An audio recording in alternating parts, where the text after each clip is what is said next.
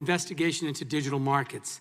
Our two objectives have been to document competition problems in the digital economy and to evaluate whether the current antitrust framework is able to properly address them. In September 2019, the chairman and ranking members of the full committee and the subcommittee issued sweeping bipartisan requests for information to the 4 firms that will testify at today's hearing. Since then, we've received millions of pages of evidence from these firms, as well as documents and submissions from more than 100 market participants. We also conducted hundreds of hours of interviews. As part of this investigation, we have held 5 hearings to examine the effects of online market power on innovation and entrepreneurship, data privacy, a free and diverse press, and independent businesses in the online marketplace.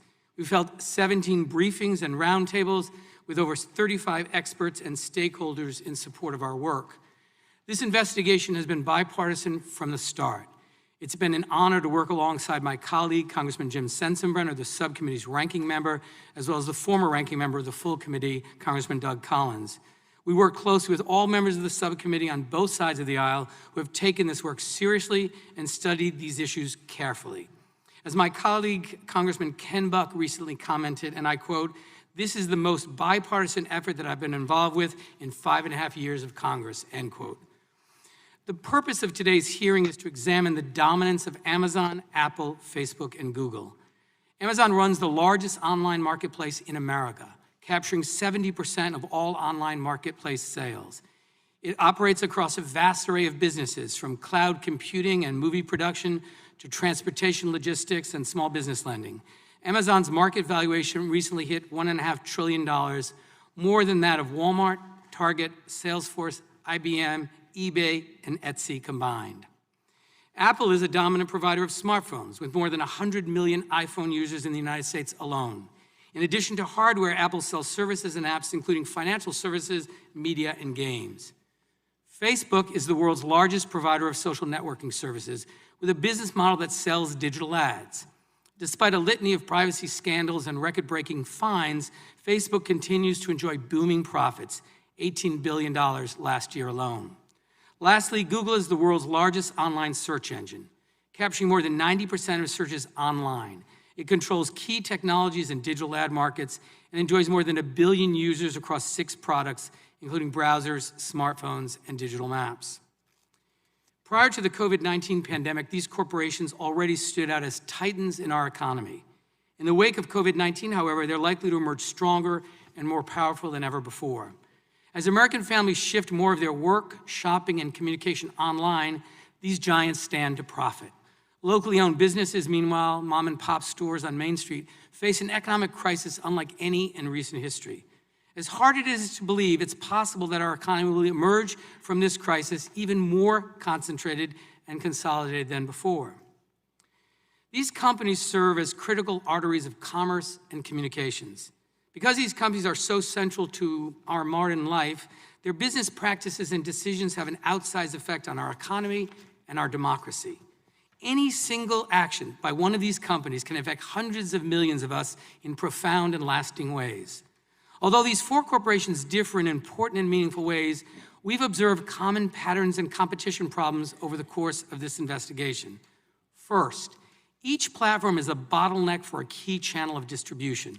Whether they control access to information or to a marketplace, these platforms have the incentive and ability to exploit this power. They can charge exorbitant fees, impose oppressive contracts, and extract valuable data from the people and businesses that rely on them. Second, each platform uses its control over digital infrastructure to surveil other companies, their growth, business activity, and whether they might pose a competitive threat. Each platform has used this data to protect its power by either buying, copying, or cutting off access for any actual or potential rival. Third, these platforms abuse their control over current technologies to extend their power, whether it's through self-preferencing, predatory pricing, or requiring users to buy additional products. The dominant platforms have wielded their power in destructive, harmful ways in order to expand. At today's hearing, we'll examine how each of these companies has used this playbook to achieve and maintain dominance and how their power shapes and affects our daily lives. So why does this matter? Many of the practices used by these companies have harmful economic effects. They discourage entrepreneurship, destroy jobs, hike costs, and degrade quality. Simply put, they have too much power. This power staves off new forms of competition, creativity, and innovation. And while these dominant firms may still produce some new innovative products, their dominance is killing the small businesses, manufacturing, and overall dynamism that are the engines of the American economy. Several of these firms also harvest and abuse people's data to sell ads for everything from new books to dangerous so-called miracle cures. When everyday Americans learn how much of their data is being mined, they can't run away fast enough. But in many cases, there is no escape from the surveillance because there's no alternative. People are stuck with bad options. Open markets are predicated on the idea that if a company harms people, consumers, workers, and business partners will choose another option. We're here today because that choice is no longer possible. In closing, I'm confident that addressing the problems we see in these markets will lead to a stronger, more vibrant economy. Because concentrated economic power also leads to concentrated political power, this investigation also goes to the heart of whether we, as a people, govern ourselves or whether we let ourselves be governed by private monopolies. American democracy has always been at war against monopoly power. Throughout our history, we've recognized that concentrated markets and concentrated political control are incompatible with democratic ideals. When the American people confronted monopolists in the past, be it the railroads or the oil tycoons or AT&T and Microsoft, we took action to ensure no private corporation controls our economy or our democracy. We face similar challenges today. As gatekeepers of the digital economy, these platforms enjoy the power to pick winners and losers, to shake down small businesses, and enrich themselves while choking off competitors. Their ability to dictate terms, call the shots, upend entire sectors, and inspire fear represent the powers of a private government. Our founders would not bow before a king, nor should we bow before the emperors of the online economy. And with that, I now recognize the ranking member of the subcommittee, Mr. Sensenbrenner, for his opening statement. Thank you, Mr. Chairman. I want to thank the CEOs for quickly working with the subcommittee to appear today. The memorial service for John Lewis on Monday required our attention. However, this hearing is vital to our oversight work, and I appreciate your flexibility. Throughout my long time in Congress, I have prioritized oversight as one of our seminal responsibilities. Part of that responsibility is to periodically review the effectiveness of our laws. And I think it's a good and timely thing that we are now turning our attention to technological innovations, which brings us to all of your companies. Our country stricken by a pandemic becomes a dramatic illustration of the extraordinarily reliance Americans have on technological innovations. In these unexpected and unprecedented times, your companies have provided innovations so our nations can meet a myriad of our daily needs. The delivery of groceries, virtual visits with doctors, connecting socially distant families, or keeping our small and large businesses connected. With that responsibility comes an increased scrutiny of your dominance in the marketplace. I want to reiterate something I've said throughout this investigation. Being big is not inherently bad. Quite the opposite. In America, you should be rewarded for success.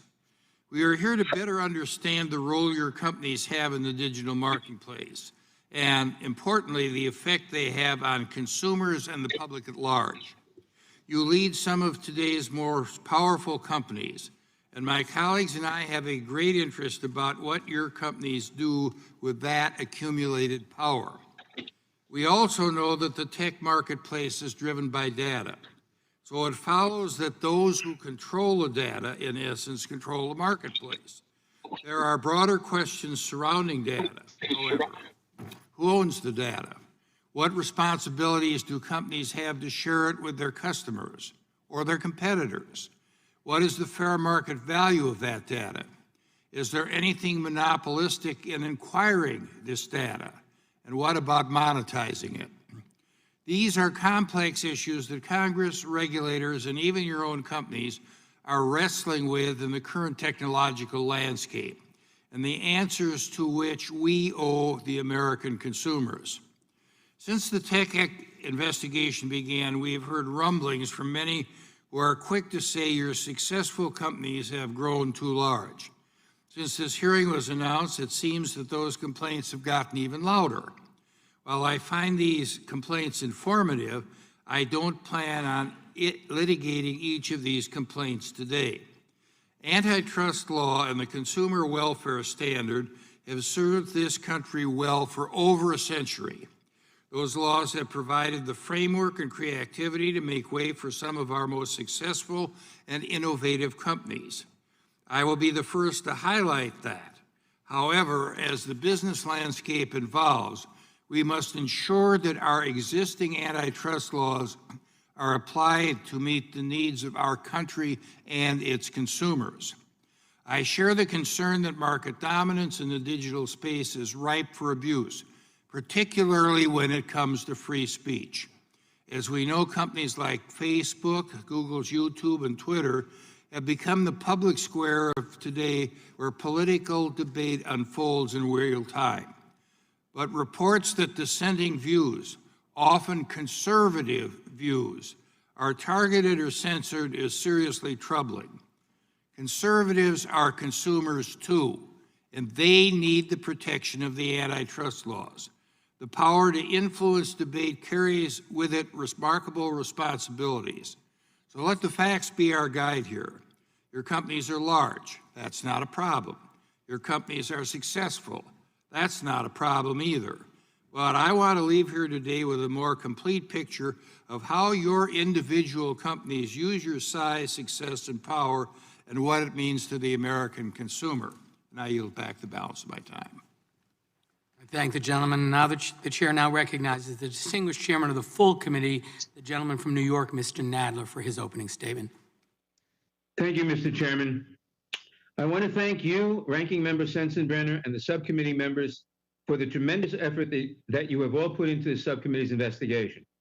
I appreciate your calling this hearing today so that we can hear directly from the leaders of Amazon, Apple, Facebook, and Google, and I look forward to an important dialogue. Today, it is effectively impossible to use the internet without using, in one way or another, the services of these four companies. I have long believed, with Thomas Jefferson and Louis Brandeis, that concentration of power in any form, especially concentration of economic or political power, is dangerous to a democratic society. That is why we must examine these and other companies that play a dominant role in our economy and in our society, and ensure that our antitrust laws give enforcers the tools they need to preserve a healthy marketplace. These principles have guided this committee's year-long investigation into competition in digital markets, and they are the lens through which I approach today's hearing. The open internet has delivered enormous benefits to Americans, including a surge of economic opportunity, massive investment, and new pathways for education online. But there is growing evidence that a handful of corporations have come to capture an outsized share of online commerce communications. From providing the dominant search platform, retail platform, and online messaging platform, to providing the underlying mapping services and cloud computing on which hundreds of thousands of other businesses rely, these dominant platforms now comprise the essential infrastructure for the 21st century. By virtue of controlling essential infrastructure, these companies have the ability to control access to markets. In some basic ways, the problem is not unlike what we faced 130 years ago, when railroads transformed American life, both enabling farmers and producers to access new markets, but also creating a key chokehold that the railroad monopolies could exploit. Railroads notoriously abuse this gatekeeper power in a variety of ways. They charge tolls, extorting the producers reliant on their rails. They discriminated among farmers, picking winners and losers across the economy. And by expanding into lines of business that competed directly with producers, they could use their dominance in transportation to favor their own services. These tactics by the railroads spurred fury and despair across the country. Congress initiated investigations to document these problems and enacted legislative solutions to halt and outlaw these anti-competitive practices in the railroad industry and other industries dominated by unregulated monopolies and trusts. Importantly, congressional oversight and legislative reforms during this period did not prevent or encumber the inexorable arrival of new technology or human progress. Instead, Congress recognized that these powerful new technologies had reshaped the balance of power in our economy, and that it was the role of Congress to ensure that the new monopolists could not abuse their power. Today, the digital economy poses similar challenges. While the underlying technology is dramatically different, of course, new digital intermediaries have the ability to control access to critical markets. If you are an independent merchant, developer, or content producer, you are increasingly reliant on these powerful intermediaries to access markets and consumers. Across the economy, many businesses live in fear of exclusion from these platforms, a fact that some companies have shared with the committee over the past year during this investigation.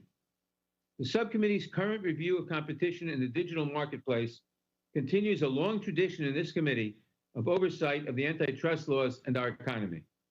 From the days of Chairman Emanuel Seller, the House Judiciary Committee and its antitrust subcommittee have conducted careful, fact-based inquiries into industrial sectors showing signs of consolidation and anti-competitive conduct.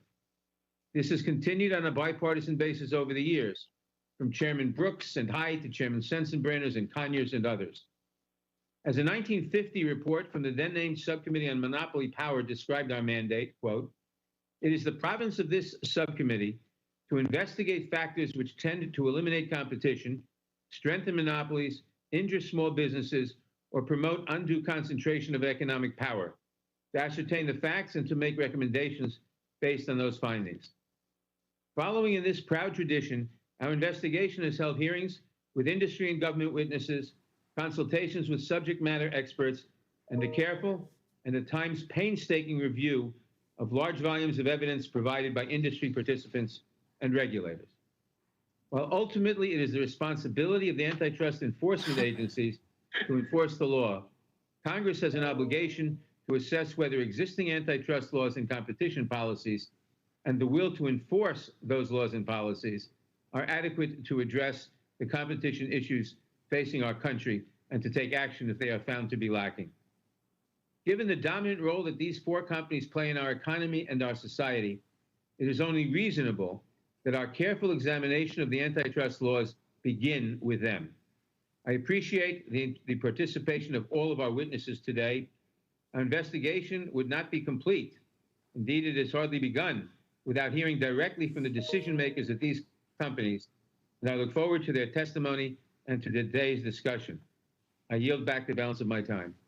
I thank the gentleman, and I now recognize the ranking member of the full committee, the gentleman from Ohio, Mr. Jordan, for his opening statement. Thank you, Mr. Chairman, and I also want to thank the ranking member of this subcommittee, Mr. Sensenbrenner. I'm not sure how many more committee hearings this subcommittee or the full committee are going to have this Congress, but I want to thank Jim for his great work for the constituents of his district in Wisconsin for this many years and for the work he has done for this entire committee. I'll just cut to the chase. Big tech's out to get conservatives. That's not a suspicion. That's not a hunch. That's a fact. July 20th, 2020, Google removes the homepages of Breitbart and the Daily Caller. Just last night, we learned Google has censored Breitbart so much traffic has declined 99%. June 16th, 2020, Google threatens to demonetize and ban the Federalist. April 19th, 2020, Google and YouTube announce a policy censoring the content that conflicts with recommendations of the World Health Organization. Now think about that. The World Health Organization, the organization that lied to us, the organization that shilled for China, and if you contradict something they say, they can say whatever they want. They can lie for China. They can shill for China. You say something against them, you get censored. June 29th, 2020, Amazon bans President Trump's account on Twitch after he raises concerns about defunding the police. June 4th, 2020, Amazon bans a book critical of the coronavirus lockdowns written by a conservative commentator. May 27th, 2020, Amazon Smile won't let you give to the Family Research Council and the Alliance Defense Fund, but you can give to Planned Parenthood. Facebook, June 19th, 2020, takes down posts from President Trump's re-election campaign. November 1st, 2018, Facebook silences a pro-life organization's advertisement. May 19th, 2016, former Facebook employees admit Facebook routinely suppresses conservative views.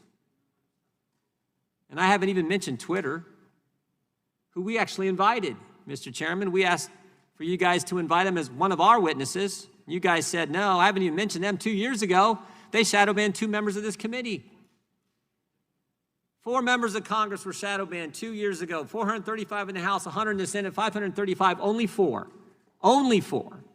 Gates, Meadows, Nunes, Jordan, only 4 get shadow banned. And of course, what did Mr. Dorsey tell us? He said, oh, it was just a glitch in our algorithm. I asked him, what'd you put in the algorithm? The names Gates, Meadows, Nunes, Jordan? I mean, if I had a nickel for every time I heard it was just a glitch, I wouldn't be as wealthy as our witnesses, but I'd be doing all right.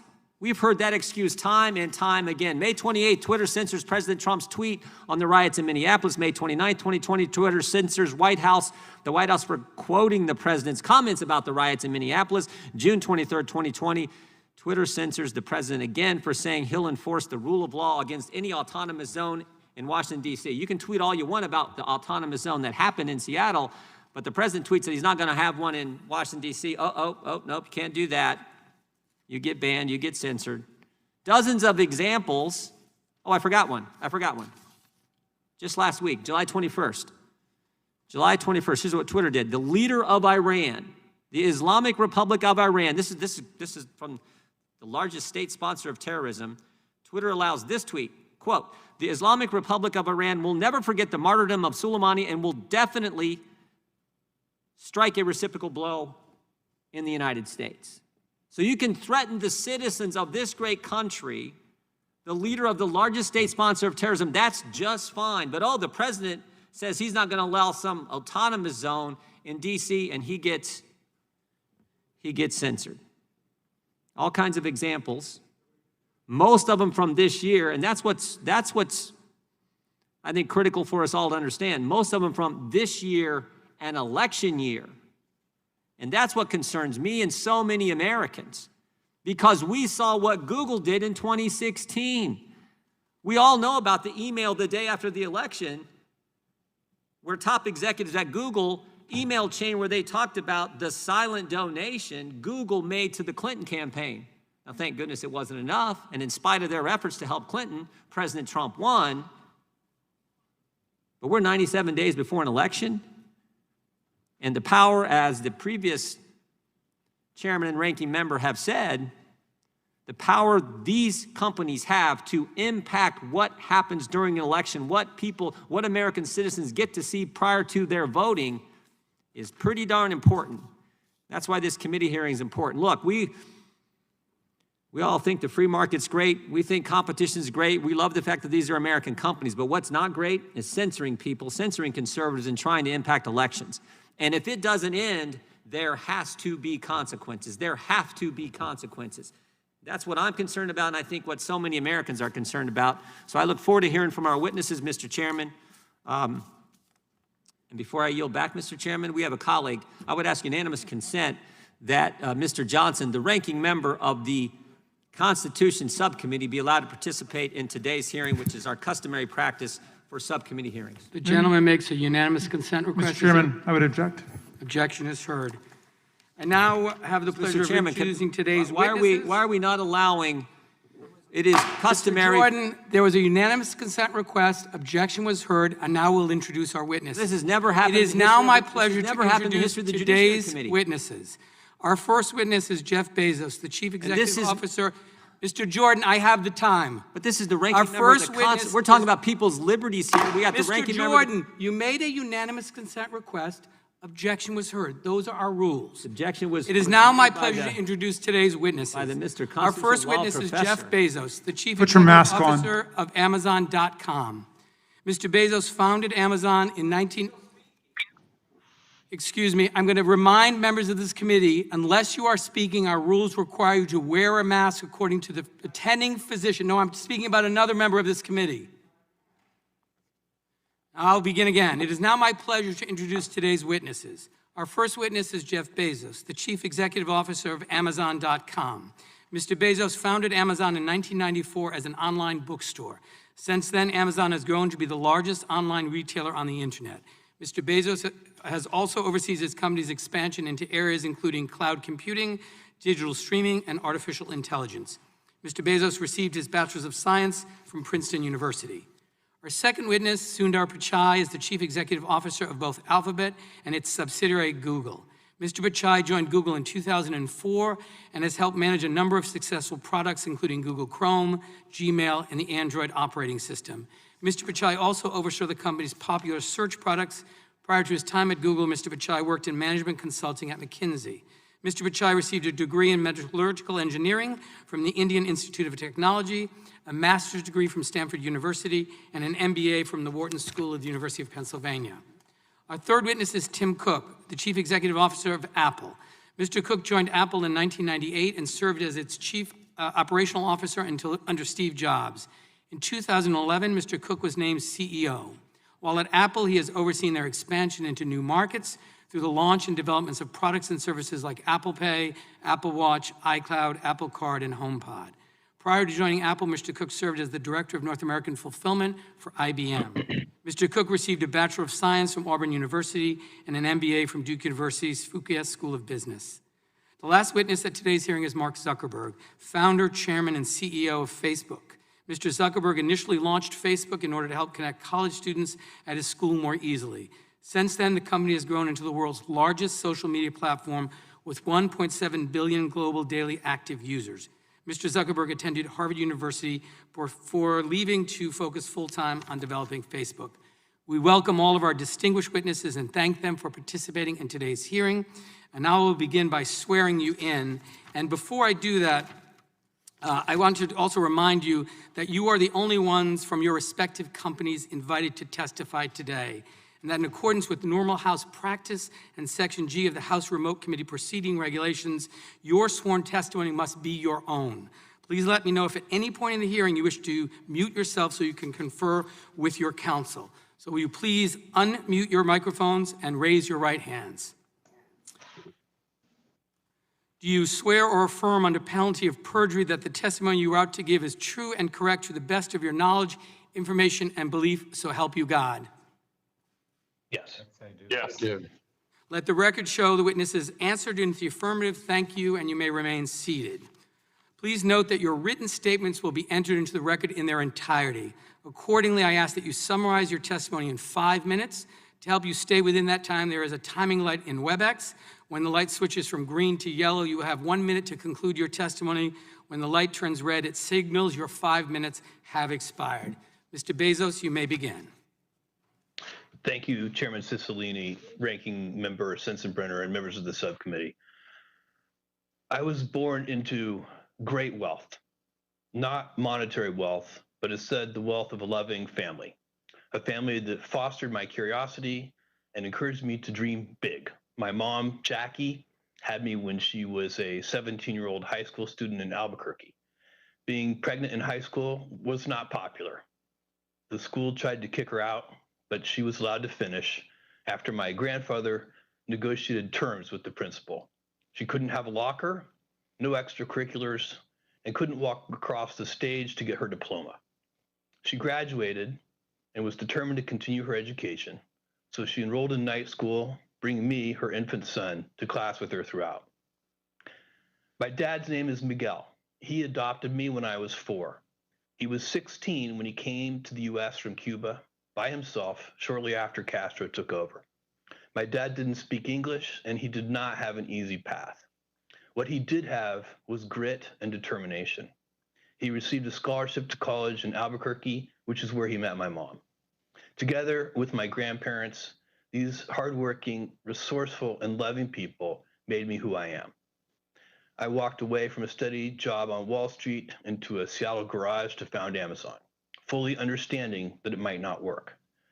It feels like just yesterday I was driving the packages to the post office myself, dreaming that one day we might afford a forklift.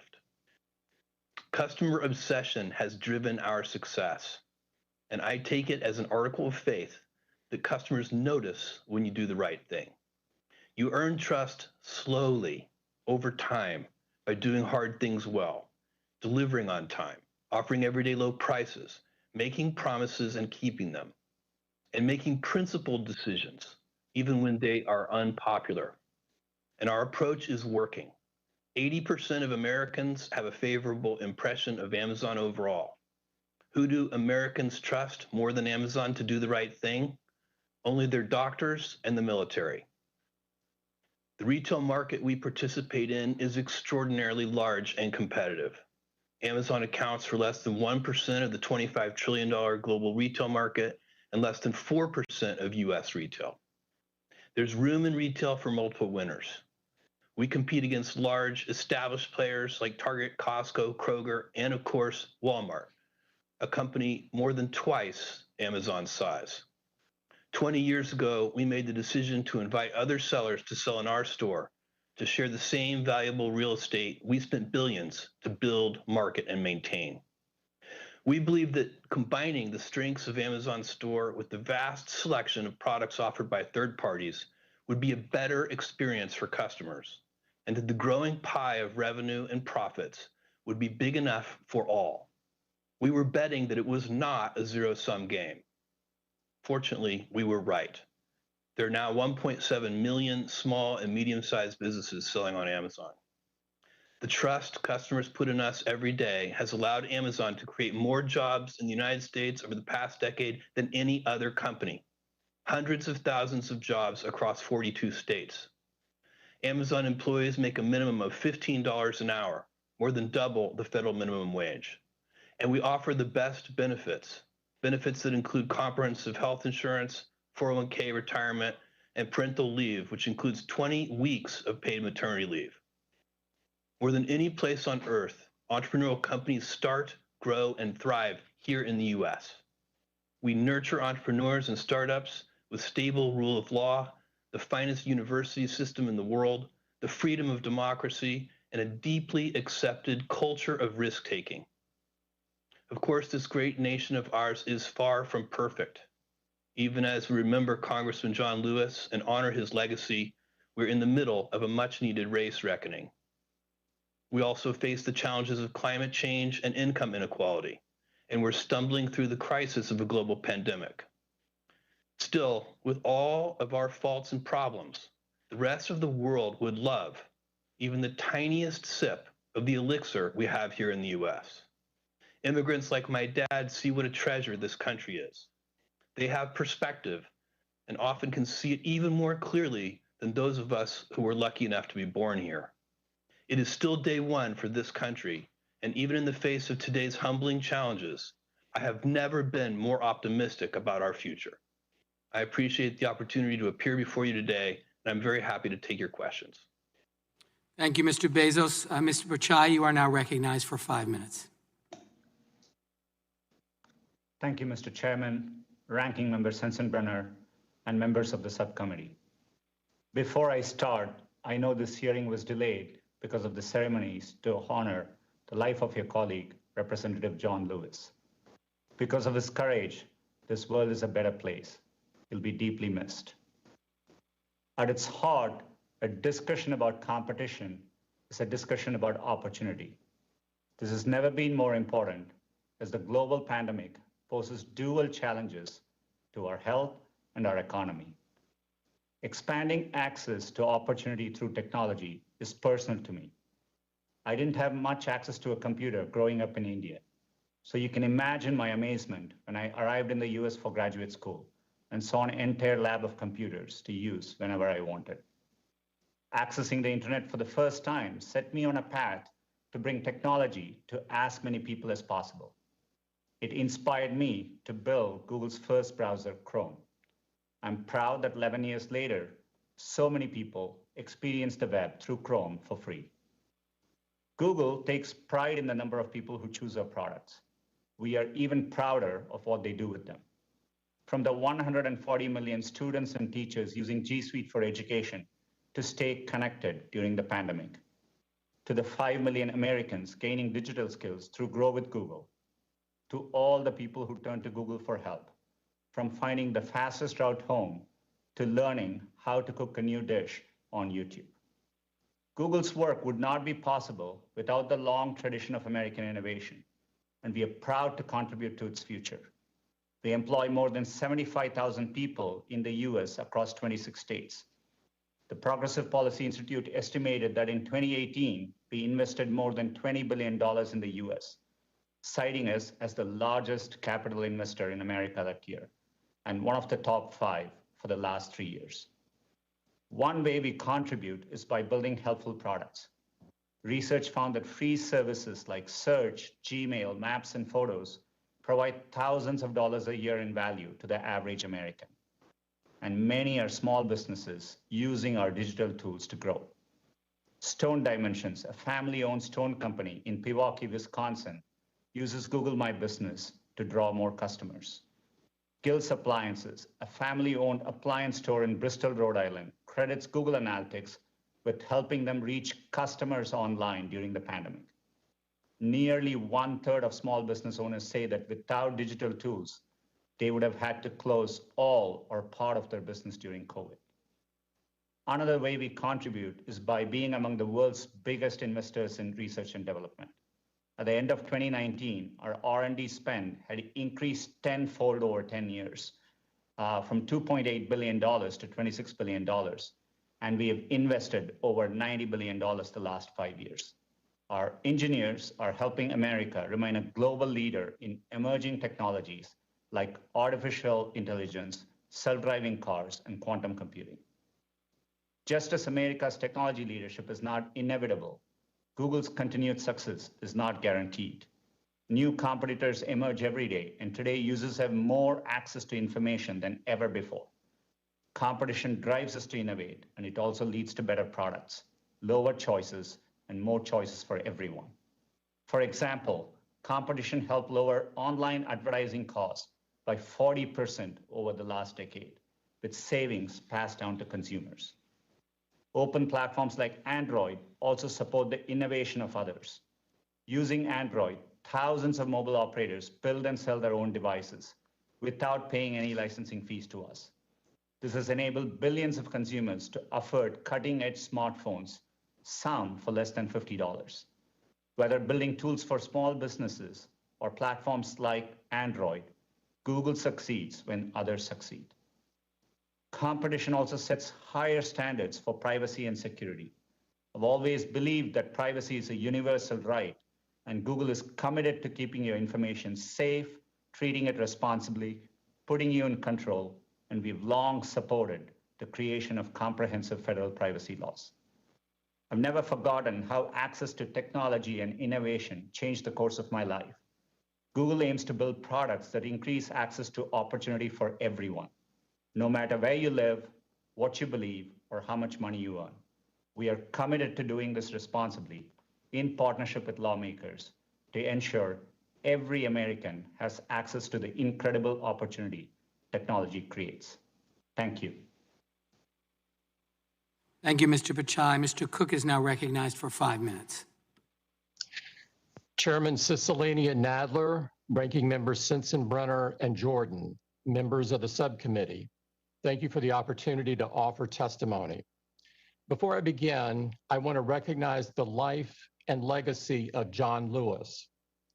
I join you in mourning not only a hero, but someone I knew personally, whose example inspires and guides me still.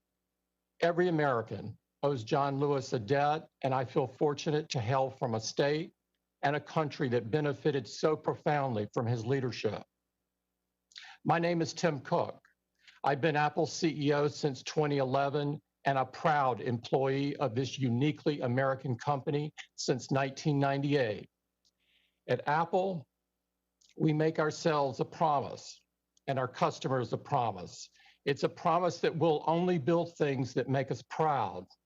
As Steve put it, we only make things that we'd recommend to our family and friends.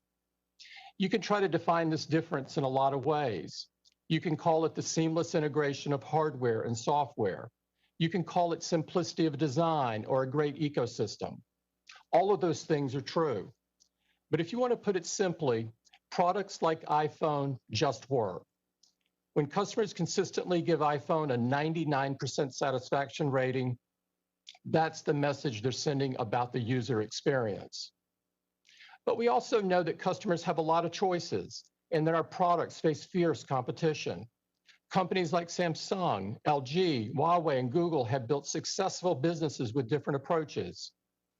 We're okay with that. Our goal is the best, not the most. In fact, we don't have a dominant share in any market or in any product category where we do business.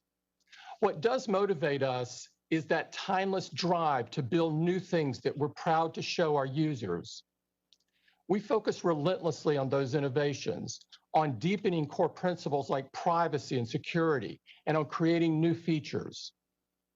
In 2008, we introduced a new feature of the iPhone called the App Store. Launched with 500 apps, which seemed like a lot at the time, the App Store provided a safe and trusted way for users to get more out of their phone. We knew the distribution options for software developers at the time didn't work well. Brick and mortar stores charged high fees and had limited reach. Physical media like CDs had to be shipped and were hard to update. From the beginning, the App Store was a revolutionary alternative. App Store developers set prices for their apps and never pay for shelf space. We provide every developer with cutting-edge tools like compilers, programming languages, and more than 150,000 essential software building blocks called APIs. The App Store guidelines ensure a high-quality, reliable, and secure user experience. They are transparent and applied equally to every developer. For the vast majority of apps, developers keep 100% of the money they make. The only apps that are subject to a commission are those where the developer acquires a customer on an Apple device and where the features or services would be experienced and consumed on an Apple device. In the App Store's more than 10-year history, we have never raised the commission or added a single fee. In fact, we've reduced it for subscriptions and exempted additional categories of apps. I'm here today because scrutiny is reasonable and appropriate. We approach this process with respect and humility, but we make no concession on the facts. What began as 500 apps is now more than 1.7 million, only 60 of which are Apple software. If Apple is a gatekeeper, what we've done is open the gate wider. We want to get every app we can on the store, not keep them off. The App Store's economic contributions are significant. The ecosystem is responsible for 1.9 million jobs in all 50 states, and it facilitated $138 billion in commerce in the US in 2019 alone. I share the committee's belief that competition promotes innovation, that it makes space for the next great idea, and that it gives consumers more choices. Since Apple was founded, these things have defined us. The first Mac brought opportunity and possibility into the home. The iPod helped musicians and artists to share their creations and be paid fairly for it. This legacy does much more than make us proud. It inspires us to work tirelessly to make sure tomorrow will be even better than today. Thank you very much. I look forward to responding to your questions. Thank you, Mr. Cook. Mr. Zuckerberg is now recognized for 5 minutes. Thank you. Before I begin, I want to add my voice to those honoring Congressman John Lewis and his service to our country. America has lost a real hero who never stopped fighting for the rights of every person. Chairman Cicilline, Ranking Member Sensenbrenner, and members of the subcommittee, thank you for the opportunity to testify. The tech industry is an American success story. The products we build have changed the world and improved people's lives. Our industry is one of the ways that America shares its values with the world and one of our greatest economic and cultural exports. Facebook is part of this story. We started with an idea to give people the power to share and connect, and we've built services that billions of people find useful. I'm proud that we've given people who've never had a voice before the opportunity to be heard, and given small businesses access to tools that only the largest players used to have. Since COVID emerged, I'm proud that people have used our services to stay in touch with friends and family who they can't be with in person, and to keep their small businesses running online when physical stores are closed. I believe that Facebook and the US tech industry are a force for innovation and empowering people. But I recognize that there are concerns about the size and power of tech companies. Our services are about connection, and our business model is advertising, and we face intense competition in both. Many of our competitors have hundreds of millions or billions of users. Some are upstarts, but others are gatekeepers with the power to decide if we can even release our apps in their app stores to compete with them. In many areas, we're behind our competitors. The most popular messaging service in the US is iMessage. The fastest growing app is TikTok. The most popular app for video is YouTube. The fastest growing ads platform is Amazon. The largest ads platform is Google. And for every dollar spent on advertising in the US, less than 10 cents is spent with us. We're here to talk about online platforms, but I think the true nature of competition is much broader. When Google bought YouTube, they could compete against the dominant player in video, which was the cable industry. When Amazon bought Whole Foods, they could compete against Kroger's and Walmart. When Facebook bought WhatsApp, we could compete against telcos who used to charge 10 cents a text message, but not anymore. Now people can watch video, get groceries delivered, and send private messages for free. That's competition. New companies are created all the time, all over the world.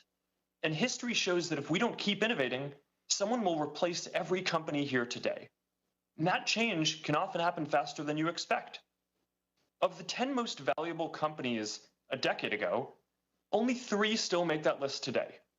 And if you look at where the top technology companies come from, a decade ago, the vast majority were American. Today, almost half are Chinese. Aside from competition, there are other serious issues related to the internet, including questions about elections, harmful content, and privacy. And while these are not antitrust issues and are not specifically the topic of today's hearing, I recognize that we are often at the center of these discussions. We build platforms for sharing ideas, and important debates play out across our services.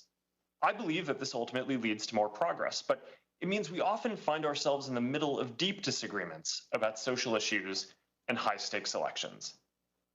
I personally don't believe that private companies should be making so many decisions about these issues by themselves.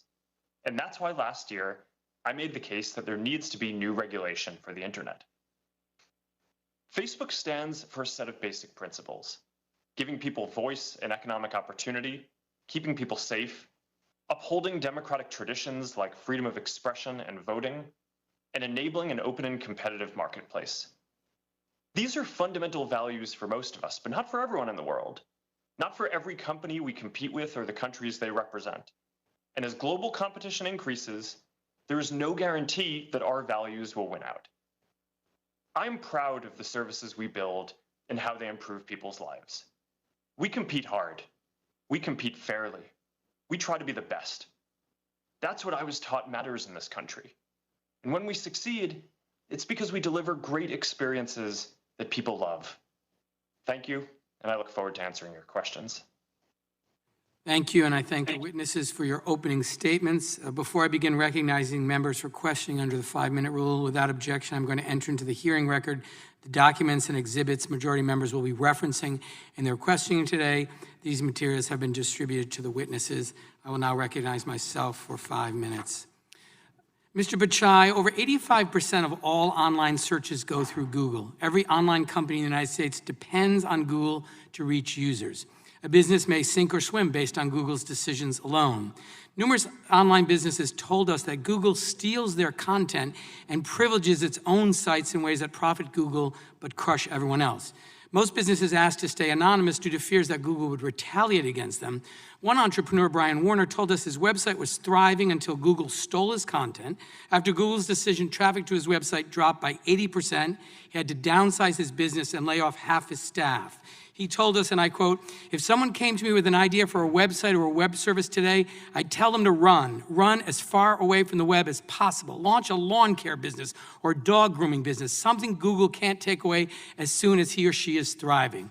So my first question, Mr. Bachai, is why does Google steal content from honest businesses? Mr. Chairman, with respect, I disagree with that characterization. Just last week, I met with many small businesses. In fact, today we support 1.4 million small businesses, supporting over $385 billion in economic activity. We see many businesses thrive, particularly even during the pandemic. Businesses, an example, Kettle Kings in Texas, which sells kettlebells.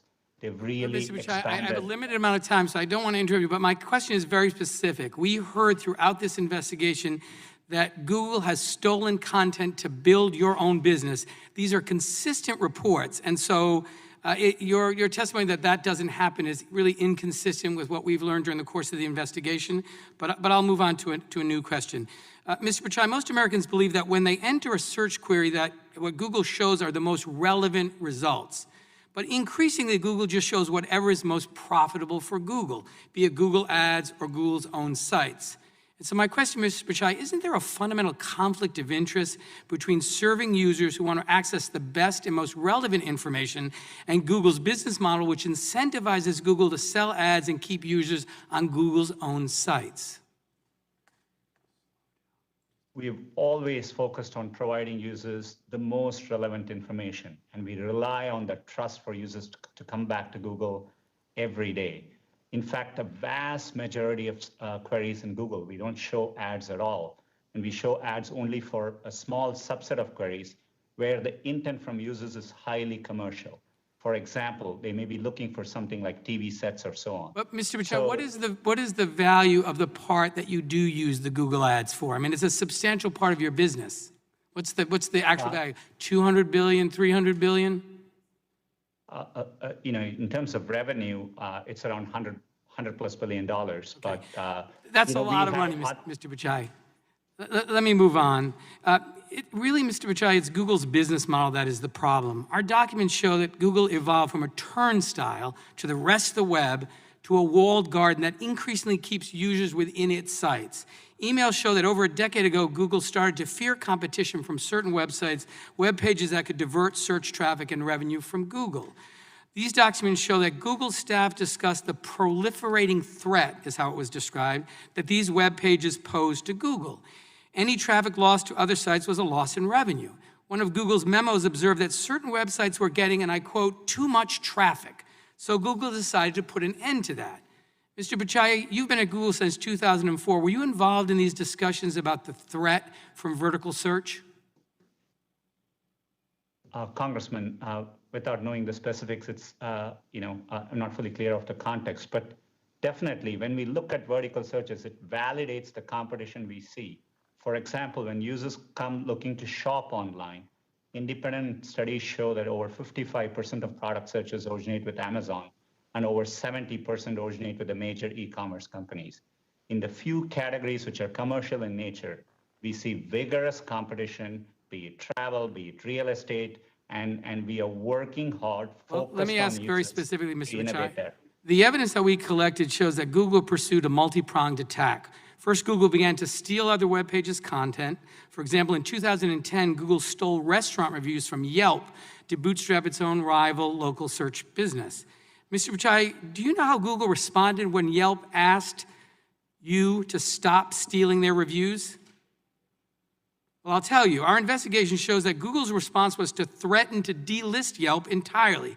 In other words, the choice Google gave Yelp was, let us steal your content or effectively disappear from the web. Mr. Pichai, isn't that anti-competitive? Congressman, when I run the company, I'm really focused on giving users what they want. We conduct ourselves to the highest standard. Happy to engage, understand the specifics, and answer your questions further. Thank you. And just one final series of questions, Mr. Pichai. Did Google ever use its surveillance over web traffic to identify competitive threats? Congressman, just like other businesses, we try to understand trends from data which we can see, and we use it to improve our products for our users. But we are really focused on improving our products, and that's how search I appreciate works. that, Mr. Pichai. Google's own documents and numerous interviews with companies affected by this conduct show that Google did just that, which is very disturbing and very anti-competitive. In addition to stealing content, Google also began to privilege its own sites. An investigative report published just yesterday found that 63% of web searches that start on Google also end somewhere on Google's own websites. And to me, that's evidence that Google is increasingly a walled garden, which keeps users on Google sites, even if Google doesn't have the most relevant information, and it's economically catastrophic for other companies online. And so my time is running out, but Mr. Butch, I'll just end by saying the evidence seems very clear to me. As Google became the gateway to the internet, it began to abuse its power. It used its surveillance over web traffic to identify competitive threats and crush them. It has dampened innovation and new business growth, and it's dramatically increased the price of accessing users on the internet, virtually ensuring that any business that wants to be found on the web must pay Google a tax. And with that, I recognize the ranking member of the subcommittee, Mr. Sensenbrenner, for his first round of questions. Thank you very much, Mr. Chairman. I've been in Congress 42 years. That's coming to an end at the end of this year. I'm breathing a sigh of relief. But during that period of time, during the decade of the 90s and the zeros, I was involved as chairman of the Science Committee and chairman of this committee, and trying to make the net universal, and open it up to everybody. And one of the theses that we use is the net should end up becoming basically the debate on issues, not only in our country, but throughout the world. And in exchange for that, this committee and the Congress gave internet service providers immunity, so if somebody said something defamatory in what they posted, the ISPs could not be a part of a lawsuit for defamation. Now, after hearing Mr. Jordan give a long line of censorship of conservative viewpoints, I'm concerned that the people who manage the net, and the four of you manage a big part of the net, are ending up using this as a political screen. Conservatives are consumers too. And the way the net was put together in the eyes of Congress is that everybody should be able to speak their mind. Now, Mr. Zuckerberg, Mr. Jordan's litany of censorship zeroes in on Facebook. Exactly what are your standards in, quote, filtering out political speech that maybe some people out there don't agree with? Congressman, thank you for the opportunity to address this. Our goal is to offer a platform for all ideas. We want to give everyone in the world a voice to share their experiences and ideas. A lot of that is day-to-day things that happen in their lives. Some of it is political. And frankly, I think that we've distinguished ourselves as one of the companies that defends free expression the most. We do have community standards around things that you can and cannot say.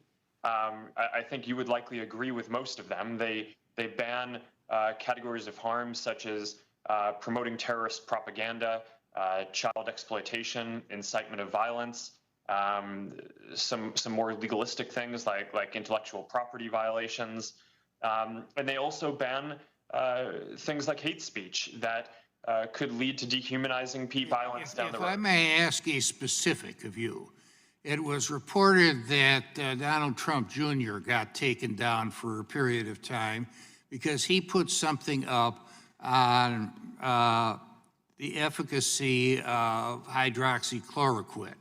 Now, I wouldn't take it myself, but there still is a debate on whether it is effective either in treating or preventing COVID-19.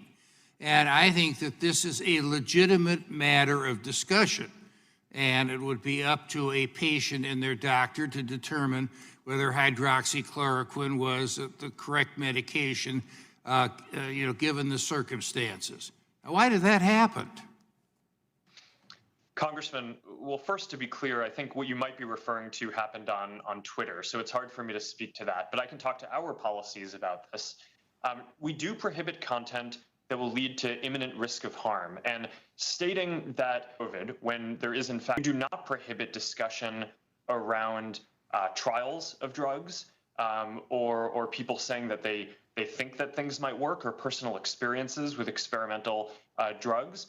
But if someone is going to say that something is proven when in fact it is not, that could lead people wouldn't that be up for somebody on the other side of the issue to say that this is not proven?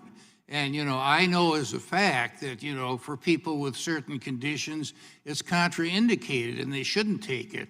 on that. But wouldn't that be up to somebody else, to say, okay, what somebody posted on this really isn't true, and here's what the facts are, rather than having a Twitter or a Facebook take it down?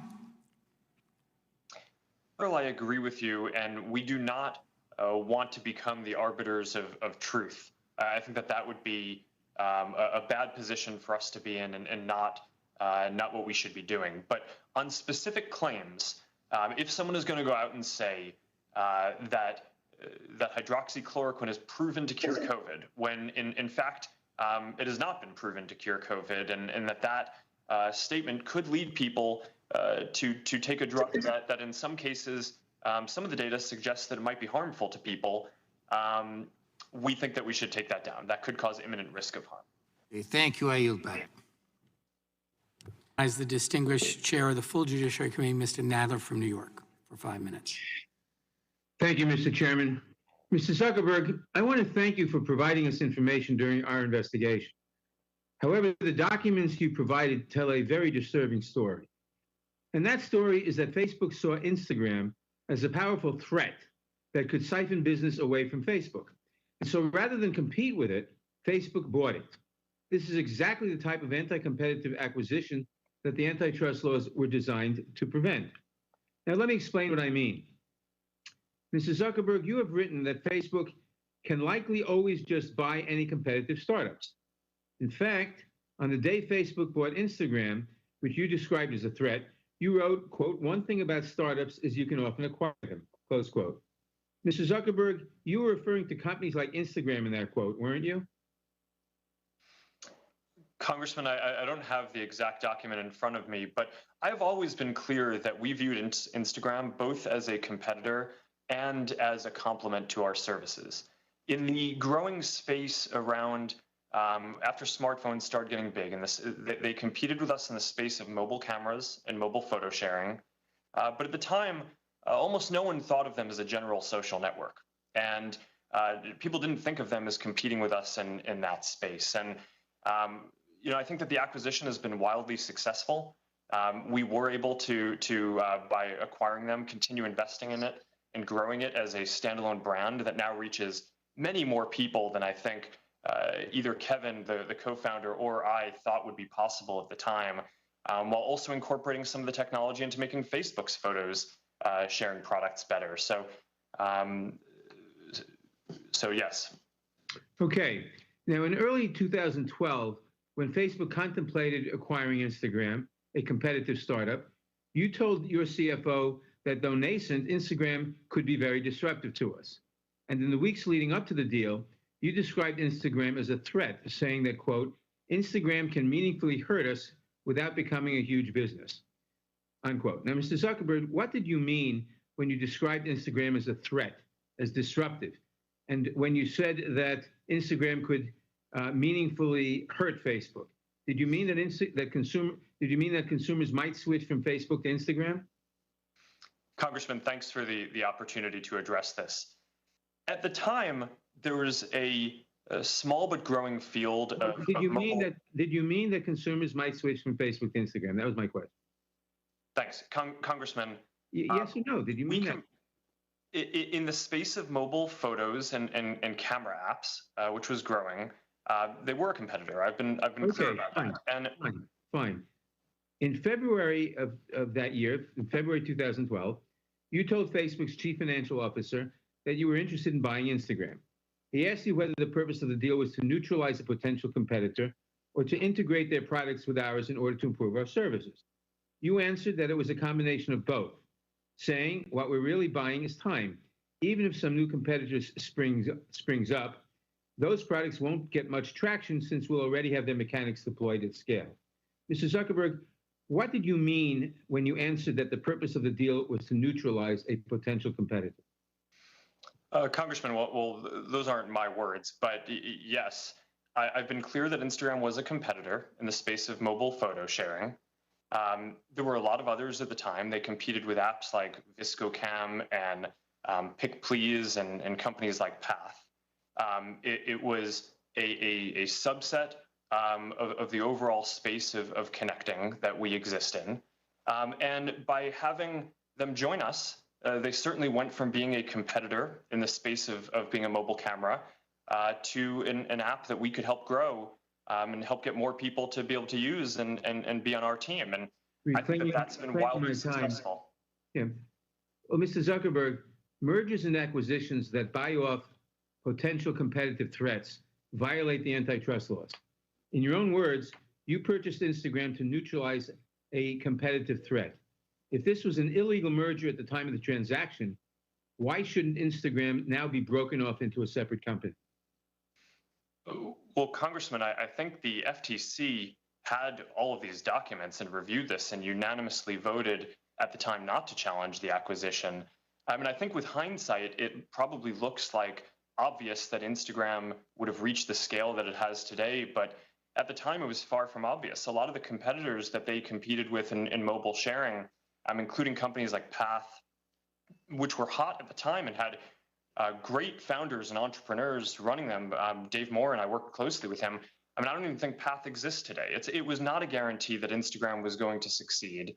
The acquisition has done wildly well, largely because not just of the founders' talent, but because we invested heavily in building up the infrastructure and promoting it and working on security and working on a lot of things around this. And I think that this has been an American success story. Well, thank you. Mr. Zuckerberg, you're making my point. In closing, Mr. Chairman, I want to end where I began. Facebook, by Mr. Zuckerberg's own admission and by the documents we have from the time, Facebook saw Instagram as a threat that could potentially siphon business away from Facebook. And so rather than compete with it, Facebook bought it.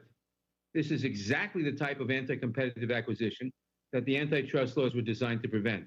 This should never have happened in the first place. It should never have been permitted to happen, and it cannot happen again. I yield back. Witness that the failures of the FTC in 2012, of course, do not alleviate the antitrust challenges that the chairman described. And with that, I'm going to recognize the gentleman from Colorado and again thank him for co-hosting one of the most important field hearings we had along with Mr. Neguse in Colorado that I think was very critical in this investigation. And you're recognized from 5 minutes, Mr. Buck. Thank you, Mr. Chairman, and I want to offer my appreciation to you for the bipartisan way that you have approached the subcommittee's investigation. I want to start by saying that capitalism is the greatest policies without fear of government interference, unlike in communist China. I also find it very interesting that only months after making this decision to withdraw from the JEDI contract, Marine General Joseph Dunford, the chairman of the U.S. Joint Chiefs of Staff, warned the Senate Armed Forces Committee that the Chinese military was directly benefiting from Google's work. It made me wonder what values Google and communist Red China had in common. I asked myself, is it that the Chinese Communist Party imprisons Uyghur Muslims in concentration camps, like it is shown on the chart behind me? Could it be that China forces slaves to work in sweatshops? Maybe they align on the design to suppress free speech in Hong Kong. Did Google agree with CCP's decision to lie to the world about the COVID-19 pandemic? Then I thought about Google's Dragonfly experiment. I wondered if perhaps you agreed with the Chinese government's use of technology platforms to spy on its own people and enforce draconian security laws. Maybe it's that your company is aligned with the Chinese Communist Party's corporate espionage policies, where the strategy is to steal whatever can't be produced domestically. These values that allow Google to work with the Chinese military but not the U.S. military help explain why Google wouldn't think twice about blatantly stealing a competitor's product, right down to the watermark, without any hint of attribution. Mr. Pichai, during our field hearing in my home state of Colorado, I heard a story that sounded so brazen and contrary to free market principles that I thought it must have been straight from the Chinese Communist Party's corporate espionage playbook. Google took advantage of a company that relied on your search engine to build its brand and compete. Google misappropriated lyrics from Genius Media Group's website and published those lyrics on Google's own platform. However, Genius caught Google in the act, quite literally red-handed. When Genius suspected this corporate theft was occurring, the company incorporated a digital watermark in its lyrics that spelled out red-handed in Morse code. Google's lyric boxes contained the watermark, showing that your company stole what you couldn't or didn't want to produce yourself. After Google executives stated that they were investigating this problematic behavior, Genius created another experiment to determine the scope of the misappropriation. It turns out that out of 271 songs where the watermark was applied, 43% showed clear evidence of matching. Your company, which advertises itself as a doorway to freedom, took advantage of this small company, all but extinguishing Genius's freedom to compete. Google is supposed to connect people to information.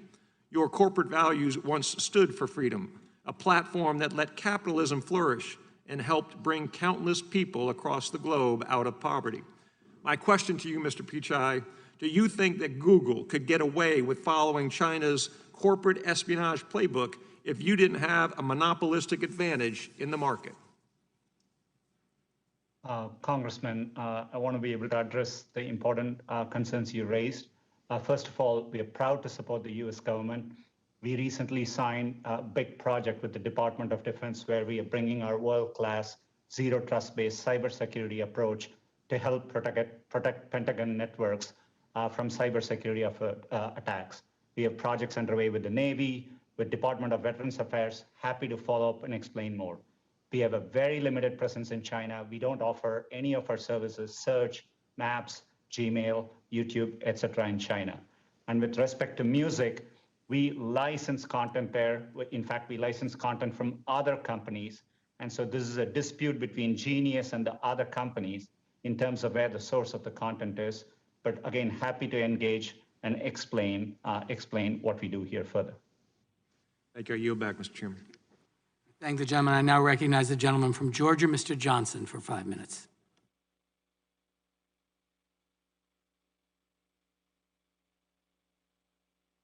Thank you, Mr. Chairman. Mr. Cook, with over 100 million iPhone users in the United States alone, and with Apple's ownership of the App Store, giving Apple the ability to control which apps are allowed to be marketed to Apple users, you wield immense power over small businesses to grow and prosper. Apple is the sole decision maker as to whether an app is made available to app users through Apple's App Store. Isn't that correct? Sir, the App Store, thank you for the questions. The App Store is a feature of the iPhone, much like the camera is and the chip is. Yeah. And so my point is, and I'm sorry to interrupt, but I want to get to the point.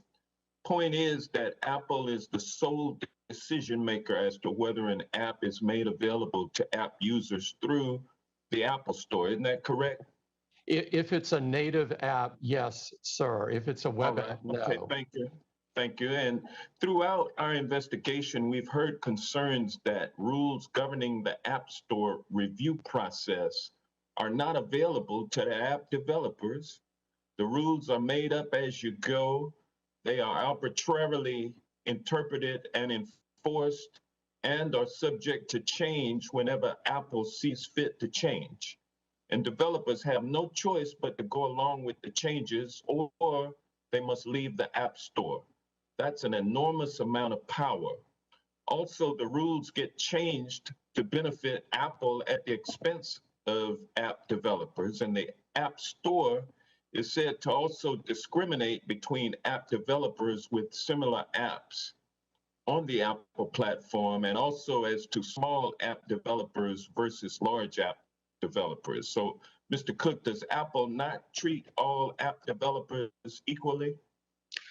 Sir, we treat every developer the same. We have open and transparent rules. It's a rigorous process. Because we care so deeply about privacy and security and quality, we do look at every app before it goes on. But those rules apply evenly to everyone. And as you can tell by going from... Some developers are favored over others, though. Isn't that correct? That is not correct. And as you can tell from going from just 500... I'll give you an example. Baidu has two App Store employees assigned to help it navigate the App Store bureaucracy. Is that true? I don't know about that, sir. Well, you don't have other app developers who have that same access to Apple personnel, do you? We do a lot of things with developers, including looking at their beta test apps, regardless of whether they're small or large. Okay, well, let me ask you this question. Apple has negotiated exceptions to its typical 30% commission for some apps like Amazon Prime. Is a reduced commission such as the one that Amazon Prime gets available to other app developers? It's available to anyone meeting the conditions, yes. Okay, well, let me ask you this. Apple requires all app developers to use Apple's payment processing system if those developers want to sell their goods or services to Apple users through Apple's App Store. Isn't that correct? That is correct, because it's by processing payments for apps that you allow into the App Store, you collect their customer data and you use that data to inform Apple as to whether whether or not it would be profitable for Apple to launch a competing app. Isn't that correct? Sir, 84% of the apps are charged nothing. The remaining 16% either pay 15 or 30, depending upon the specifics. If it's in the second year of a subscription, as an example, it only pays 15%. If you look back at history... What's to stop Apple from increasing its commission to 50%? Sir, we have never increased commissions in the store since the first day it operated in 2008. There's nothing to stop you from doing so, is it?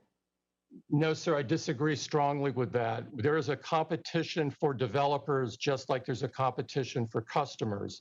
And so the competition for developers, they can write their apps for Android or Windows or Xbox or PlayStation. So we have fierce competition at the developer side and the customer side, which is essentially, it's so competitive, I would describe it as a street fight for market share in the smartphone business. Has Apple ever retaliated against or disadvantaged a developer who went public about their frustrations with the App Store? Sir, we do not retaliate or bully people. It's strongly against our company culture. The time of the gentleman has expired. The chair now recognizes the gentleman from Florida, Mr. Gates. Mr. Zuckerberg, in his written testimony, made the claim that Facebook is an American company with American values. Do any of the rest of you take a different view? That is to say that your companies don't embrace American values. It's great to see that none of you do. Mr. Pichai, I'm worried about Google's market power, how it concentrates that power, and then ultimately how it wields it. Project Maven was a collaboration between Google and the Department of Defense that Google pulled out of, citing ethical concerns, and you made the decision to pull out of that joint venture following receipt of a letter from thousands of your employees saying that Google should not be in the business of war. My question, Mr. Pichai, is did you weigh the input from your employees when making the decision to abandon that project with the United States military? Congressman, thanks for your concern. As I said earlier, we're deeply committed to supporting the military and the U.S. government. We have undertaken several projects since then. We do take our employees' input into account, but it's one input. We make decisions based on a variety of factors. As a company, we were new in the cloud space at that time. Since then, thank you. That's a sufficient answer, that you did take their feedback into account. And in fact, some of your Googlers have recently sent you a letter where they've asked you to exit other partnerships as a consequence of ethical concerns.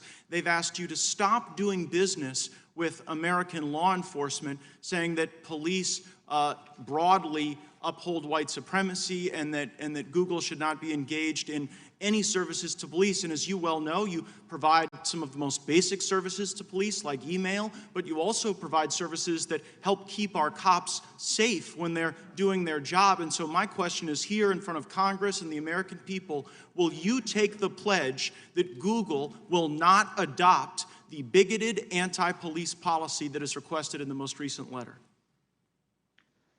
Congressman, we have a long track record of working with law enforcement when it is supported by due process and the law. We push back against overbroad requests. We are transparent about the requests we get, but we have a long history of following the law and cooperating with law enforcement. I understand the where history. I'm appropriate. asking about the future. To the law enforcement that we are will watching today, can they rest assured that under your leadership, Google will not adopt these bigoted anti-police policies? Congressman, we are committed to continuing to work with law enforcement in a way that's consistent with law and due processes in the U.S. Well, I greatly appreciate that, and I know that will be very comforting to the police who utilize your services. You mentioned earlier in the discussion about China that your engagement in China was very limited, but yet Google has an AI China Center. The Chinese Academy of Sciences has published a paper saying that enhanced the targeting capabilities of China's J-20 fighter aircraft. You collaborate with Chinese universities that take millions upon millions of dollars from the Chinese military. Matter of fact, one of your Googlers, Fifi Li, while under your employ, was cited in Chinese state media saying, "China is like a sleeping giant. When she wakes, she will tremble the world." The former Secretary of Defense, Mr. Shanahan, said that the lines have been blurred in China between commercial and military application. And as Mr. Buck cited, General Dunford says that your company is directly aiding the Chinese military. And Peter Thiel, who actually serves on Mr. Zuckerberg's board at Facebook, said that Google's activities with China are treasonous. He accused you of treason. So why would an American company with American values so directly aid the Chinese military, but have ethical concerns about working alongside the U.S. military on Project Maven? And I understand your point about cybersecurity and those things, but Project Maven was a specific way to ensure that our troops are safe on the battlefield. And if you have no problem making the J-20 Chinese fighter more effective in its targeting, why wouldn't you want to make America as effective? Congressman, with respect, we are not working with the Chinese military. It's absolutely false. I had a chance to meet with General Dunford personally. We have clarified what we do in China compared to our peers. It's very, very limited in nature. Our AI work in China is limited to a handful of people working on open source projects, and happy to share and engage with the office to explain our work in China further. Gosh, I mean, when the chairman of the Joint Chiefs of Staff says that an American company is directly aiding China, when you have an AI center, when you're working with universities, and when your employees are talking about China trembling the world, it seems to really call into question your commitment to our country and our values. I see my time's expired. I hope we have an additional round, Mr. Chairman. I thank the gentleman. I now recognize the gentleman from Maryland, Mr. Raskin, for 5 minutes. Thank you, Mr. Chairman. Mr. Zuckerberg,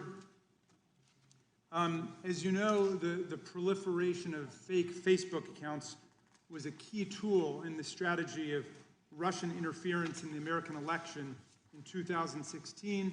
American law enforcement, the Senate, the House have all found that Vladimir Putin engaged in a sweeping and systematic campaign to undermine American democracy in 2016 and to work for a victory for Donald Trump. In his remarkable book, Mind Blank, and I'm being polite here, Cambridge Analytica and the Plot to Break America, whistleblower Christopher Wiley, who worked for several years at Cambridge Analytica, recounts how the Russian assault on America in Cambridge Analytica's research depended on Facebook. Quote, "When Cambridge Analytica launched in the summer of 2014, Steve Bannon's goal was to change politics by changing culture. Facebook data, algorithms, and narratives were his key weapons. The Cambridge Analytica team used these tools to identify people who exhibited the 3 traits in what they called the dark triad: narcissism, Machiavellianism, and psychopathy. They then proceeded to bombard and activate these people, a small percentage of the American public, but still millions of people, with increasingly dark and manipulative messages from fake Facebook pages, both to get them to vote for Trump, but more importantly, to activate them as racists and white nationalists. And he goes on to describe the remarkable success of this campaign, both electorally, but also politically in the country in terms of sowing the terrible racial and ethnic divisions that you see in America today. So they waged a mass campaign of psychological warfare to polarize America around race and religion and to activate racists and anti-Semites. And it worked splendidly for them, but it didn't work so well for America. So Mr. Zuckerberg, which parts of this narrative have you addressed, or are you planning to address, or do you just see that essentially as the cost of being a forum and a marketplace for ideas? Is there nothing that can be done about the use of Facebook to engender social division in America? Congressman, thank you. Since 2016, there have been a lot of steps that we've taken to protect the integrity of elections. We've hired, I think it's more than 30,000 people to work on safety and security. We've built up AI systems to be able to find harmful content, including being able to find more than 50 different networks of coordinated and authentic behavior, basically nation states trying to interfere in elections. Can I pause you? Let me just pause you there for a second, because I'm interested in that. The Stop Hate for Profit campaign is a coalition that includes the Color of Change, the Anti-Defamation League, and other civil rights groups, and they're targeting Facebook right now for a boycott because of the rapid spread of hate messages online, the presence of Boogaloo and other right-wing extremist groups trying to infiltrate and disrupt Black Lives Matter protests, and the fact that alt-right, racist, and anti-Semitic content flourishes on Facebook. So they're asking you to remove these pages and essentially to join the movement for civil rights by not allowing that kind of content. Their boycotters include a lot of big companies, including Patagonia, Levi's, McDonald's, VW, Heineken, and so on. But you seem not to be that moved by their campaign, and I just wonder what you think about what they're asking you to do. Congressman, thanks. We're very focused on fighting against election interference, and we're also very focused on fighting against hate speech. And our commitments to those issues and fighting them go back years before this recent movement. Since 2016, the defenses that the company has built up to help secure elections, not just in the US, but around the world, I think are some of the most advanced that any company or government has in the world now. We routinely now collaborate with law enforcement and intelligence agencies and are able to sometimes identify threats coming from other countries before governments are even able to. In terms of fighting hate, we've built really sophisticated systems. Our goal is to identify it before anyone even sees it on the platform. And we've built AI systems and, as I mentioned, have tens of thousands of people working on safety and security with the goal of getting this stuff down so that way before people even see it. And right now, we're able to proactively identify 89% of the hate speech that we take down before I think it's even seen by other people. So, you know, I want to do better than 89%. I'd like to get that to 99%. But we have a massive investment here. We invest billions of dollars. Just my time's almost out. Can you just address the proliferation of fake accounts? I understand annually you get 6.5 billion fake accounts produced there, but in some sense you have a profit motive that's linked to that because that's what's reported to your investors, the number of accounts. Are you working zealously to try to ferret out these fake accounts that are used to spread hate and disinformation? The gentleman's time has expired, but the witness may answer the question. Congressman, absolutely. We work hard on this. We take down billions of fake accounts a year. A lot of that is just people trying to set up accounts to spam people for commercial reasons. A very small percent of that are nation states trying to interfere in elections, but we're very focused on trying to find those. Having fake and harmful content on our platform does not help our business. It hurts our business. People do not want to see that stuff, and they use our services less when they do. So we are aligned with people in order to take that down, and we invest billions of dollars a year in doing so. Yield back. Thank you. The committee will stand in recess for 10 minutes while we fix a technical feed with one of our witnesses.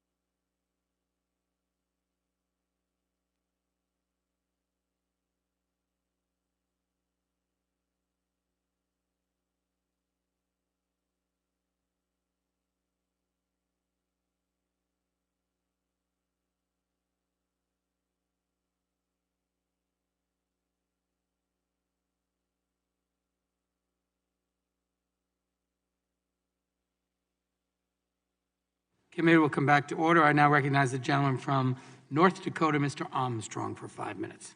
Google has received criticism about bias against conservatives and content moderation. There were threats of demonetizing the Federalist and numerous other complaints of viewpoint suppression. As a result, a significant portion of the American public has lost trust in your company.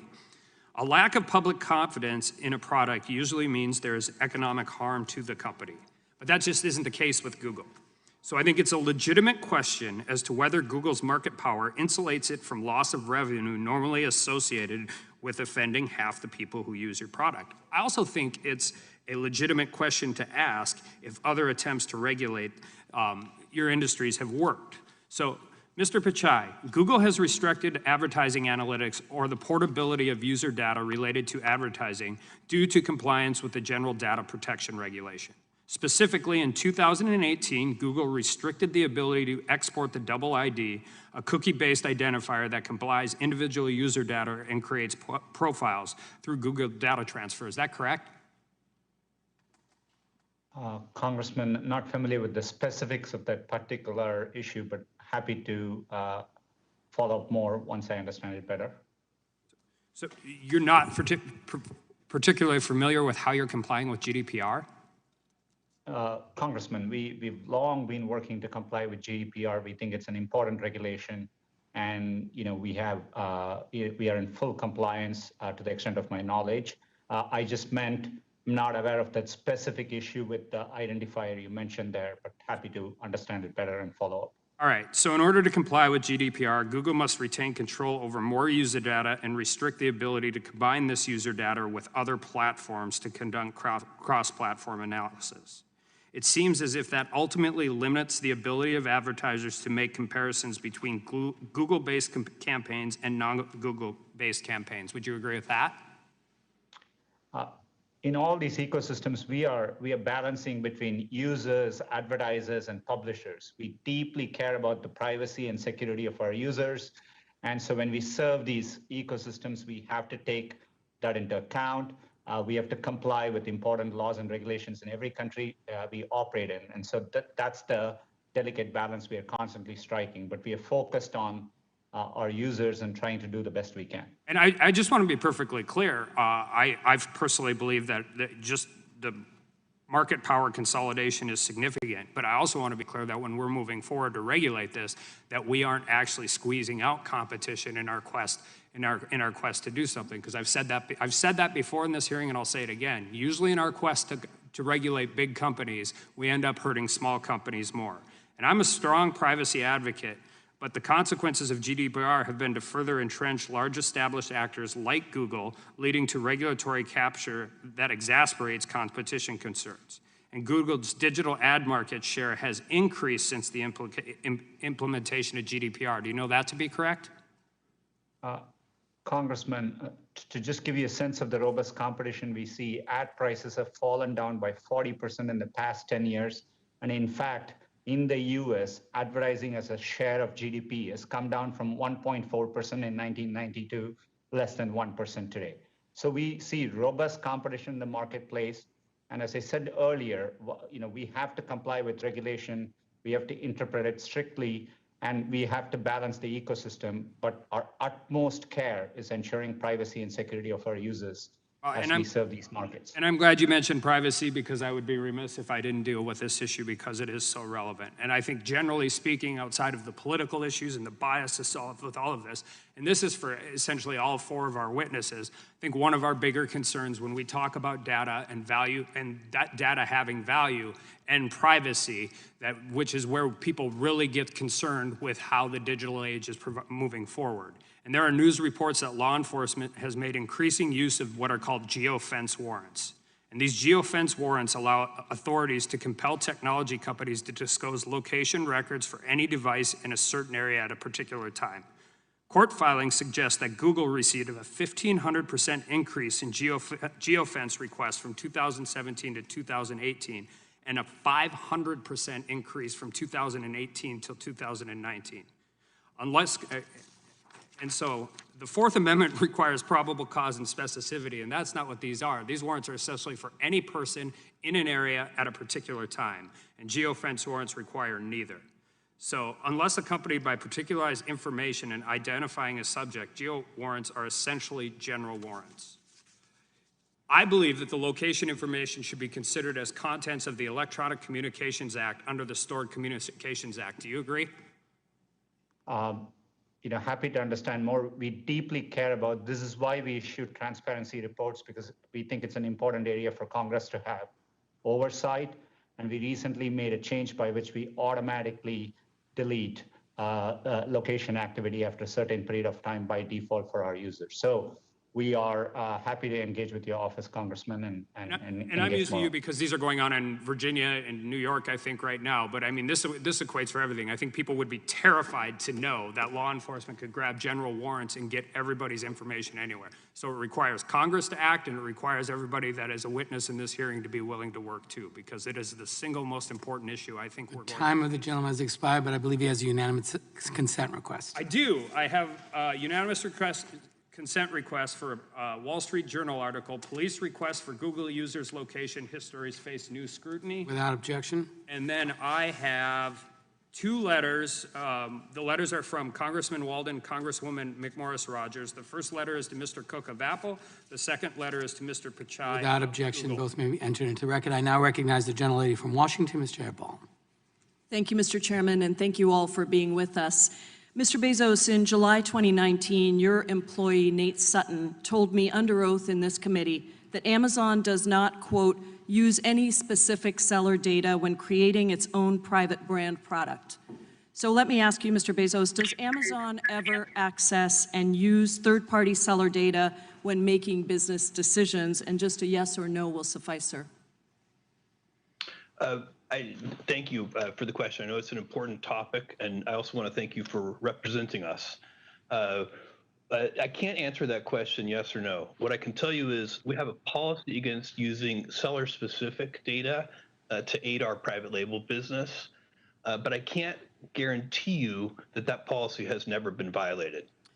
Mr. Bezos, you're probably aware that an April 2020 report in the Wall Street Journal revealed that your company does access data on third-party sellers, both by reviewing data on popular individual sellers and products and by creating tiny product categories that allowed your company to categorically access detailed seller information in a supposedly aggregate category. Do you deny that report? I'm familiar with the Wall Street Journal article that you're talking about, and we continue to look into that very carefully. I'm not yet satisfied that we've gotten to the bottom of it, and we're going to keep looking at it. Okay. It's not as easy to do as you would think, because some of the sources in the article are anonymous, but we continue to look into it. I'll take that as you're not denying that, you're looking into it. I will tell you a former Amazon employee in third-party sales and recruitment told this committee, quote, there's a rule, but there's nobody enforcing or spot checking. They just say, don't help yourself to the data. It's a candy shop. Everyone can have access to anything they want. Do category managers have access to non-public data about third-party products and businesses? Here's what I can tell you. We do have certain safeguards in place. We train people on the policy. We expect people to follow that policy the same way we would any other. It's a voluntary policy. As far as I'm aware, no other retailer limits their use of data at all. There's no actual enforcement. There's no actual enforcement of that policy. So it's voluntary and there's no actual enforcement. So maybe that answers my... Sorry. No, I think I may have misspoke. I'm trying to say that the fact that we have such a policy is voluntary. I think no other retailer even has such a policy.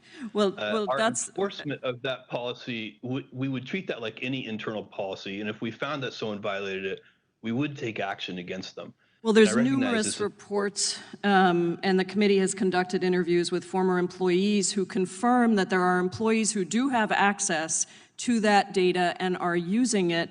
And so my next question was going to be, if you thought you were actually enforcing these rules, do you think that that's working?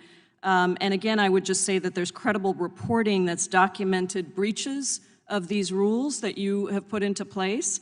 And the committee has interviewed employees that typically say that these breaches typically occur. Let's talk about aggregate data for a minute. Your rules do allow for you to access combined data on a product when there are only one or two sellers in the marketplace, correct? Yes, aggregate data is allowed under our policies. That is correct. Okay. And interviews with former employees have made it clear that that aggregate data essentially allows access to highly detailed data in those product categories. There's an example of Fortem, a small business that had no direct competitors except for Amazon Warehouse Deals, a resale clearance account that only sold 17 units. An Amazon employee accessed a detailed sales report on Fortem's product with information on how much the company spent on advertising per unit and the cost to ship each trunk. And then Amazon launched its own competing products in October 2019. That's a major loophole, and I go back to the General Counsel's statement to this committee very clearly that there was no access to this data, that Amazon does not use that data for its own benefit, and I'm now hearing you say, well, you're not so sure that that's going on. And the issue that we're concerned with here is very simple. You have access to data that far exceeds the sellers on your platforms with whom you compete. You can track consumer habits, interests, even what consumers clicked on but then didn't buy. You have access to the entirety of sellers' pricing and inventory information, past, present, and future, and you dictate the participation of third-party sellers on your platform.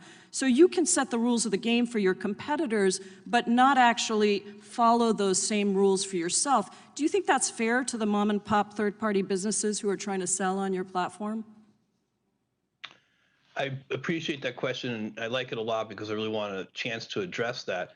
I'm very proud of what we've done for third-party sellers on this platform. We started our third-party platform 20 years ago, and we had 0 sellers on it. The question I'm asking, I'm so sorry, my time is expiring, and the question I wanted to ask you is that you have access to data that your competitors do not have. So you might allow third-party sellers onto your platform, but if you're continuously monitoring the data to make sure that they're never going to get big enough that they can compete with you, that is actually the concern that the committee has.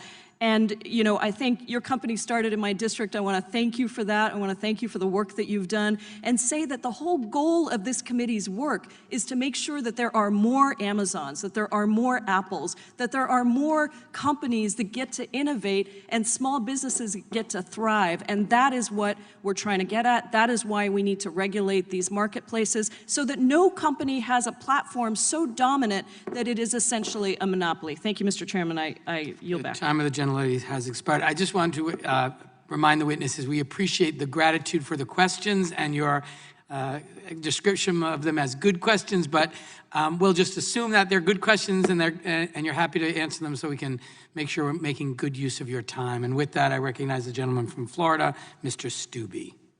Thank you, Mr. Chairman. Mr. Pichai, I'd like to start with you, and I'm just going to illustrate my question with a factual incident that actually occurred to me.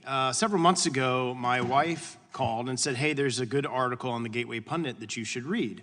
So out of curiosity, I was up here in Washington, out of curiosity, I Googled Gateway Pundit.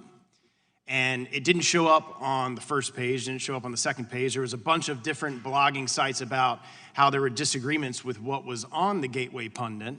But I actually had to type in gatewaypundit.com to get to it. Interestingly, Google didn't allow me to get to the actual website. That was a couple of months ago, before this hearing was set to be heard, before this hearing was noticed, before you knew that you would be appearing before us today, and that this is an issue that obviously conservatives and Republicans have had. Last week, after this hearing was noticed, I did the exact same thing here in the Capitol. And wouldn't you know it, I Googled Gateway Pundit, and that was the very first website that came up. Now, this isn't from a constituent in my district. This isn't from somebody telling me. This isn't a news report. I actually physically did this on my laptop here in the Capitol several months ago and then today. So clearly, something had happened between not being notified that you were going to be appearing before our committee and then last week knowing that you would be appearing before our committee, and suddenly conservative websites are now at the top of the bar when you search for them. So was there anything done at Google between a couple of months ago and last week or the week before you appearing today that has changed your approach to silencing conservative websites? Congressman, we approach our work with a deep sense of responsibility in a nonpartisan way. We want to serve all our users, no matter where they are. In fact, it's in our long-term business incentive to do so. And I believe on our platforms, including YouTube, there are more conservative voices than ever before, and we believe in freedom of expression. On the specific issue, I will have to look into it. I obviously wasn't aware of it. We do. It could be a number of reasons.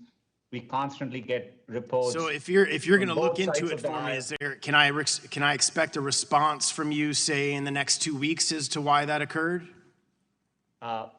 Congressman, we'll do our best to follow up, and I'll engage with your office to okay, respond on we'll that. follow up on that. I've got a similar question. So I've been in elected politics for almost 10 years.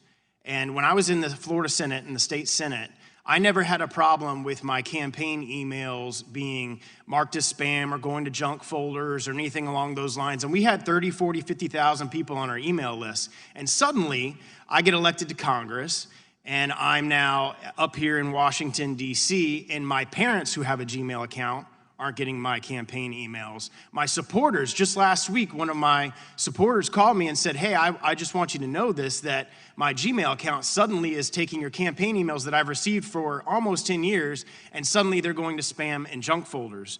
This appears to only be happening to conservative Republicans. I don't see anything in the news or anything in the press or other members on the other side of the aisle talking about their campaign emails getting thrown into junk folders in Gmail. So my question is why is this only happening to Republicans? And it's a fact, it's happening because I can have my supporters testify that they've received my emails for 9 years, and suddenly this last year, all of their Gmail, my campaign emails in their Gmail are going to their spam folder. So if you could give me some clarification on that, I would appreciate it. In Gmail, we are focused on what users want, and users have indicated they want us to organize their personal emails they receive from friends and family separately. And so all we have done is we have a tabbed organization, and the primary tab has emails from friends and family, and the secondary tab has other notifications and so on. These things are applied. It was my father who was not receiving now my campaign emails. So clearly that familial thing that you're talking about didn't apply to my emails. Our systems probably are not able to understand that that it's your father. Obviously, we don't have that context there. We just apply it neutrally across all organizations, well, what assurances can you give me that my time's short, one last question. What assurances can you give me that any bias amongst your employees isn't influencing your spam folder algorithms? Congressman, there's nothing in the algorithm which has anything to do with political ideology, and we do get complaints across the aisle. For example, the World Socialist Review complained in January of this year that their site wasn't found in Google search results, and so we get complaints. We look into it, but we approach our work in a nonpartisan way, and it's in our long-term incentive to serve users across the country. And today, that's why we invest in our radars in 49 states across the U.S. so that we can capture all viewpoints. Thank you. The gentleman's time has expired. I now recognize the gentlelady from Florida, Ms. Demings, for 5 minutes. Thank you so much, Mr. Chairman. And let me just say, just for the record, I'm a Democrat from Florida, and I've had heard complaints about my emails going into spam as well. And I'm sure other Democratic members have had the same experiences, unfortunately. Mr. Pakai, in 2007, Google purchased DoubleClick, the leading provider of certain advertising tools. Is that correct? That's correct, Congresswoman. When Google proposed the merger, alarm bells were raised about the access to data Google would have, specifically the ability to connect a user's personal identity with their browsing activity. Google, however, committed to Congress and to the antitrust enforcers that the deal would not reduce user privacy. Google chief legal advisor testified before the Senate Antitrust Subcommittee that Google wouldn't be able to merge this data even if it wanted to, given contractual restrictions. But in June of 2016, Google went ahead and merged this data anyway, effectively destroying anonymity on the internet. Mr. Pichai, you became CEO of Google in 2015, is that correct? That's right. Okay, and this change was made in 2016, is that correct? That's my understanding. Okay, thank you for that. Did you sign off on this decision to combine the sets of data with that Google had told Congress would be kept separate? Congresswoman, any changes we made, Mr. Pichai, with all due respect, please, did you sign off on the decision or not? I review at a high level all important decisions we make. We deeply care about privacy and security of our users. So you signed off on the decision? User consent for. Okay, you signed off on the decision.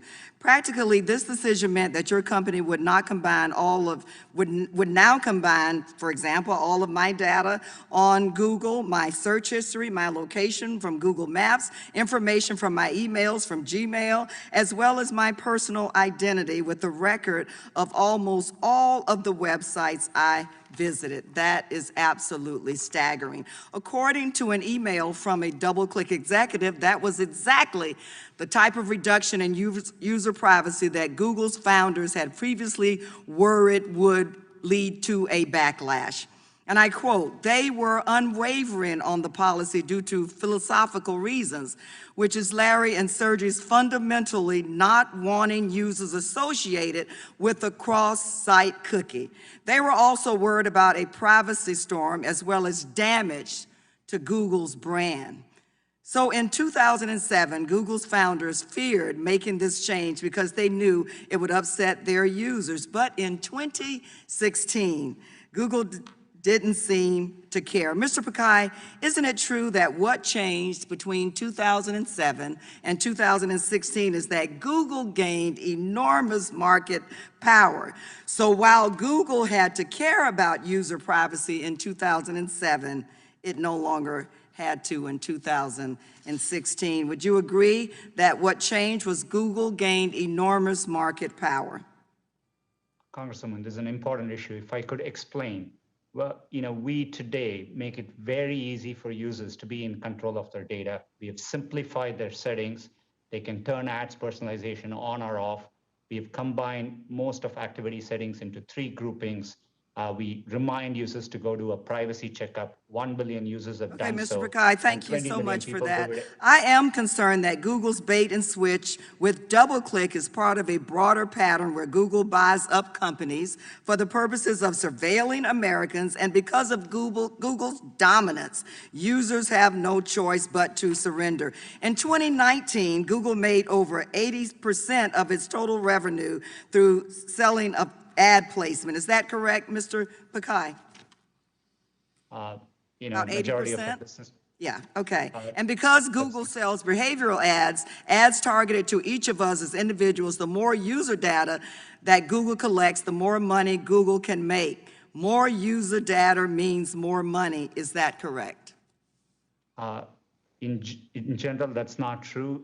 For example, when more you come user in data, when you type, not the more money Google collects? I'm sorry, please. So you're saying that the more user data does not mean the more money that Google can collect? Congresswoman, most of the data today we collect is to help users and provide personalized experiences back. Ad data Thank you so much, Mr. Pichai. Mr. Chairman, I yield back. Thank the gentlelady. The chair now recognizes the ranking member of the full committee, Mr. Jordan, for 5 minutes. Thank you, Mr. Chairman. Mr. Pichai, is Google going to tailor its features to help Joe Biden in the 2020 election? Congressman, we approach our work, we support both campaigns today. We think political ads is an important part of free speech in democratic societies, and we engage with campaigns, according to law, and we approach our work in a nonpartisan way. It was a yes or no question. Can you assure Americans today you won't tailor your features to help Joe Biden in the upcoming election? We support work that campaigns do. I just want to make sure I understand that. We all do all kinds of online, social media, all kinds of that outreach, that communication. This is a simple question. Can you today assure Americans you will not tailor your features in any way to specifically help one candidate over other? And this what I'm concerned about is you helping Joe Biden over President Trump. We won't do any work, to politically tilt anything one way or the other. It's against our core values. But you did it in 2016. There's an email in 2016 that was widely circulated amongst the executives at your company that got public, where Ms. Ileana Murillo, head of your multicultural marketing, talks about the silent donation Google made to the Clinton campaign. And you applauded her work. She points that out in the email. I'm just curious, if you did it in 16, I want to make, in spite of the fact you did it in 16, President Trump won, I just want to make sure you're not going to do it again in 2020. Congressman, I recall our conversation at that time, and I appreciate your concern. We didn't find any evidence of such activity. And I took the opportunity after our conversation to reinforce to the company. We realized even an appearance could be improper. So we have clearly communicated to our employees any personal political activity, while that's their right, needs to happen on their own time and resources and should avoid any use of company. Of course, everyone's got their First Amendment rights to campaign for who they want. What they can't do is configure your features to help one candidate over the other. So you might not have found any evidence, but here's what she wrote to the email to a number of key executives in your company. Quote, we push to get out the Latino vote with our features. Second quote, we push to get out the Latino vote with our features in key states. Seems to me those last three words are the real qualifier here. That's electioneering when you're trying to increase the Latino vote in key states. And she'd already communicated that she was supporting Clinton, that she wanted Clinton to win. So when she talks about increasing the Latino vote, which she assumed was going to help candidate Clinton, and she's doing that in key states. It's one thing if you're going to increase the Latino vote around the country. If you're just a good corporate citizen, you're urging people to vote. It's quite another when you're focusing on in key states. And you know what those key states were? Nevada and Florida, the swing states. So again, I want to make sure this isn't going to happen in 2020. I can assure you that we complied with laws in 2016. As a company, any work we do around elections is nonpartisan. Users do come to us for understanding where polling places are, where to vote, which is the date to vote, what the voting hours are. We are committed to providing that information, and I can assure you that we will approach our work. So Mr. Pichai, here's the question I think is on so many Americans' minds. They saw the list that we read here earlier on in our opening statements, all the things Google has done. Google is siding with the World Health Organization over anyone who disagrees with them, even though the World Health Organization obviously lied to America, obviously shills for China. Google's siding with them, YouTube is siding with them. We have the history of all the things Google has done and the history of what happened in 2016 in the election, where they obviously, according to one of your multicultural marketing executive, tried to help Clinton. And here we are 97 days before the election, and we want to make sure it's not going to happen again. We want to can you give us two assurances? One, you're not going to try to tailor your features, configure your platform in a way to help Joe Biden. And second, that you're not going to use your search engine to silence conservatives. Can you give us those two assurances today? Congressman, on our search engine, conservatives have more access to information than ever before. And we appreciate that. That wasn't the question. Can you assure us today you're not going to try to silence conservatives? And can you assure us today you're not going to try to configure your features, as Ms. Murillo said you did for Clinton in 2016? Can you assure us today you're not going to do the same thing for Joe Biden in 2020? You have my commitment. It's always been true, and we'll continue to conduct ourselves in a neutral way. Appreciate it. Yield back. The chair now recognizes the gentlelady from Pennsylvania, Ms. Scanlon. Thank you, gentlemen. I'd like to redirect your attention to antitrust law rather than fringe conspiracy theories. Mr. Bezos, Our investigation. Mr. Chairman, we have the email. There is no fringe. It's not your time. Mr. Jordan, you do not have the time. Please be respectful of your colleague. She controls the time. Put your mask on. Mr. Put your mask on. Mr. Jordan. Mr. Raskin, Mr. Jordan, you want to talk about masks. Mr. Jordan, Ms. Scanlon. Why would the Deputy controls the Secretary of time. Treasury unmask Michael Flynn's name, Mr. Raskin? And what I want to know is, when someone comes after my motives for asking questions, I get a chance to respond. The gentlelady is recognized. Thank you, Mr. Chairman. Mr. Bezos, our investigation uncovered documents that show that Amazon sometimes doesn't play fairly, crossing the line from robust competition to predatory pricing to destroy rivals rather than outcompete them. And let's take the example of Quidsi, which used to own diapers.com and provided online baby care products. In 2009, your team viewed diapers.com as Amazon's largest and fastest growing online competitor for diapers. One of Amazon's top executives said that diapers.com keeps the pressure on pricing on us, and strong competition from diapers.com meant that Amazon was having to work harder and harder so that customers didn't pick diapers.com over Amazon. And the customers we're talking about were hardworking families, single parents with babies, and young children. Now, because diapers.com was so successful, Amazon saw it as a threat. The documents that we've obtained show that Amazon employees began strategizing about ways to weaken this company. And in 2010, Amazon hatched a plot to go after diapers.com and take it out. In an email that I reviewed, and we've got these up on the slides, one of your top executives proposed to you a, quote, aggressive plan to win, end quote, against diapers.com, a plan that sought to undercut their business by temporarily slashing Amazon prices. We saw one of your profit and loss statements, and it appears that in 1 month alone, Amazon was willing to bleed over $200 million in diaper profit losses.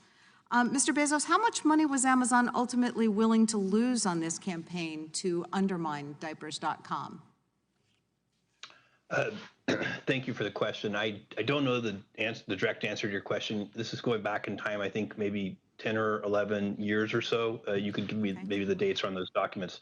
But what I can tell you is that the idea of using diapers and products like that to attract new customers who have new families is a very traditional idea. Sure, well, let's delve into this a little further. I'm sorry, you know I only have a few minutes here, so I just want to press on.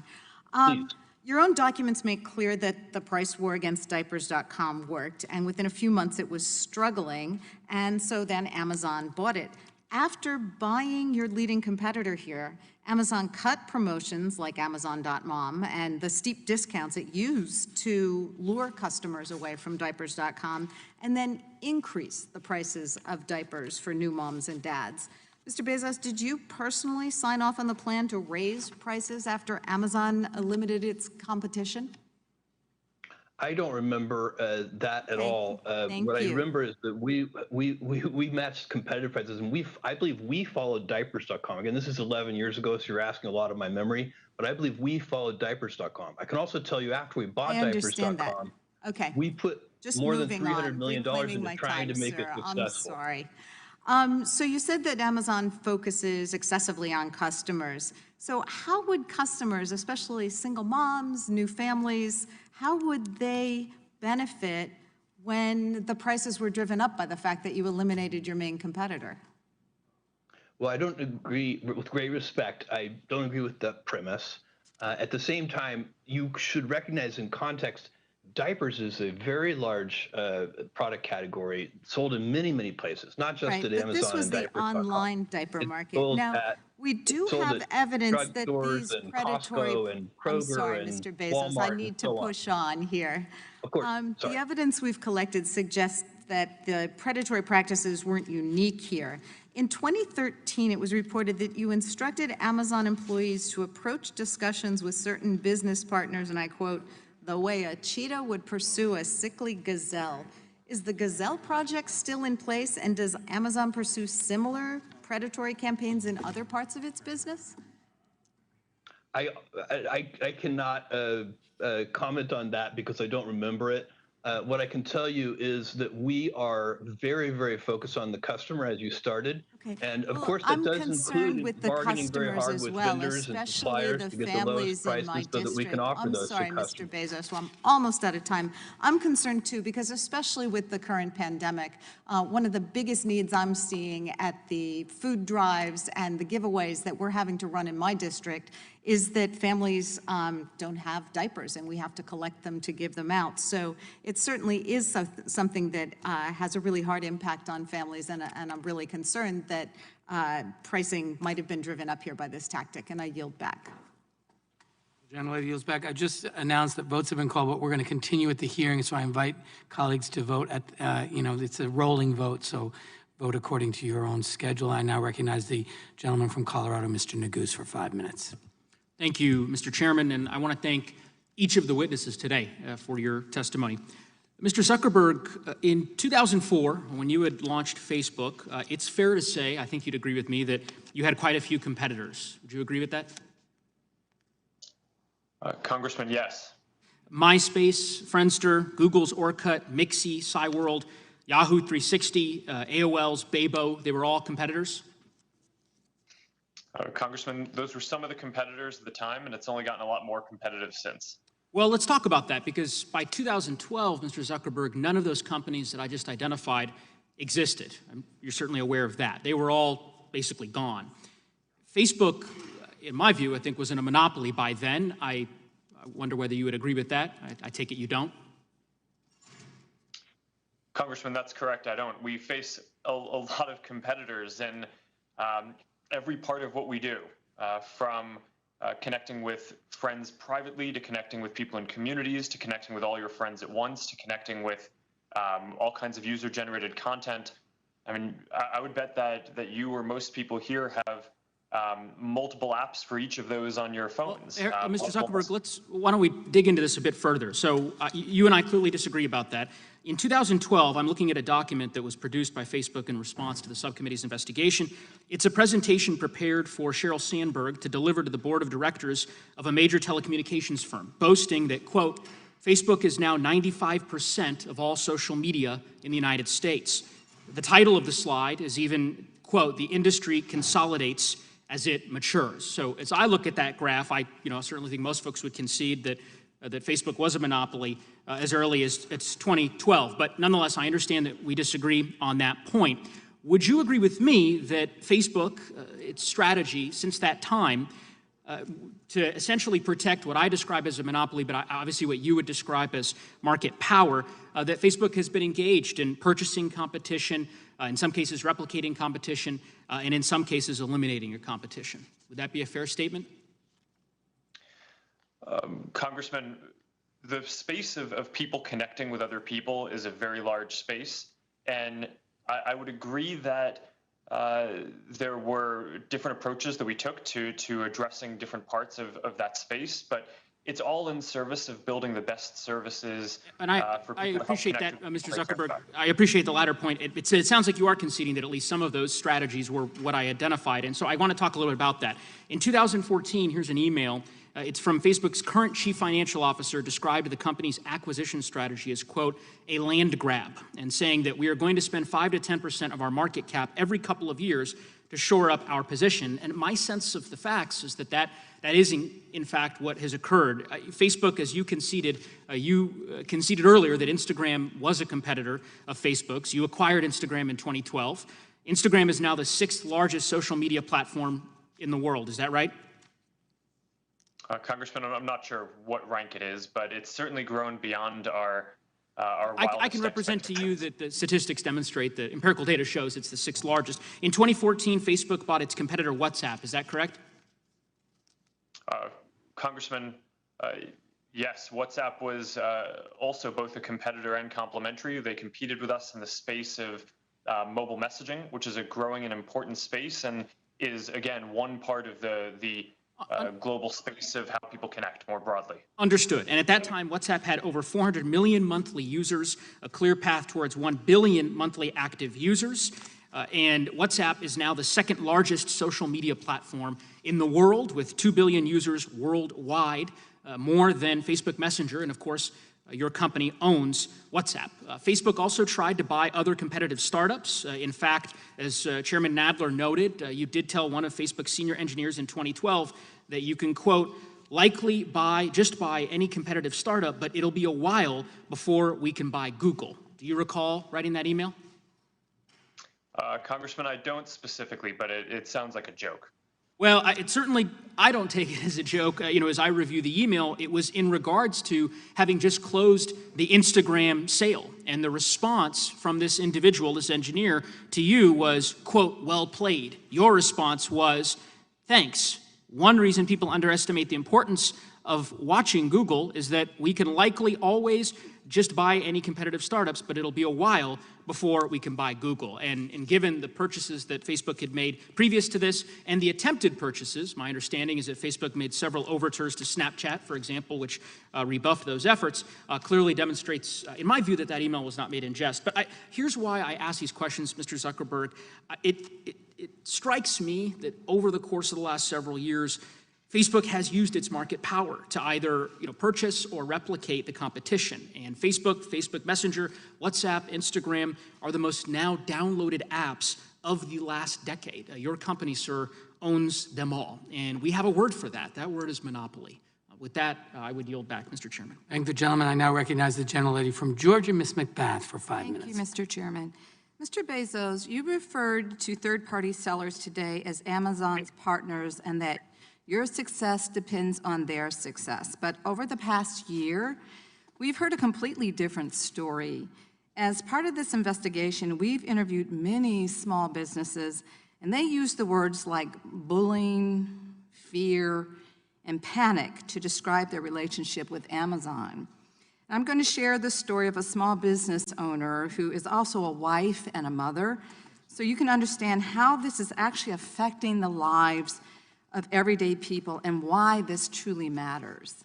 We were a top bookseller on Amazon.com, and we worked day and night very hard towards growing our business and maintaining a 5-star feedback rating. Most importantly, this business feeds a total of 14 people, which includes 3 children and one 90-year-old granny. And as we grew, we were shrinking Amazon's market share in the textbooks category. So now in retaliation, Amazon started restricting us from selling. They started with a few titles in early 2019, and within 6 months, Amazon systematically blocked us from selling the full textbook category. We haven't sold a single book from the past 10 months or probably more. We were never given a reason. Amazon didn't even provide us with a notice as to why we were being restricted. There was no warning. There was no plan.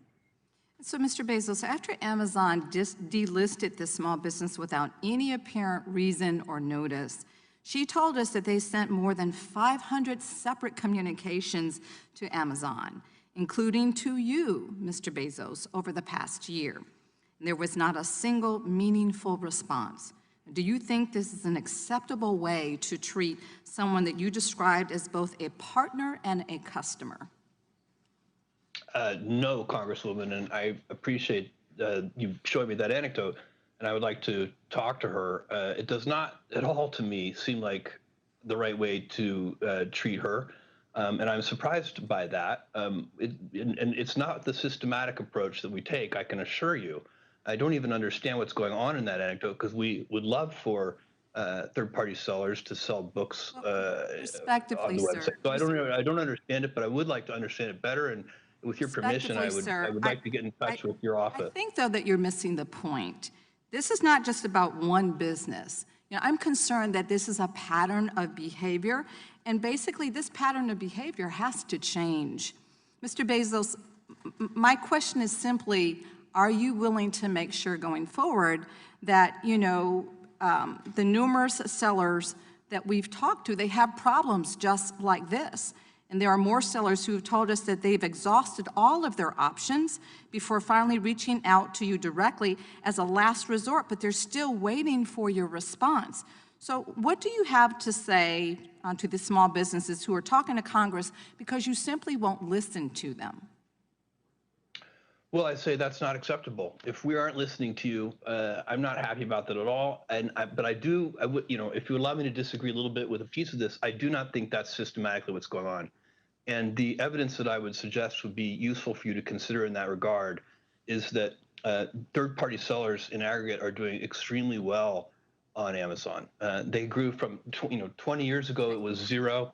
And today, it's 60% of sales. Third-party sellers are growing even faster than first-party retail. Mr. Bezos, Thank you. thank you so much. You said that sellers have many other attractive options to reach customers, but that's not at all what we found in our investigation. According to eMarketer, a source Amazon cited in submissions to this committee, Amazon has nearly 7 times the market share of its closest e-commerce competitor. One seller told us that, and I quote, Amazon continues to be the only show in town. No matter how angry sellers get, they have nowhere else to go. So are you saying that these people aren't being truthful when they say that Amazon is the only game in town? Yeah, Congresswoman, with great respect, I do disagree with that. I believe that there are a lot of options. And some of them are not even listed on that chart. I just looked at it briefly, but I didn't see some that I know of, for example. So I think there are a lot of things, and thank it's you. dynamic. All right, thank you for that. They're more and Mr. more Bezos, every day. my time is short. If Amazon didn't have monopoly power over these sellers, do you think they would choose to stay in a relationship that is characterized by bullying, fear, and panic? With all respect, Congresswoman, I do not accept the premise of your question. That is not how we operate the business. All right. And in fact, we work very hard to Thank provide you for that. fantastic Thank you for tools that. for sellers, and that's why they've been successful. Thank you for that. Mr. Bezos, I'm going to close with giving the bookseller the opportunity to finally be heard by you. Mr. Bezos, we increased our sales on Amazon by 5 times in the past 3 years. And we have contributed that much of proportional seller fees to Amazon. We have contributed that much to your business, to 5 times. We followed all the rules that were set by you. We please, just help us in earning a livelihood. We beg you, there are 14 lives at stake. Please, please, please help us get back on track. With that, I yield back the balance of my time. I thank the gentlelady. We've now concluded our first round. I now recognize myself for 5 minutes. Mr. Bezos, according to your testimony, the marketplace is competitive, but Amazon controls as much as 75% of all online marketplace sales. And eMarketer, a source you cited to us in submissions to this committee, reports that Amazon has nearly 7 times the market share of its closest competitor. Isn't it true that small businesses have no real option but to rely on Amazon to connect with customers and make online sales? No, sir. With great respect, I do have a different opinion on that. I believe there are a lot of options for small sellers. I believe Amazon is a great one, and we've worked very hard. I think we are the best one. Well, we Mr. have Bezos, a lot of different programs that help sellers, but we thank are you. not the only option. There are 2.2 million active sellers as of yesterday. About 37% of those sellers rely on Amazon as their sole source of income. That is over 800,000 people relying on Amazon to feed their families, put their kids through school, and keep a roof over their heads. Mr. Bezos, you have referred to third-party sellers as both your partners and customers. But isn't it true that Amazon refers to third-party sellers as internal competitors? I think I wouldn't surprise me. In some ways, we are competing, and they're also competing with each other. Well, that's right. Your own marketplace documents, does allow that. Mr. Bezos, Amazon's own documents that you produce refer to the very same sellers that you've described as Amazon partners as internal competitors. In fact, we've heard from third-party sellers again and again during the course of the investigation that Amazon is the only game in town. One small business owner we interviewed described it this way, and I quote, "We're stuck. We don't have a choice but to sell through Amazon." Another said, and I quote, "They've never been a great partner, but you have to work with them." During this investigation, we have heard so many heartbreaking stories of small businesses who sunk significant time and resources into building a business and selling on Amazon, only to have Amazon poach their best-selling items and drive them out of business. So I want to talk to you about one company that really stood out from the rest. I want you to pay close attention to how they described your partnership, Mr. Bezos. We heard from a small apparel company that makes and sells what they call useful apparel for people who work on their feet and with their hands, like construction workers and firefighters. This particular business discovered and started selling a unique item that had never been a top seller for the brand. They were making about $60,000 a year on just this one item. One day they woke up and found that Amazon had started listing the exact same product, causing their sales to go to zero overnight. Amazon had undercut their price, setting it below what the manufacturer would generally allow it to be sold, so that even if they wanted to, they couldn't match the price.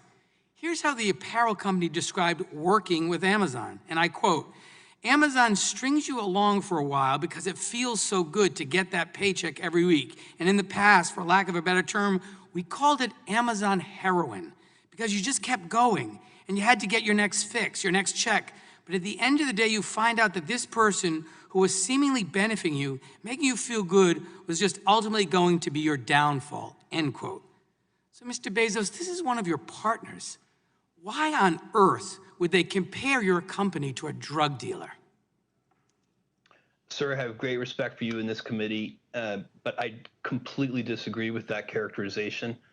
What we have done is create in the store a place. If you go back in time, we sold only our own inventory. It was a very controversial decision inside the company to invite third-party sellers to come into what is really our most valuable retail real estate, our product detail pages. We did that because we were convinced that it would be better for the consumer. It would be better for the Mr. customer Bezos, to have all of that selection. And I think we were right, Yeah. and I think it's worked out well for the Reclaiming my time. customer, Unfortunately, for the this is third-party one seller, of, and for reclaiming myself. my time, Mr. Bezos, this is one of many small companies that have told us during this year-long investigation that they were mistreated, abused, and tossed aside by Amazon. Now, Mr. Bezos, you say that Amazon is only focused on doing what's best for the customer. You just said it again, and that also third-party sellers. But how is that possible when you compete directly with third-party sellers with your own products that undercut the competition? Isn't it an inherent conflict of interest for Amazon to produce and sell products on its platform that compete directly with third-party sellers, particularly when you, Amazon, sets the rules of the game? Thank you. No, I don't believe it is. We have the consumer is the one ultimately making the decisions. They're making the decisions about what to buy, what price to buy it at, who to buy it from. And That's not the question, Mr. Bezos. The question is there an inherent conflict of interest because you are a data company? You know when customers put something in their cart, when they take it out. Traditional brick and mortar stores like a grocery store where competition occurs don't have that. And so I just want to follow up finally on an answer to the question that you gave to Congressman Jayapal. You said that you can't guarantee that the policy of not sharing third-party sellers' data with Amazon's own line hasn't been violated. You couldn't be certain. Can you please explain that to me? Can you list examples of where that policy has been violated? Because it's particularly concerning to me, Mr. Bezos, that shouldn't third parties know for sure that data isn't being shared with your own line, their competitors? Why should a third-party seller list their product on Amazon if they're just going to be undercut by Amazon's own product as a result of data you take from them? Sir, I think what I want you to understand, and I think is important to understand, is that we have a policy against using individual seller data to compete with our private label products. You couldn't assure Ms. Jayapal that that policy isn't violated routinely. Well, we are investigating that, and I do not want to sit here, and I do not want to go beyond what I know right now. But we are, as a result of that Wall Street Journal article, we are looking at that very carefully, Thank you, and Mr. we want to Bezos. get this back. And I will surely share them with you. Thank you, and we look forward to that. The evidence we've collected shows that Amazon is only interested in exploiting its monopoly power over the e-commerce marketplace to further expand and protect this power. This investigation makes clear that Amazon's dual role as a platform operator and competing seller on that platform is fundamentally anti-competitive, and Congress must take action. And with that, I recognize the gentleman from Wisconsin, the ranking member of the subcommittee, Mr. Sensenbrenner, for 5 minutes. Mr. Chairman, I think that the history proves that Congress does a poor job in picking winners and losers. And I've looked over a lot of the material that has been assembled. I've been working with the chairman for over a year on this bipartisan investigation. And I have reached the conclusion that we do not need to change our antitrust laws. They have been working just fine. The question here is the question of enforcement of those antitrust laws. Now, we've heard a lot about the Facebook acquisition of Instagram. That happened in 2012. Obama FTC signed off on that. So regardless of what you think has happened at that time, the fact is that this acquisition did pass the smell test of the regulators involved. Now, maybe they made a mistake or maybe something else happened, I don't know. But the fact is that there is not a problem with the law. Now, you know, back about 35 years ago, AT&T was broken up because it was determined that one-stop shops were monopolistic. And AT&T, because you had to get your long-distance service from your local phone company, that was monopolistic. So the baby bells were spun off. A whole lot has happened since then. There were mergers and acquisitions in the telecom industry. Technology advanced a huge amount. And guess what? We're back to exactly where we were in 1984. So this goes to show that congressional pressure is not the best. Now, using the AT&T example, which I think was a big flop and counterproductive, let me ask Mr. Bezos, you know, say the AT&T example was applied to Amazon, and you were required to spin stuff off. So you might have no more of a one-stop shop, but you have to go to separate places for books or groceries or videos or electronics. How are the consumers helped by that? Sir, thank you. They would not be. Right. Very clear. Now, Mr. Pichai, let me ask about Google. If you were forced to split up your business lines, say spin off ad tech and YouTube, can you describe what happens to consumers there? Congressman, today, consumers in most of the areas we are dealing with, they see prices free or falling, and they get more choice than ever before. So I think it serves them well. And you're right there. So, you know, I'm not going to be on this committee in the next Congress. I am going to put my feet up and become a senior, quote unquote, statesman. But, you know, let me say that we have heard a whole lot of complaints about big tech. Some of them are political in nature, and I share the complaints and the concern of Mr. Jordan and others. And others talk about allegedly anti-competitive activity. It seems to me that it's not for Congress that legislates to toss all of our antitrust laws and the precedent that has been established through litigation over the last 100+ years. But it's something where we ought to go back to the regulators, to the enforcers, have them look at this stuff, and have them make a determination on whether or not the law's been violated. I think the law's good on that, and we don't need to throw it all in the wastebasket. But there are some matters of concern that we have heard from both sides of the aisle that I think need to be addressed. And if it requires an agency like the FTC to say that they've made mistakes in the past, so be it. We're all human, we all make mistakes, and even government agencies do that. I yield back. Gentleman yields back. I now recognize the gentlelady from Washington, Ms. Jayapal. Thank you, Mr. Chairman. Mr. Zuckerberg, in March of 2012, you suggested by email to your management team that moving faster and copying other apps could, quote, prevent our competitors from getting footholds.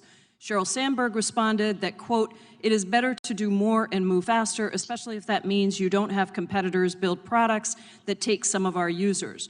Facebook's product management director added that, quote, I would love to be far more aggressive and nimble in copying competitors. Has Facebook ever taken steps to prevent competitors from getting footholds by copying competitors?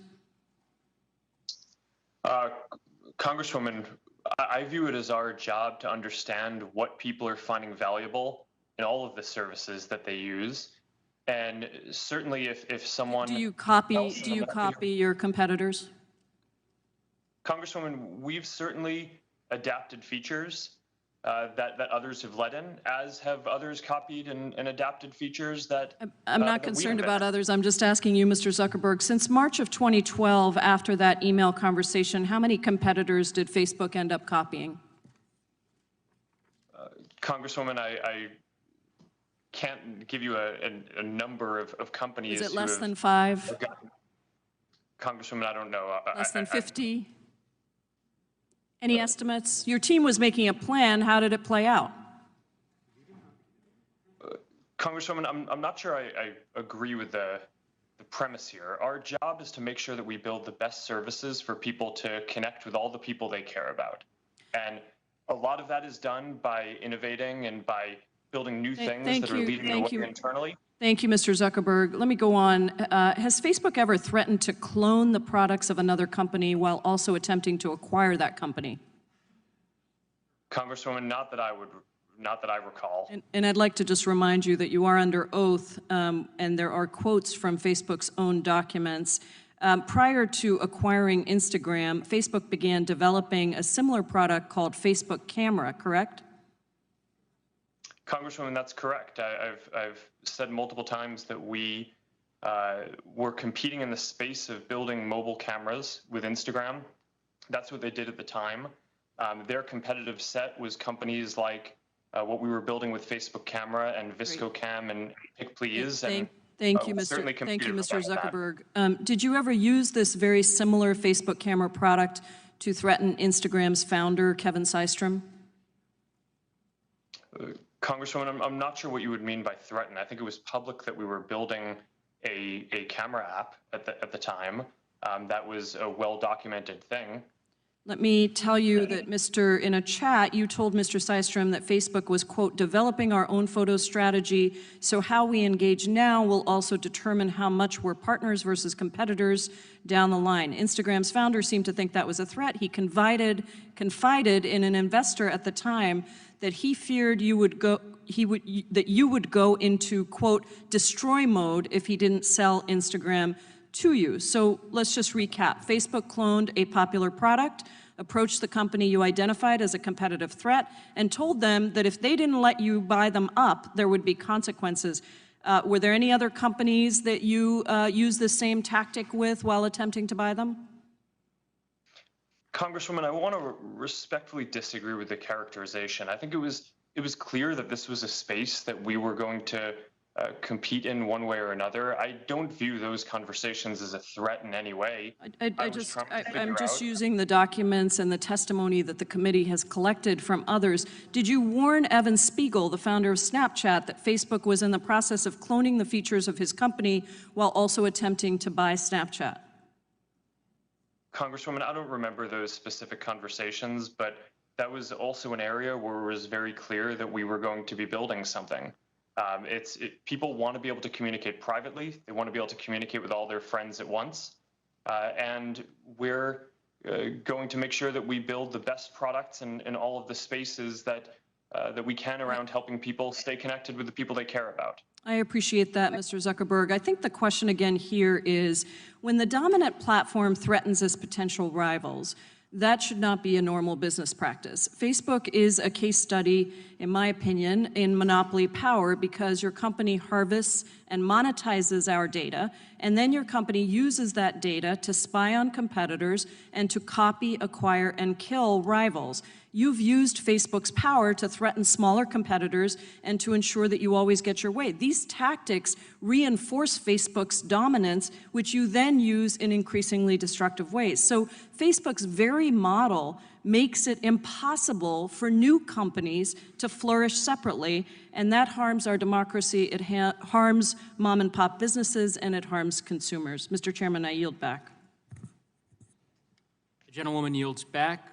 The gentleman from Colorado, Mr. Buck, is recognized for 5 minutes. Thank you, Mr. Chairman. Mr. Bezos, thank you for being here today. I'm concerned that you've used Amazon's dominant market position to unfairly harm competition. We've heard from a number of companies that Amazon uses proprietary data from third-party companies to launch its own private label products, meets with startups to discuss investing in the product, and then uses the proprietary data from these meetings to create its own private label products, allows the sale of counterfeit items through its web platform. During this subcommittee's field hearing in Boulder this January, PopSocket's CEO and inventor David Barnett detailed how Amazon allowed counterfeit products to appear on Amazon's marketplace ahead of PopSocket's products. Mr. Barnett told CNBC that PopSockets found at least 1,000 counterfeit products for sale on Amazon's marketplace, which Amazon allegedly failed to remedy until PopSockets agreed to a nearly $2 million marketing deal with Amazon. We've also seen troubling reports in the Wall Street Journal detailing Amazon's use of third-party sellers' proprietary data to develop and market its own competitive private label products. The Wall Street Journal also reported last week that Amazon's venture capital fund used meetings with unsuspecting startup companies to gain access to secret proprietary product information and financial details. Amazon then reportedly used that information to launch competing products, often disastrous results for the original startup company. There are many examples of this behavior, but one allegation in the journal's reporting sticks out in particular. In 2011, Amazon contacted Vocalife, LLC's inventor, about the possibility of investing in a speech detection technology. Vocalife's founder accepted the meeting, thinking this was the company's big break.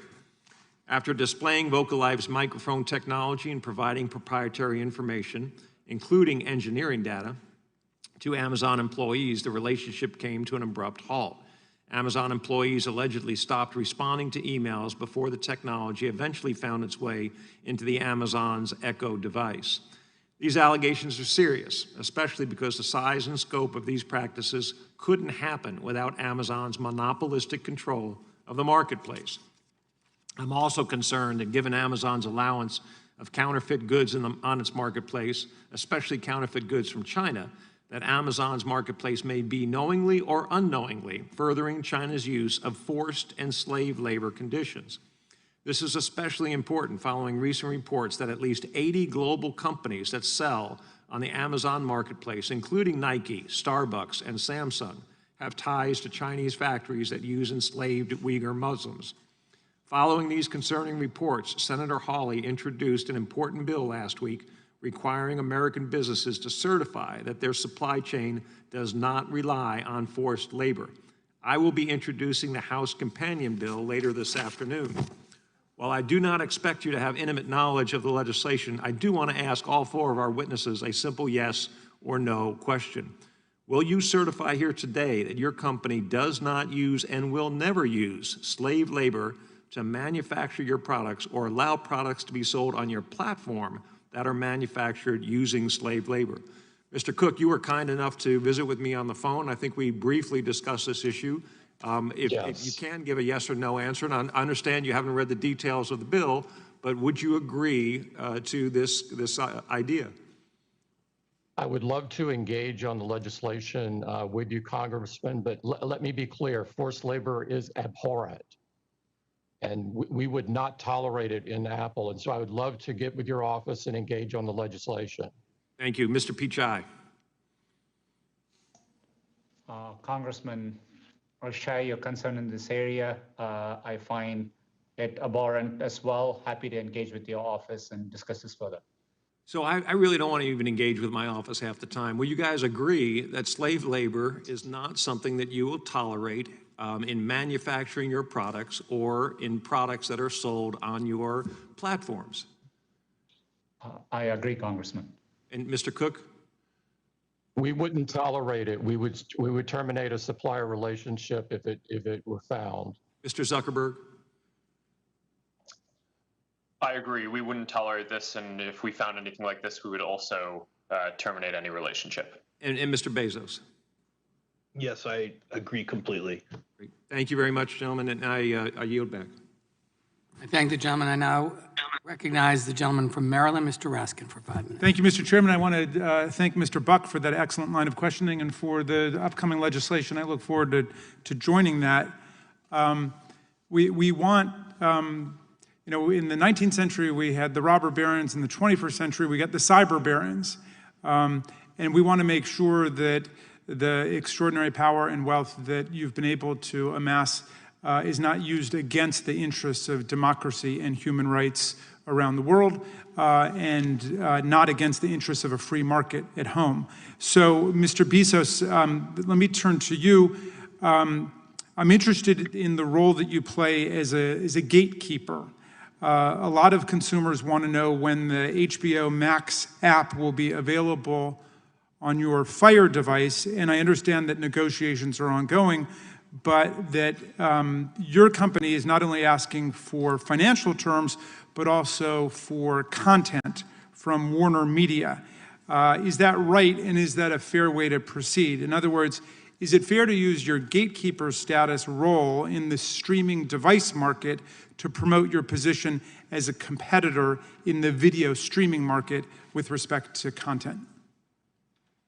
I'm not familiar with the details of those negotiations. As you said, they're underway right now. I predict that the companies will eventually come to an agreement. And I think this is kind of two large companies negotiating agreements, kind of normal case of normal commerce. But here's why I pursue it, precisely because it is a large company, and in a way, they stand in for hundreds of thousands of much smaller companies who are even in a more disadvantageous position with respect to negotiating with you. I guess the general proposition then you can speak to, if you don't know the details of this, which is it okay to negotiate not just for financial terms in having someone be part of your Fire unit, but also to try to extract in that negotiation leverage with respect to getting content from them? Well, again, I'm not familiar with the details. What I would say I'm not asking about that one in general. In general, I think that when two companies are negotiating, you are negotiating not just the amount of money that's going to change hands, but also what you're going to get in exchange for the amount of money. That is a very fundamental way that business works. Do you see at least to outsiders that would look like a structural conflict of interest, like you're using your control over access to people's living rooms, essentially. You're using that in order to obtain leverage in terms of getting creative content that you want.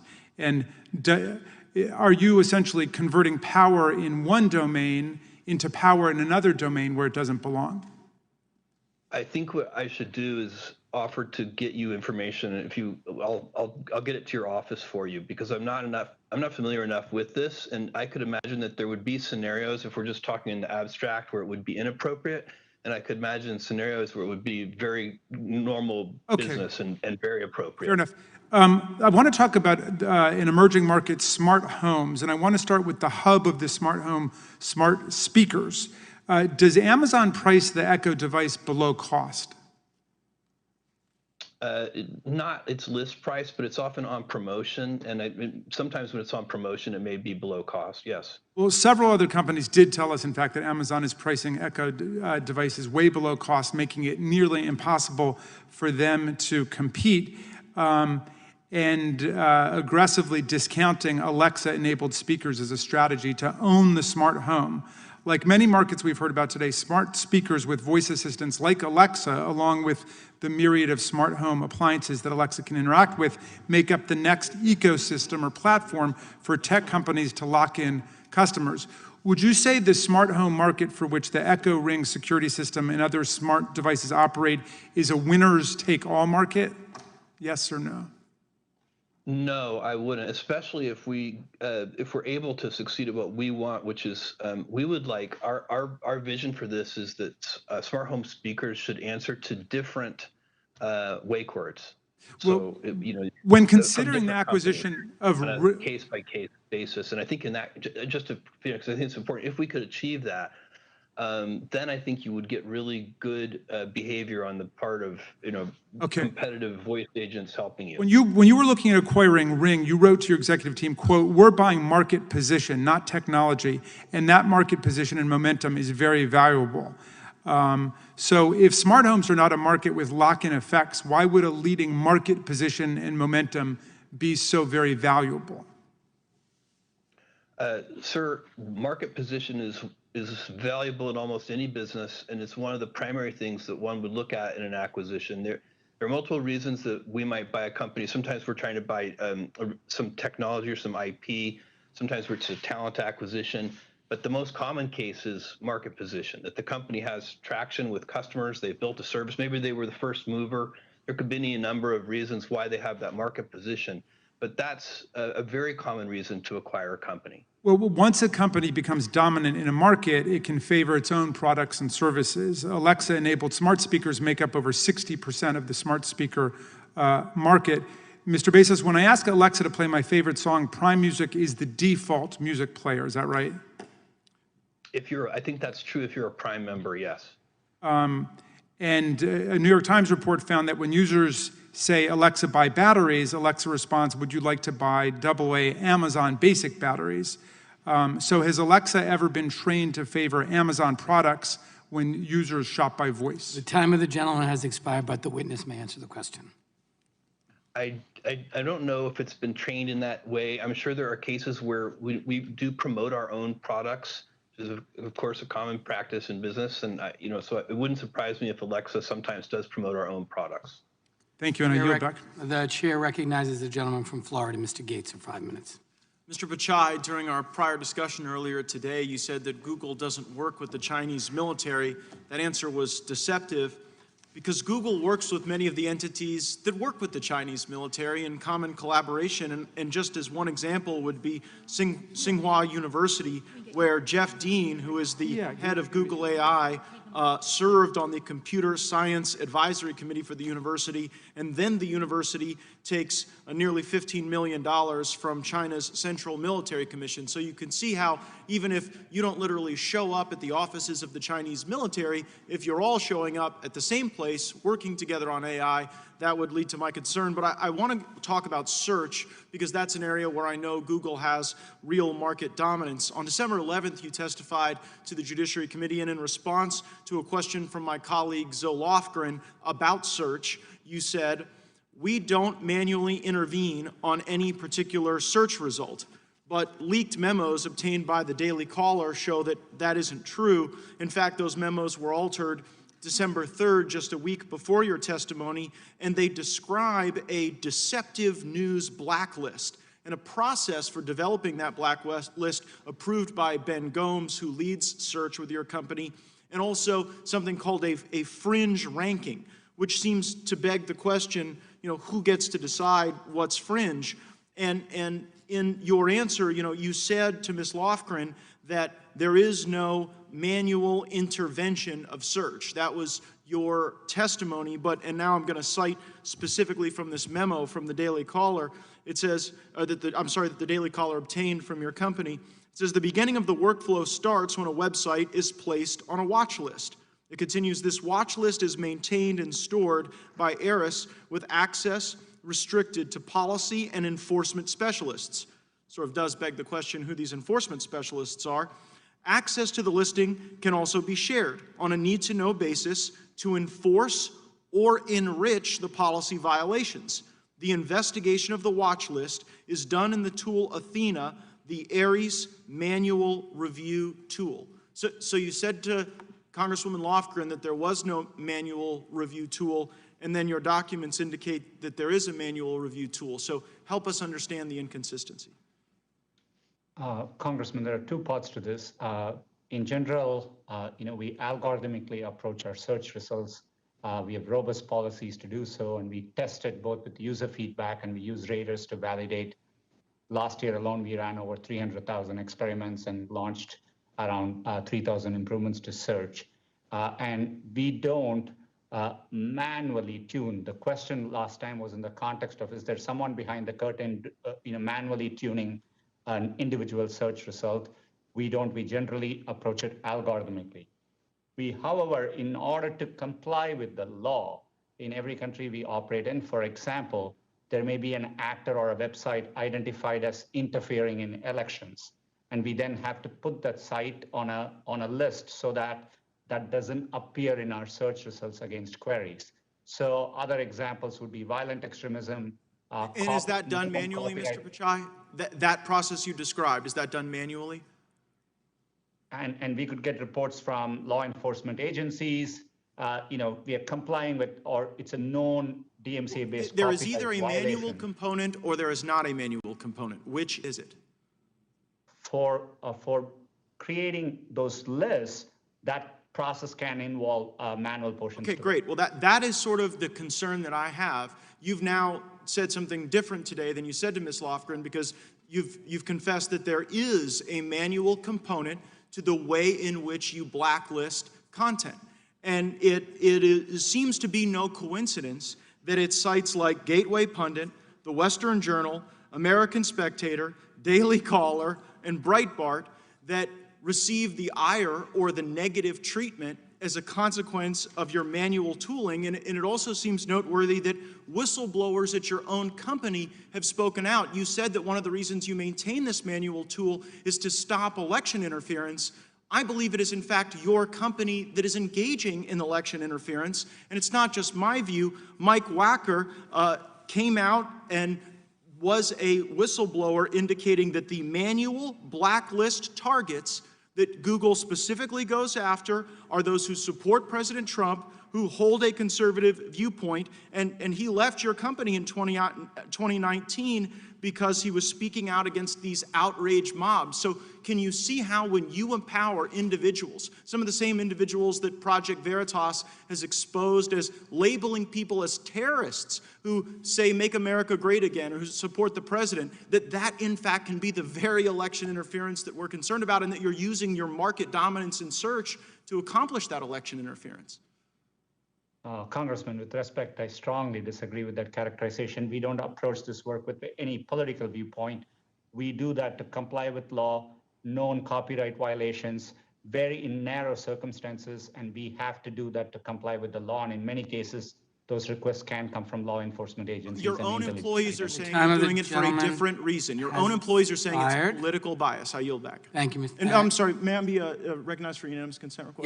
Yes. Mr. Chairman, just given the productivity of our discussion, I'd request that we be permitted a third round of questioning. Without objection. I now recognize the chairman of the full committee, Mr. Nadler. Yeah. The documents prove that the news and journalism industry in this country are an economic freefall. Over 200 counties in America no longer have a local newspaper, and tens of thousands of journalists have been laid off in recent years. The reason journalism is in freefall is that Google and Facebook now capture the vast majority of digital ad revenue. Although news publishers produce valuable content, it is Google and Facebook that increasingly profit off their content. Publishers have told us that Google and Facebook maintain their dominance in these markets in part through anti-competitive conduct, as well as conflict of interest. Mr. Zuckerberg, in 2015, Facebook reported high and quickly growing rates of video viewership on its platform. Based on these metrics, news publishers fired hundreds of journalists, choosing instead to boost their video divisions. In 2018, it was discovered that Facebook had inflated these metrics and had known about the inaccuracies several years before Facebook publicly disclosed this. Mr. Zuckerberg, did you know that these metrics were inflated before they were publicly released? Congressman, no, I did not, and we regret that mistake and have put in place a number of other measures since then to make sure that we... And do you realize the harm that this caused journalists across the country? Congressman, I certainly know how important it is that the metrics that we report are accurate, and we've put in place additional measures to make sure that we can audit those. And what do you have to say to the journalists who lost their jobs because of Facebook's deception? Well, Congressman, I disagree with that characterization and also your description of what... Reclaiming my time, Google, meanwhile, maintains its dominance in part through aggregating data from across its products and services. Mr. Pichai, I understand that Google collects user data on users' browsing activity through its Chrome browser. Does Google use that data for its own purposes, either in advertising or to develop and refine its algorithms? Mr. Chairman, we do use data to improve our products and services for our users. Anytime we do it, we believe in giving users choice, control, and transparency. We make it very clear, and we give them simplified settings to choose how they like their data to use. And so you do use the data that you get from these companies for your purposes. My understanding was whether we use data in general to improve our products and services, and we do use data to show ads, but we give users the choice. They can turn ads personalization on or off. Now, this obviously, the use of this data from all these companies gives you a tremendous advantage over them and over any competitor. Does the ability to make money in any way affect Google's algorithm in terms of what news appears in a typical user's search results?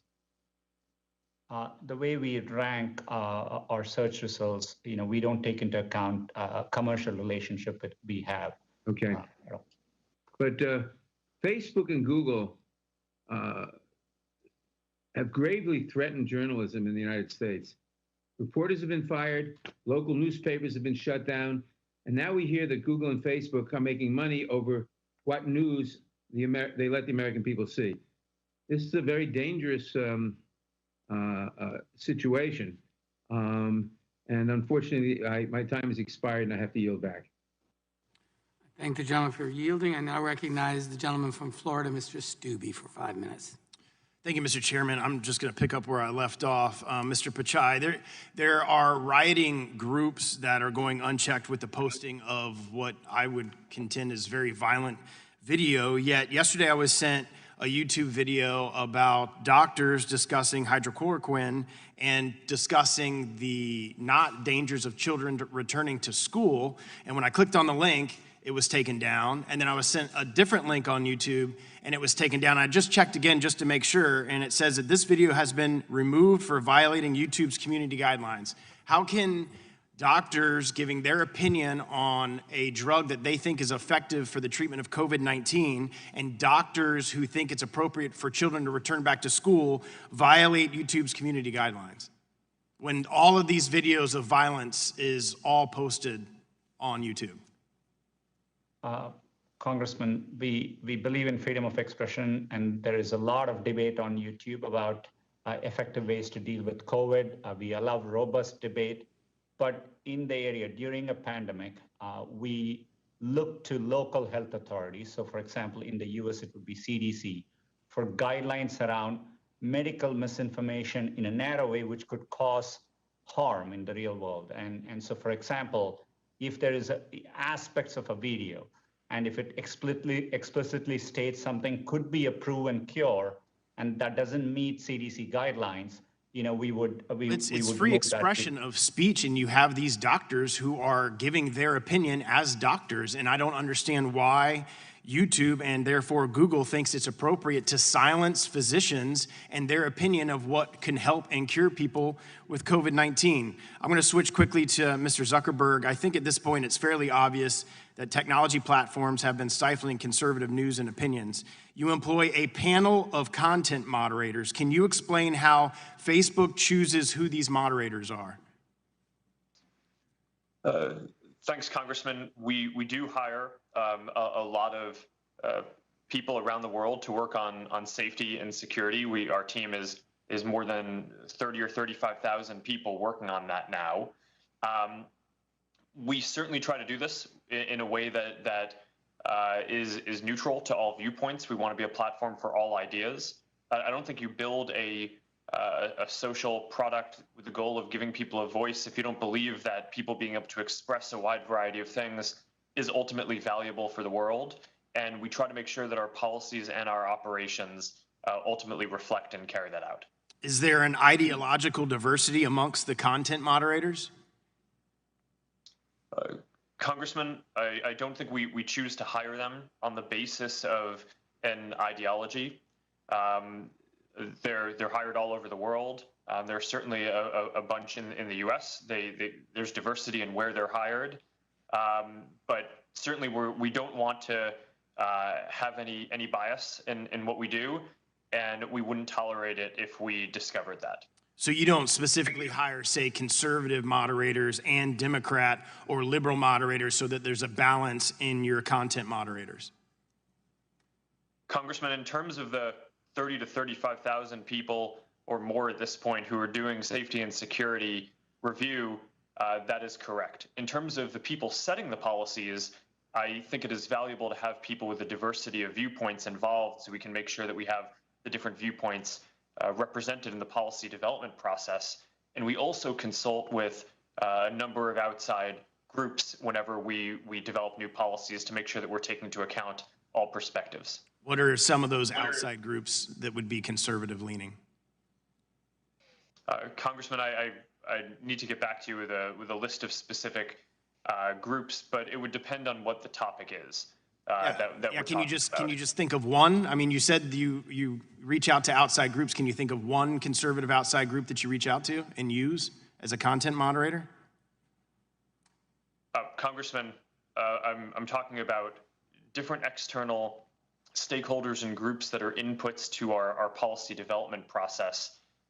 And I'm not involved in those conversations directly, so I would have to get back to you with specifics on that. But I'm quite confident that we speak with people across the ideological spectrum when we're developing our policies. I would very much appreciate a follow-up on that. Real quickly, can you briefly explain the approval process for third-party fact checkers and how many fact checkers does Facebook employ? Yes, thanks. We work with about 70 fact-checking partners around the world, and the goal of the program is to limit the distribution of viral hoaxes, so things that are clearly false, from getting a lot of distribution, but we don't ourselves want to be in the business of determining what is true and what is false. That feels like an inappropriate role for us to play. We rely on an organization called the Pointer Institute, and I think it's called the Independent Fact-Checking Organization that has a set of guidelines of what makes an independent fact-checker, and they certify those fact-checkers, and then any organization that gets certification from that group is qualified to be a fact-checking partner within Facebook. Thank you. The gentleman's time has expired. We're going to I'm going to recognize Mr. Johnson for 5 minutes, and then we're going to take a short break of the committee. Mr. Johnson, you're recognized. Thank you, Mr. Chairman. Mr. Bezos, Amazon has a significant problem with counterfeit products being sold on its platform. Counterfeit products not only rip off the owners of legitimate businesses, they also can be dangerous. Counterfeit medicine, baby food, automobile tires, and other products can kill. Amazon has said it's fixing its counterfeit problem, but counterfeiting seems to be getting worse, not better. Amazon is a $1 trillion company, but Amazon customers are not guaranteed that the products purchased on your platform are authentic. Amazon acts like it's not responsible for counterfeits being sold by third-party sellers on its platform, and we've heard that Amazon puts the burden and cost on brand owners to police Amazon's site, even though Amazon makes money when a counterfeit good is sold on its site. More than half of Amazon's sales come from third-party seller accounts. Why isn't Amazon more aggressive in ensuring that counterfeit goods are not sold on its platform? And why isn't Amazon responsible for keeping all counterfeit products off of its platform? Thank you. This is an incredibly important issue and one that we work very hard on. Counterfeits are a scourge. They are a problem that is not, it does not help us earn trust with customers. It's bad for customers. It's bad for honest third-party sellers. We do a lot to prevent counterfeiting. We have a team of more than 1,000 people that does this. We invest hundreds of millions of dollars in systems that do this. We have something called Project Zero, which helps brands serialize individual products, which really helps with counterfeiting. Well, we have I'm glad that other you have programs those as well. I'm glad that you have those features in place, but why isn't Amazon responsible for keeping all counterfeit products off of its platform? We certainly work to do so, Congressman, and we do so not just for our own retail products, but for third-party products as well. Well, and we do okay. work Well, closely thank with you. brands. We've heard from numerous third-party sellers and brand owners that Amazon has used knockoffs as leverage to pressure sellers to do what Amazon wants. For example, the founder of Pop Sockets testified in January that Amazon itself was selling knockoffs of its product. After reporting the problem, it was only after his company committed to spending $2 million on advertisements that Amazon appears to have stopped diverting sales to these knockoffs. What is your explanation for that business practice? That's unacceptable. If those are the facts, and that if someone somewhere inside Amazon said, buy X dollars in ads and then we'll help you with your counterfeit problem, that is unacceptable. And I will look into that, and we'll get back to your office with that. What I can tell you is that we have a counterfeit crimes unit. We attempt to prosecute counterfeiters. I would encourage this body to pass stricter penalties for counterfeiters and to increase law enforcement resources to go after counterfeiters. But your company bad does actors. make money off of counterfeit goods being sold on your platform, isn't that correct? If it does, in my view, sir, it would only be in the short term. We don't make. I would much rather lose a sale than lose a customer. All right, we good make enough. money because customers come back. Fair enough, sir. Making companies pay extra to avoid having their products disappear in rankings seems to be so unfair, especially to small businesses. The American dream is threatened when that happens. Don't you think so? Sir, I'm not exactly sure what you're referring to. If you're talking about what we were just talking about a second ago, I agree completely. I'm talking about a totally different situation now, where a company that is selling on your platform but is not paying anything extra gets buried in the rankings, and but companies that pay extra are able to get their products pushed up, and they avoid getting pushed down. Is that an acceptable practice? Sir, I think what you're referring to is the fact that we offer an advertising service basically for third-party sellers to drive additional promotion to their products. That's a voluntary program. Some sellers use it, some don't. And it's been very effective at helping people promote their products. With that, I yield back. Thank you. The gentleman yields back. The committee will stand in a brief recess.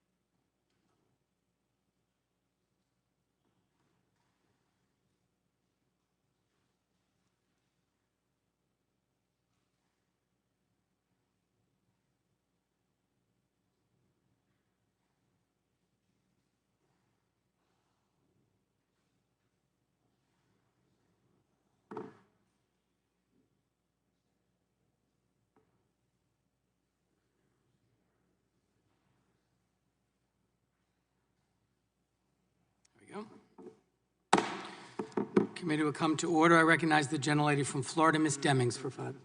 I'm sorry. I recognize the gentleman from North Dakota, Mr. Armstrong, for 5. Thank you, Mr. Chairman. Mr. Bezos, earlier my colleague brought up what I think is an important issue, and they were discussing Amazon's stated policy against using third-party seller information to inform business decisions regarding Amazon's private label brands. Ms. Jayapal specifically noted that possible loophole that allows Amazon to review non-public aggregate data to inform private brands, even in instances where there are only a few third-party sellers. I just want to drill down on that just a little more. Where exactly does Amazon draw the line? I'm sorry, aggregate data would be in more than one seller.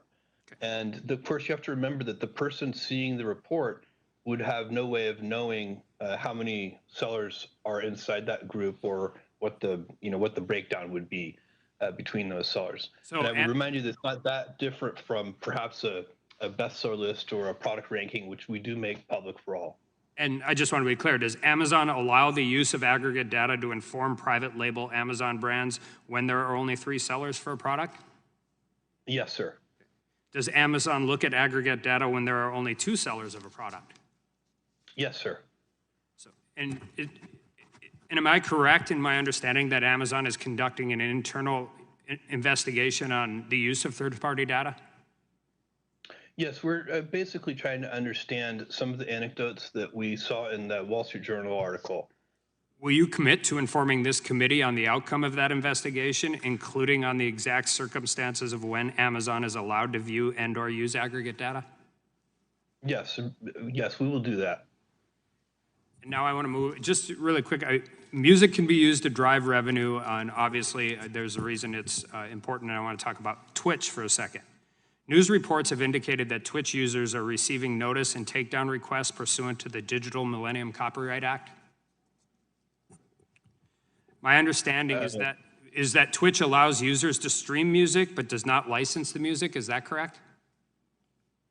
I'm going to have to ask that I could get back to your office with an answer to that question. I don't know. Okay, and then, well, so that would be great. And then, so I just have 2 more questions related to that. If Twitch is responding to DMCA notice and takedown requirements, should one, Twitch consider proactively licensing music instead of retroactively adhering to those notices? So these are the questions we're interested in. I'm primarily concerned about small, up-and-coming musicians, different people that aren't necessarily labels, to make it as easy for them to at least get cease and desist notices out as well, and as we continue to move forward there. Yes, Congressman, that's an important issue, and I understand it, and I will get back to your office on that. All right. Earlier this year, Google announced plans to retire third-party cookies that websites attach to users' browsers, and this allows users to be tracked across the internet. A consequence of that change is that it will put other digital advertising market participants at a disadvantage because they can no longer track users. And at the very, very danger of being pro-cookie, because I'm not when I use my computer as well. And I understand that there are legitimate privacy concerns with third-party cookies, but I do want to focus on the competition aspect. Did this asset action also place Google at a disadvantage, or does Google have alternative means of collecting that user data to inform its digital advertising activities, Mr. Pichai? Congressman, as you rightly pointed out, this is an area where we are focused on user privacy, and users clearly don't want to be tracked with third-party cookies. In fact, other browser vendors, including from Apple and Mozilla Foundation, have also implemented these changes. We are doing it thoughtfully, giving time for the industry to adapt, because we know publishers depend on revenue in this area. But it's an important change, and I think we have to be focused on privacy to drive the change forward. But you have other ways of collecting that information, correct? On our first-party services, we don't rely on cookies, and obviously when people come and type into search— I'm not asking you if you rely on cookies. I'm asking you if you have other ways of collecting it through Gmail or consumer-facing platforms, right? We don't use data from Gmail for ads, Congressman, but to the extent on the services where we provide ads, and if users have consented to ads personalization, yes, we do have data. Thank you. I yield back. Gentleman yields back. I now recognize the gentlelady from Florida, Ms. Demings, for 5 minutes. Thank you so much, Mr. Chairman. Mr. Zuckerberg, during discussions of changing Facebook's platform policy in 2012, you said that, and I quote, "In any model, I'm assuming we enforce our policies against competitors much more strongly." It sounds like Facebook weaponizes its policies to target competitors. Why would Facebook enforce its policies against competitors more strongly? Congresswoman, when we were a much smaller company, we saw that This is some of our 2012 larger- now. This was in 2012, so please go right ahead. Sure. We've had policies in the past that have prevented our competitors, which at the time we were primarily worried about larger competitors, from using our platforms to grow and compete with us. So we had some of those policies. We continually review them over time, and Okay, Mr. Zuckerberg, in since then, 2013, a we've senior actually- Facebook employee identified MessageMe as a fast-growing app on Facebook and said that we will restrict their access. Was this another example of enforcing Facebook's policies against competitors much more strongly?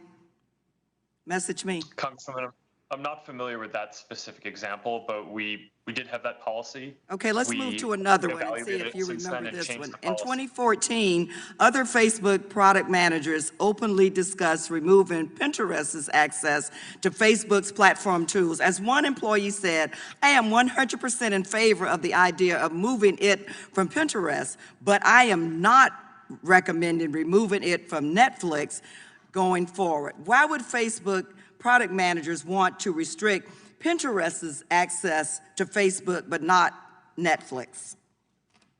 Congresswoman, I'm not familiar with that exchange. I don't think I was on that. Why do you think you wouldn't have to be on that, but why do you think they made that decision or would make a decision like that?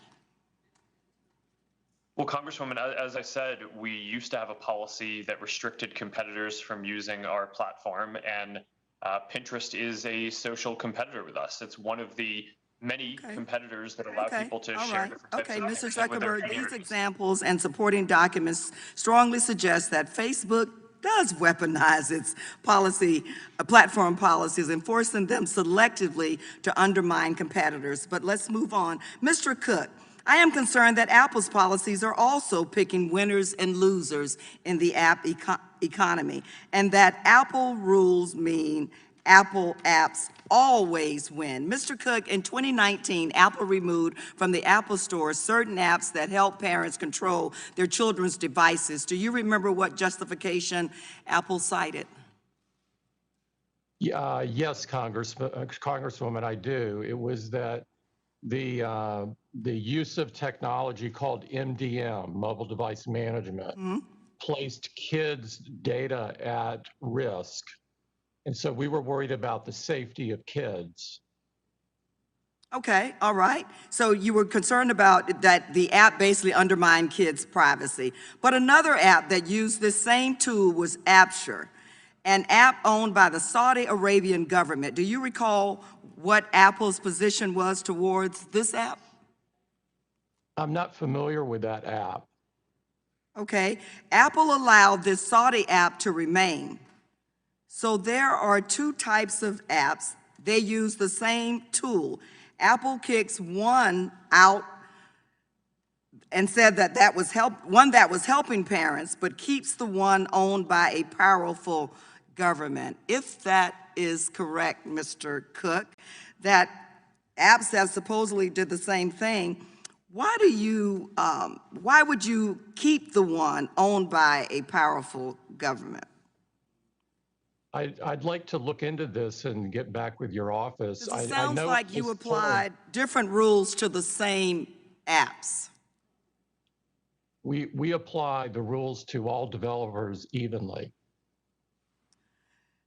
Did the fact that Apple had its own, Mr. Cook, let me just ask you this. Did the fact that Apple had its own parental control apps that were competing with these third-party apps contribute to Apple's decision to kick them off the Apple Store? Mr. Cook, what do you think about that? It did not. There's over 30 parental controls on the App Store today. So there's plenty of competition in this area. And I would point out that this is not an area where Apple gets any revenue at all. We do this Mr. Cook, because I didn't ask parents anything were- about revenue. That was not my question, but I'm out of time. And thank you so much, Mr. Chair. I yield back. Thank the gentlelady for yielding back. I now recognize the ranking member of the full committee, Mr. Jordan, for 5 minutes. Thank you, Mr. Chairman. I would yield to the gentleman from Florida, Mr. Gates. I thank the gentleman for yielding. Mr. Zuckerberg, just as Mr. Pichai gave prior testimony to Congress saying there wasn't editorial manipulation on their platform, you have previously given testimony to the Congress saying that there is not editorial manipulation that disadvantages conservatives. And just like in the case of Google, there have been whistleblowers from Facebook that not only have offered evidence indicating your testimony was not truthful, but there's even video that suggests that content moderators that you employ are out there disadvantaging conservative content.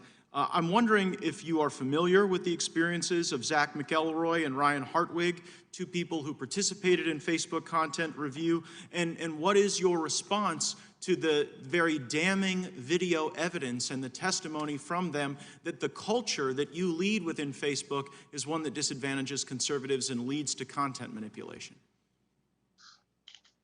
So, Congressman, I'm somewhat familiar with the concerns that they've raised, and as I've said, we aim to be a platform for all ideas. We got into this because we want to give everyone a voice. I certainly do not want our platforms to be run in a way that has any ideological bias, and I want people to be able to discuss a range of issues. When people raise concerns like that, we do look into them to make sure that that everyone in our operation is behaving and upholding the standards that we would like. And if the behavior that they cited is true, then that would be unacceptable in our operation. And following the release of those videos and that evidence from Project Veritas, will you then describe the investigation that Facebook undertook to root out these very corrosive effects on your platform? Congressman, I'd have to get back to you with more details on that, but I know that we have ongoing training in what we do, and we certainly will look into any complaints that come up, and we want to make sure that in how we run the content review teams, that it's done in a way that reflects the values of the company around giving everyone a voice and being a platform for all ideas. I'm concerned that the content review does reflect the values of the company, but those values don't in fact give everyone a voice. They prejudice against certain content. And while I appreciate training as a prophylactic endeavor to try to guide future content, it seems disingenuous for you to suggest that these videos come out that are very damning, that show the people that you trust with content moderation admitting on video that they disadvantage conservatives, that they label people who support the president as a way to push down their content and limit the reach of that content, for you to then come to us many months later after that was all over the news and the internet and say, well, you know, you'll get back to us and you do a little training. It seems to suggest that you don't take these allegations and this evidence very seriously. And so I'll ask the question perhaps in a different way. Would you revise your prior, in your prior testimony to Energy and Commerce, you said this does not happen, it cannot happen. Would you at least be willing to acknowledge, based on the irrefutable evidence before us that you don't seem to have investigated, that it is possible that at Facebook, your employees do have the power to disadvantage conservative viewpoints, and that they in fact have used that power in ways that we need to root out? Congressman, my testimony in the past and today is about what our principles are as a company and what we try to do. Of course, when you have tens of thousands of employees, people make mistakes, people have some of their own goals some of the time, and it's our job in running the company to make sure that we minimize errors and that we make sure that the company's operations reflect the principles that we intend to run it on. And when you fire people as a consequence of their politics, do you think that that impacts the culture and perhaps empowers some of the content moderators to also treat people worse as a consequence of their politics?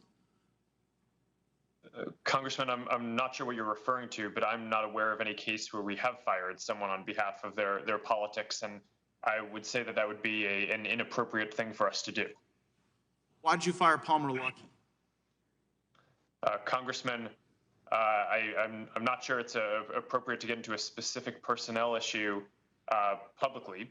I mean, I could just tell you that I can Palmer assure you that Luckey's it was not. NDA with you, I only have 10 seconds, but Palmer Luckey's NDA with you doesn't allow him to talk to anyone except government officials. I'm a government official. I've seen the messages where you have specifically directed Mr. Luckey to make statements regarding his politics for the benefit of your company. So I think both in the case of these content moderators and in the case of the testimony you just gave regarding Mr. Luckey and firing people over their politics, there is serious question as to whether or not you're giving truthful testimony here or whether it's lying before Congress. I see my time's expired and I'll yield back.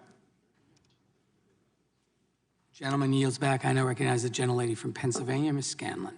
Thank you, Mr. Chairman. Mr. Pache, I wanted to focus a little bit on Google's acquisition of YouTube and some of the consequences of that move for consumer privacy and competition. Now, Google purchased YouTube in 2006 after identifying it as a potential rival that could eventually draw business away from Google. And it's my understanding Google paid $1.65 billion for that acquisition, nearly 30 times its original bid of $50 million. So could you tell us why Google was willing to pay so much more beyond the initial proposed bid? And was this as a result of any analysis on the harm Google would suffer if a competitor had purchased YouTube?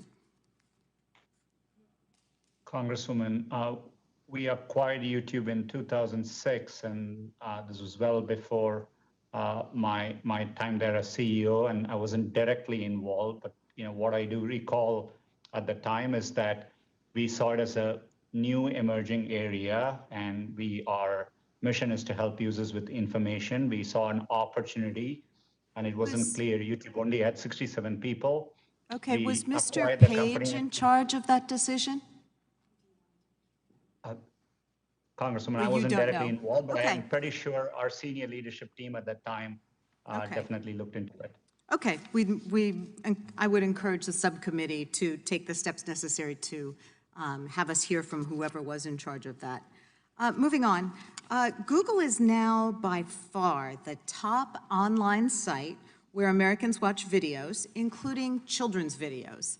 And as I'm sure you're aware, federal law prevents companies from collecting data on children under 13. However, just last year, the Federal Trade Commission found that Google had spent years knowingly collecting data on children under 13 on YouTube and offering advertisers the ability to target those children directly.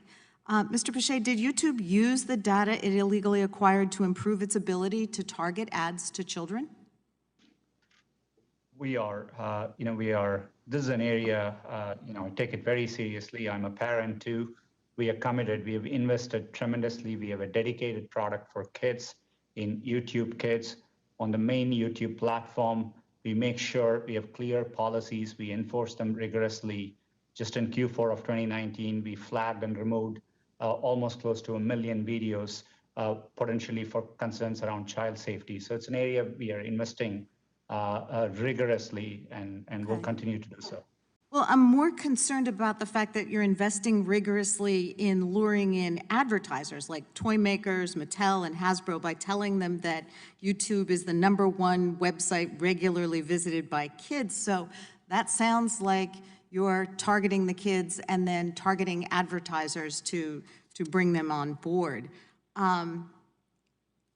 Is that correct? Today, in the main site of YouTube, we don't allow anyone under 13 to create accounts. There are scenarios in which there could be family viewing, and today there are creators who create content oriented towards families, and as part of that, there are advertisers which are interested in connecting with those users. But everything we do here, we obviously comply with all the applicable regulations. Okay, well, let's look at some of the content that is specifically for children. COPPA makes it illegal to target those kids, but we've got an issue where content creators are in a very difficult position now. So if a show like Sesame Street doesn't want to show ads for junk food on YouTube, does YouTube allow it to make that choice? Today, we do, we have choices both for creators in terms of, tools and preferences, and we have extensive tools for advertisers, and above all, for users, we give a choice. They can either use YouTube as a subscription service without seeing those types of ads, or they can use it for free with ads. So we give choice, and for us, it is of utmost importance that YouTube is a place where people come to learn, and we find increasingly small and medium businesses use YouTube to thrive, especially even during COVID.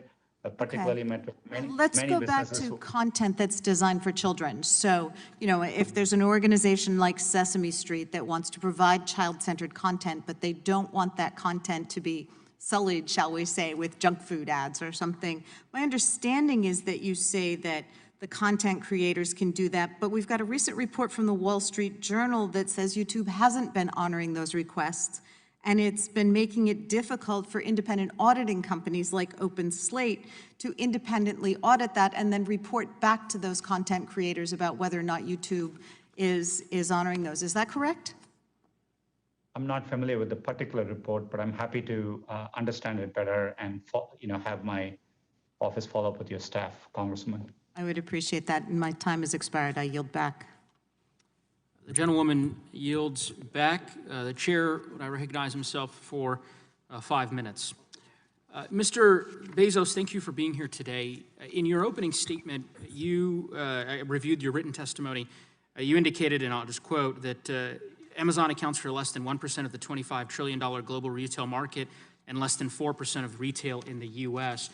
End quote, when you refer to retail, I take it based on the empirical studies I've reviewed, you're referring to a broad definition of retail that includes restaurants, bars, gas stations. So it's a fairly all-encompassing view of retail. I wonder if you know what percentage of Amazon's sales are represented in the terms of online retail sales, the e-commerce market stream.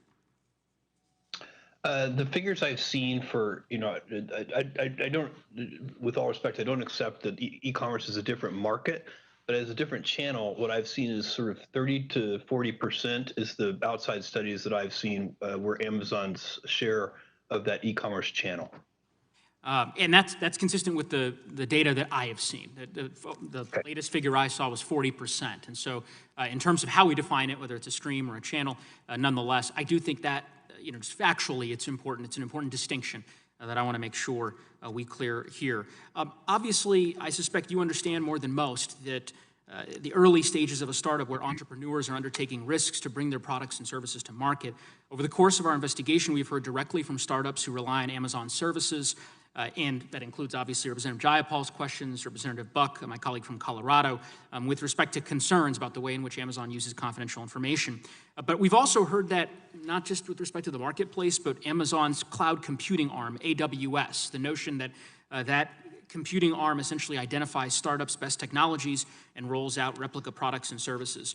So Mr. Bezos, does Amazon use confidential information that companies share via AWS to build competing services?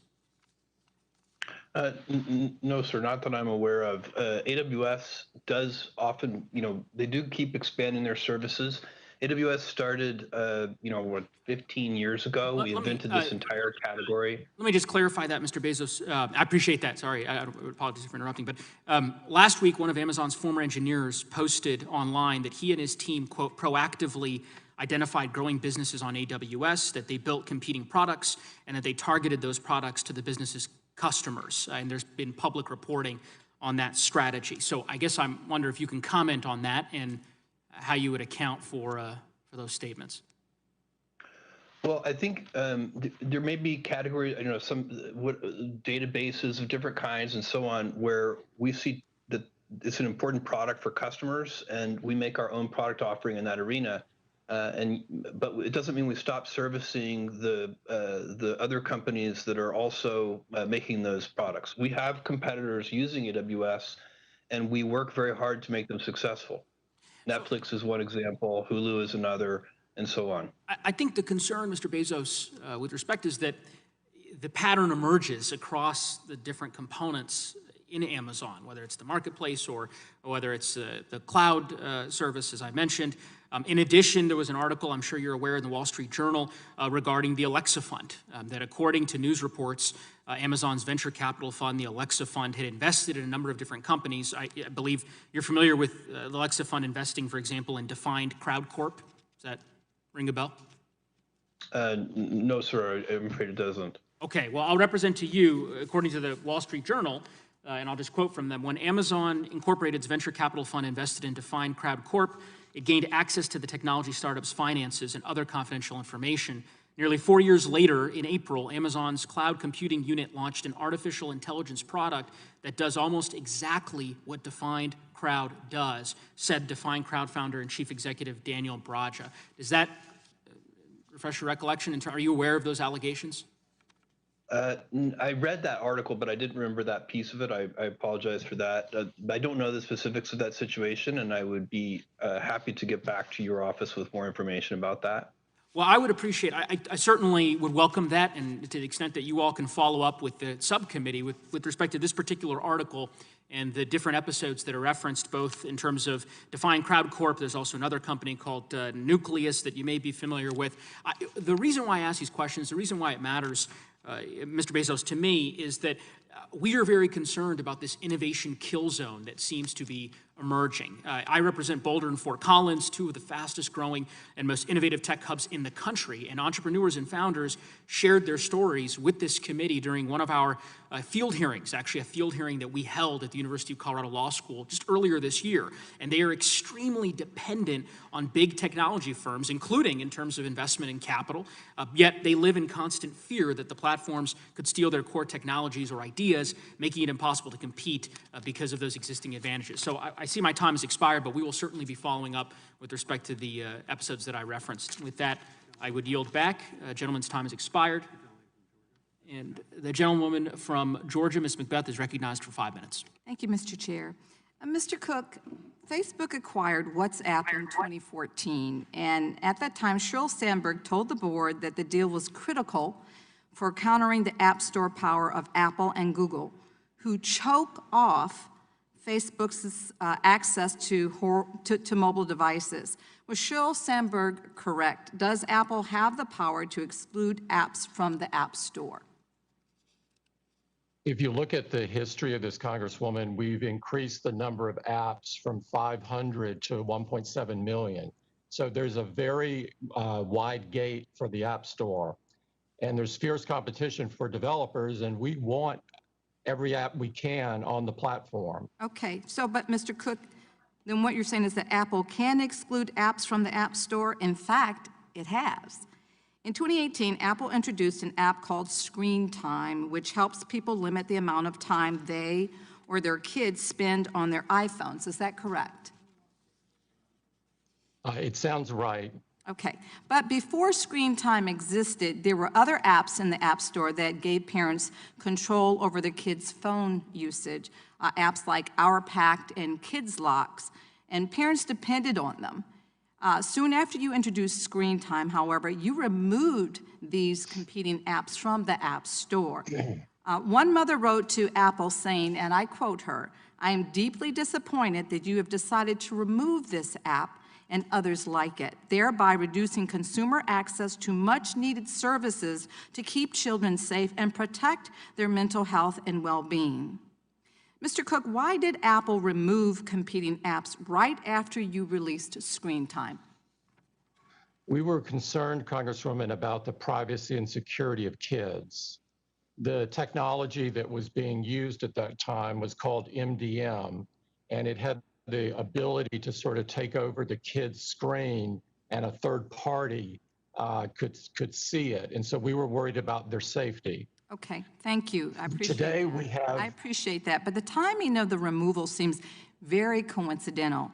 If Apple wasn't attempting to harm competitors in order to help its own app, why did Phil Schiller, who runs the App Store, promote the Screen Time app to customers who complained about the removal of rival parental control apps? Congresswoman, I can't see this email. I'm sorry, my eyes are not good enough to read it. But I see Screen Time as just an alternative, that there are over 30 parental control apps that are in the App Store today. And so there's vibrant competition for parental controls out there. Okay. Well, Mr. Cook, the fact is that Apple sidelined Screen Time's competition by keeping them out of the App Store. And while Apple claims these competitors weren't meeting Apple's privacy standards, these apps creators say that you admitted them back in 6 months later without requiring significant privacy changes. And, of course, 6 months is truly an eternity for small businesses to be shut down. Even worse, if all the while a larger competitor is actually taking away customers. And, you know, this is not the first time something like this seems to have happened, Mr. Cook. Let me give you another example, you know, of the harm that's been caused to your competitors. In 2010, Apple introduced an online bookstore called the iBookstore, where it offered ebooks. And the only major publisher that didn't agree to join iBookstore was Random House. Random House wanted to offer its own ebooks through its own apps and submitted their apps to be added to the App Store. Amidst continued negotiations between Apple and Random House, Senior VP Eddie Q said, and I'm quoting him, I'm quoting him when he said, it prevented an app from Random House from going live in the App Store. Q himself cited this app rejection as a factor in finally getting Random House to give in and join iBookstore. Mr. Cook, is it fair for Apple to use its power over the App Store to pressure a business to join Apple's own app? I can't see the email, and so I don't know the context of it, but there are many reasons why an app might not initially go through the App Store gate, because it may not work properly. There may be other issues with it, so it's very difficult to see. What I would say, though, on a macro basis, the gate to the App Store is very wide. We have 1.7 million apps in it. It's become an economic miracle with over $138 billion of commerce just in the United States. Mr. Cook, I really, really appreciate that sentiment. But, you know, I want to say to you that Apple enjoys enormous power to control which apps can reach consumers. Even some of the largest companies in the country fear your power. Our evidence suggests that your company has used its power to harm your rivals and boost your own business. This is fundamentally unfair. It harms small businesses that rely on you to reach customers. It stifles the innovation that is the lifeblood of our economy. Ultimately, it reduces the competition and choices that are made available to consumers, and that is a great concern to all of us. And I yield back. The gentlelady yields back. That concludes that round. In light of the request of Mr. Gates for a third round, and because many of my colleagues would like to get more fulsome answers on a number of issues, we'll proceed to a final round, and my expectation is we will conclude within the hour. And I'll recognize myself for 5 minutes. Mr. Zuckerberg, we've seen the dominance of several of the companies appearing before us today, that it's not just harmful to our economy and competition, but it's harmful to the founding principles of our democracy. Facebook and Google are designed to keep users on their platforms whatever the cost, because disinformation, propaganda, and hateful speech are good for engagement. They're good for business. But over 100 years ago, the Supreme Court Justice Oliver Wendell Holmes Jr. wrote, the most stringent protection of free speech would not protect a man in falsely shouting fire in a theater and causing panic. My first question is, Mr. Zuckerberg, do you agree with that principle, that there are limits to harmful and false speech, and that are particularly important when it comes to the health and safety of the public? Congressman, I certainly do, and I actually think that our policies go further than just limiting those types of things. Well, Mr. Zuckerberg, you have 1 billion users and almost 50,000 employees, and so you agree you have a responsibility to remove harmful lies from your platform, correct? Congressman, I think we have a responsibility to limit the spread of content that's going to be harmful for people. And also, if you, I'd like to add that I do not believe that we have any incentive to have this content on our service. People don't like it. Except that, Mr. Zuckerberg, with all due respect, except that it is often the most engaging. It's the most, it brings the most likes, or it brings the most activity, which of course produces great profit. So you do have an incentive. The more engagement there is, the more money you make on advertising. So let me ask you a question. Let me give you some specific examples that will illustrate my concerns. These are some of the top 10 most shared articles on Facebook in 2020. Trump suggests injection of disinfectant to beat coronavirus and clean the lungs. Coronavirus hype, biggest political hoax in history. U.S. hospitals getting paid more to label cause of death as coronavirus. During the greatest public health crisis of our lifetime, don't you agree that these articles viewed by millions on your platform will cost lives? Congressman, with respect, we certainly have policies that prohibit false information about COVID that would lead to imminent harm. And we've been quite aggressive about taking that down, as some of the questioning from the other side of the aisle has shown so far. Well, Mr. Zuckerberg, I'm quite proud of our efforts here. Well, with all due respect, the problem is Facebook is profiting off and amplifying disinformation that harms others because it's profitable. This isn't a speech issue. It's about Facebook's business model that prioritizes engagement in order to keep people on Facebook's platform to serve up more advertisements. So I'll ask you very specifically, what are you doing right now to protect people from demonstrably false claims related to this deadly pandemic? Congressman, I'll certainly answer that, but I have to disagree with the assertion that you're making that this content is somehow helpful for our business. It is not what people want to see, and we rank our what we show in feed based on what is going to be the most meaningful to people and is going to create long-term satisfaction, not what's just going to get engagement or clicks today. That's Sir, a common misperception about the company. If that's true, Mr. Zuckerberg, how do you explain that on Monday, the second most popular post on Facebook was a Breitbart video claiming that you don't need a mask and hydroxychloroquine is a cure for COVID. And in the first 5 hours after being posted on Facebook, it racked up 20 million views and over 100,000 comments before Facebook acted to remove it.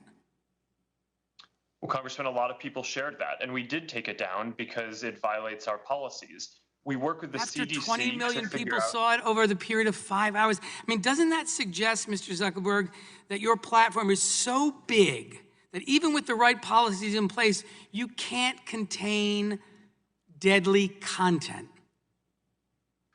Congressman, I don't think so. I think we have, on COVID misinformation in particular, a relatively good track record of fighting and taking down lots of false content, as well as putting up authoritative information. We have built a COVID information center I understand with that. authoritative information from health officials. Thank you, Mr. Zuckerberg. I just have one more question for you. 2 billion people. I appreciate that. Mr. Zuckerberg, if a television station runs a false political advertisement, they're held liable for that.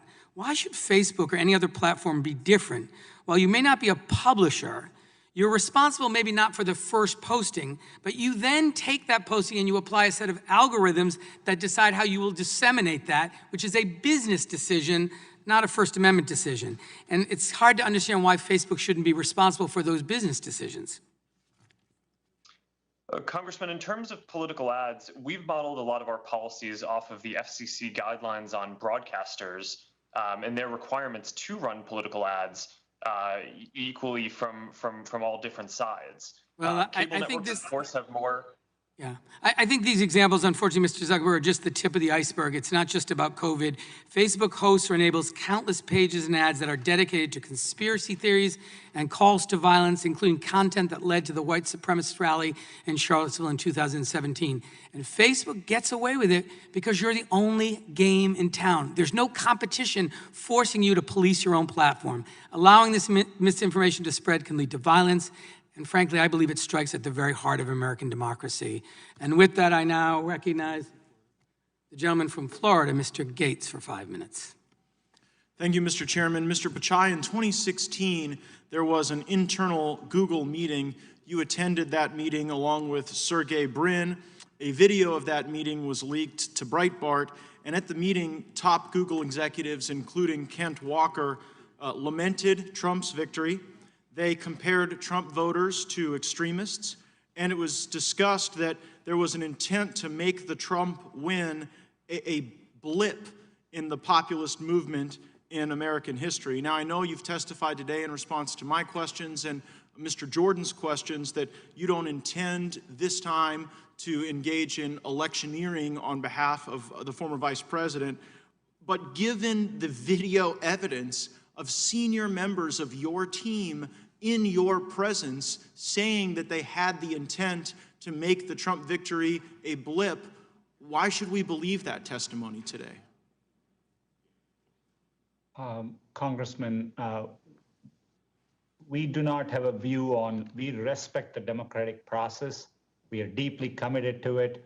As a company, we take pride in the information we provide to help people participate in free elections.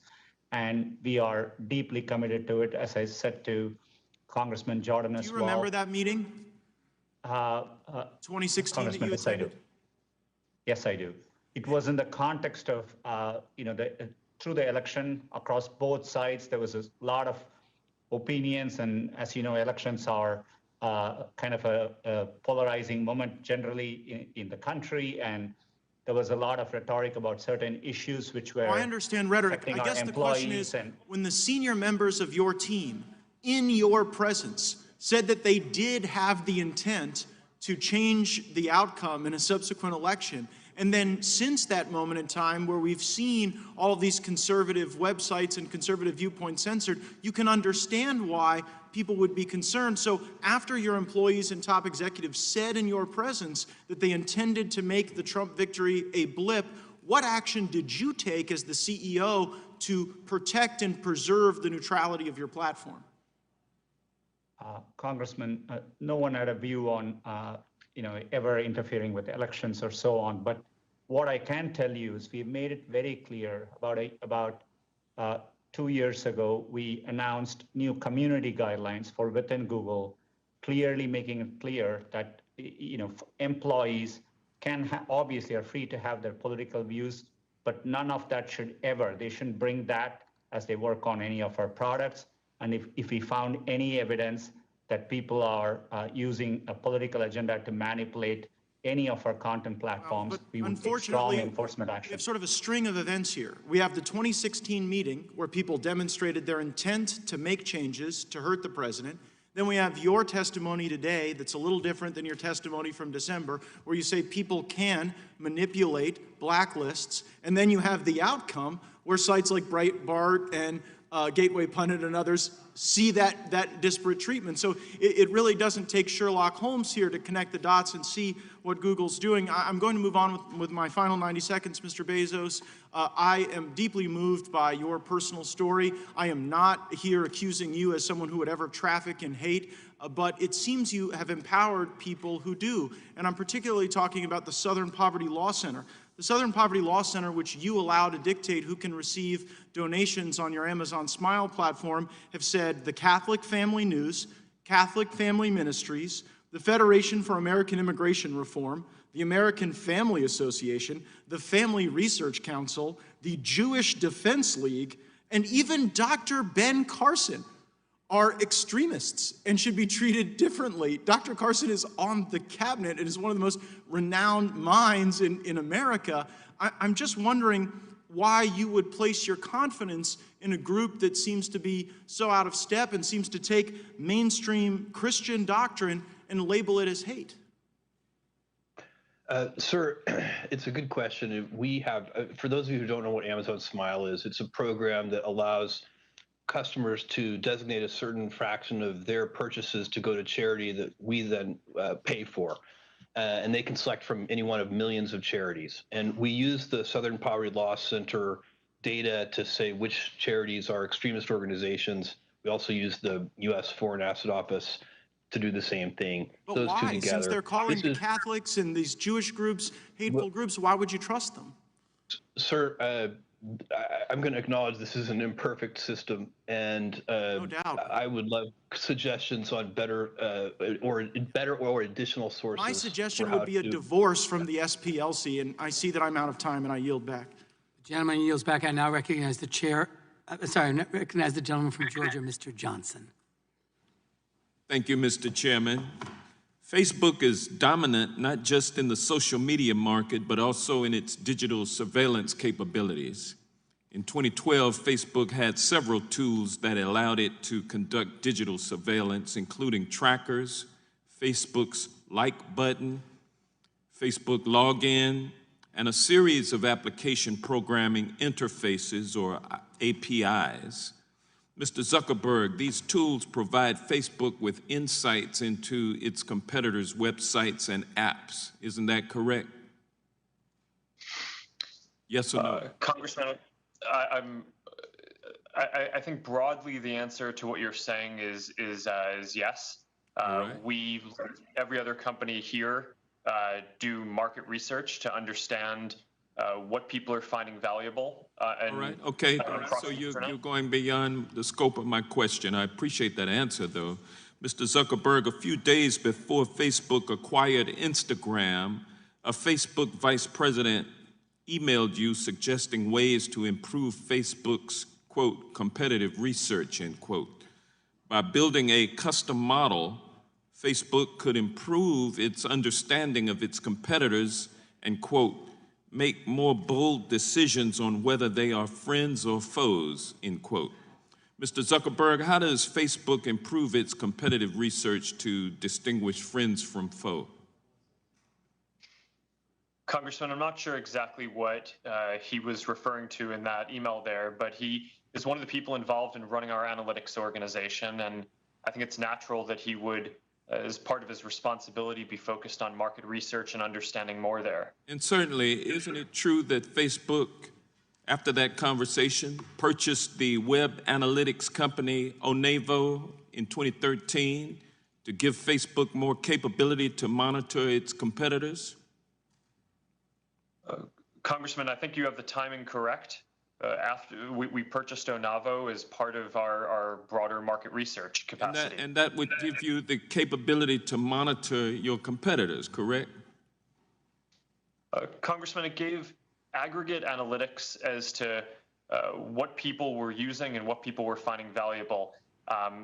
Sort of like the type of product you would get from Nielsen or ComScore, some of these other third-party companies that provide similar data. Well, Mr. Zuckerberg, that acquisition gave you non-public real-time data about engagement, usage, and how much time people spend on apps.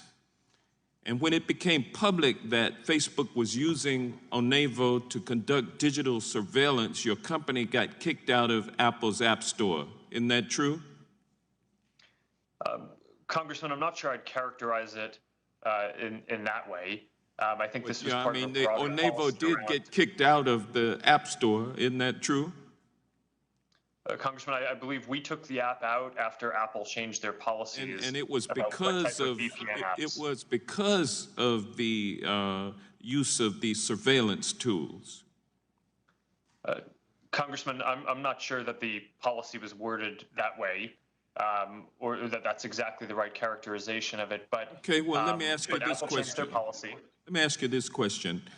After Onevo was booted out of the App Store, you turned to other surveillance tools such as Facebook Research app, correct? Congressman, in general, yes, we do a broad variety of market research, as do and also, isn't it true, Mr. Zuckerberg, that Facebook paid teenagers to sell their privacy by installing Facebook Research app? Congressman, I'm not familiar with that, but I think it's a general practice to be able to, that companies use to have different surveys and understand data from how people are using different products and what their preferences are. Facebook Research app got thrown out of the App Store too, isn't that true? Congressman, I'm not familiar with that. Okay, well, over nearly a decade, Mr. Zuckerberg, you led a sustained effort to surveil smaller competitors to benefit Facebook. These were steps taken to abuse data, to harm competitors, and to shield Facebook from competition. You tried one thing, and then you got caught, made some apologies, then you did it all over again. Isn't that true? Congressman, I respectfully disagree with that characterization. I think every company engages in research to understand what their customers are enjoying so that they can learn and make their products better. And that's what we were trying to do. That's what our analytics team was doing. I think in general that allowed us to make our services better for people to be able to connect in a whole lot of different ways, which is our goal. Did you use that capability to purchase WhatsApp? Congressman, it was one of the signals that we had about WhatsApp's trajectory, but we didn't need it. Without that, it was pretty clear that WhatsApp was a great product. I already had a relationship with Jan Koum, the founder. And it was a competitor. The gentleman's time has expired. I now recognize the gentleman from Florida, Mr. Stubbe. Thank you, Mr. Chairman. I have a question for all four, yes or no answer. Do you believe that the Chinese government steals technology from U.S. companies? Start with Mr. Cook. I don't know of specific cases where we have been stolen from by the government. So you don't believe that the Chinese government's stealing technology from U.S. companies, or you're just saying that not from yours? I'm saying I know of no case on ours where it occurred, which is I can only speak to firsthand knowledge. Mr. Pichai, do you believe that the Chinese government steals technology from United States companies? Congressman, I have no firsthand knowledge of any information stolen from Google in this regard. Mr. Zuckerberg? Congressman, I think it's well documented that the Chinese government steals technology from American companies. Yeah, thank you. Mr. Bezos?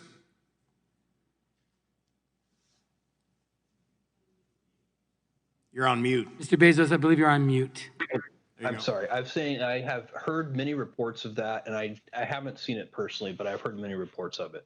So of all the different products that Amazon carries, you haven't seen that in any of the companies that sell products on Amazon or your company yourself? Oh, well, certainly there are knockoff products, if that's what you mean, and there are counterfeit products and all of that. But the Chinese, if the answer is the Chinese government stealing technology, that's the thing I've read reports of, but don't have personal experience with. It's no secret that Europe increasingly seems to have an agenda of attacking large, successful U.S. tech companies. Yet Europe's approach to regulation in general, and antitrust in particular, seems to have been much less successful than America's approach. America is a remarkable nursery for innovation and entrepreneurship in pursuit of the American dream. As you all know from direct experience, this is a country where it's possible to start a company from a garage or a dorm room and experience tremendous success. Do you have any recommendations on how Congress can better protect U.S. firms and U.S. companies from aggression and government intervention abroad, not just in Europe, but in China as well? Anybody that would like to chime in, I'll open it up to any of you.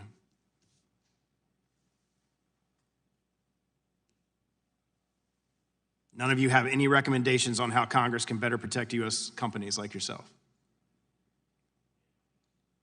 All right, well, now I'll yield the remainder of my time to Mr. Gates.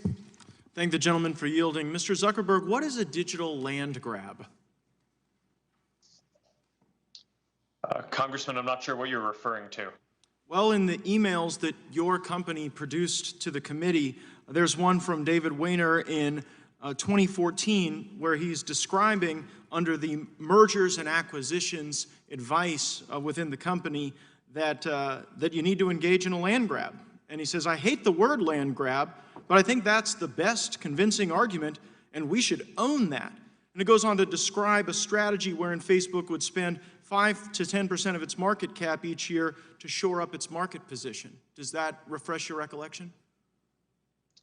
Yes, Congressman, thanks for the opportunity to address this and frankly, to correct the record, because I believe that what he was referring to was a question that was incoming from investors about whether we would continue to acquire different companies. I don't think that wasn't referring to an internal strategy. It was referring to an external question that we were facing about how investors should expect us to act going forward. And I think he was discussing the fact that as mobile phones were growing in popularity, there were a lot of new ways that people could connect and communicate that were part of this overall broader space and market around human connection and helping people stay connected and share their experiences. Okay, well, Mr. Zuckerberg, it seems to be both internal and external, because then in an email from you in 2012, we see a similar sentiment expressed. You write, "We can likely always just buy any competitive startups." So is your desire to limit competition by purchasing your competitors consistent with the message to your investors that the way you'll run your company is through digital land grabs? Congressman, I'm not sure I agree with the characterization of how we communicated with investors. But it's your words, Mr. Zuckerberg. But I think the broader point is that there were a lot of new ways that people can connect that were created by smartphones. But this is about your merger and acquisition strategy. You went on to say one thing about startups is you can often acquire them. So, I mean, I'm not interested in how people connect. I'm interested in how you acquire businesses to limit competition. The gentleman's time has expired, but the witness may answer the question. Congressman, in order to serve people better and help people connect in all the ways they want, we innovated and built a lot of new use cases internally, and we acquired others. And that, I think, has been a very successful strategy at serving people well. And a lot of the companies that we've been able to acquire have gone on to reach and help connect many more people than they would have been able to on their own. You've grabbed a lot of land. I would say I yield back, Mr. Chairman. Thank you. The gentleman yields back. I now recognize the chair of the full committee, Mr. Nadler, for 5 minutes. Thank you, Mr. Chairman. Mr. Cook, we've heard from businesses that Apple is canvassing the App Store to determine whether it can extract commissions from apps that have changed their business models in response to the pandemic. Businesses that relied on in-person interactions have moved online, and Apple is looking for its cut. Our staff has heard from some of the affected businesses. They say you're calling them up, demanding your 30%. Isn't this pandemic profiteering? We would never do that, Mr. Chairman. The pandemic is a tragedy, and it's hurting Americans and many people from all around the world, and we would never take advantage of that. I believe the cases that you're talking about are cases where something has moved to a digital service, which technically does need to go through our commission model. But in both of the cases that I'm aware of, we are working with the developers. To sort of zoom out and to give you some historical context on this, when we entered the App Store market, the cost of distributing software was 50 to 70%. And so we took the rate in half and to 30%, and we've held it in that same level over time or lowered it. It's now responsible for 2 million jobs across America, and 84% of the apps on the store are distributed for free, where 100% of the proceeds go to the developer. Only that 16% is subject to a commission of either 15 or 30%. And school is about to start around the country, and millions of parents and students will attend school online. They will rely on apps to talk to teachers, tutors, and virtual learning tools. Are these online learning tools next on Apple's, are they on Apple's list to monetize? They're not, Mr. Chairman. We're very proud of what we've done in education. We are serving that market in a significant way, including tons of donations. And we will work with the people that happen to move from a physical to a virtual world because of the pandemic. And we've done a lot to address COVID in general as a company. We've sourced and donated 30 million masks, turning our supply chain into something that would be great for America. We've designed a face shield, donated 10 million of those. We're donating significant amount of money across the U.S. Thank you. Thank you. Now, thank you. We've heard that Apple is now trying to extract commissions from various apps that previously didn't pay you anything. You approved, we're told, the email app Hey, and then days later threatened to kick it out of the App Store unless it built a way to give you a cut of revenue. The COO of Basecamp maker of the Hey app, testified before our committee earlier this year. He was concerned about Apple's monopoly over software distribution on iOS devices, and he seems to have been right. Apple says services like Hey have always been required to cut Apple in, but you previously didn't interpret your rules that way. You didn't enforce your rules this way. So would you comment on this, please? Yeah, Mr. Chairman, I would. Hey is in the store today, and we're happy that they're there.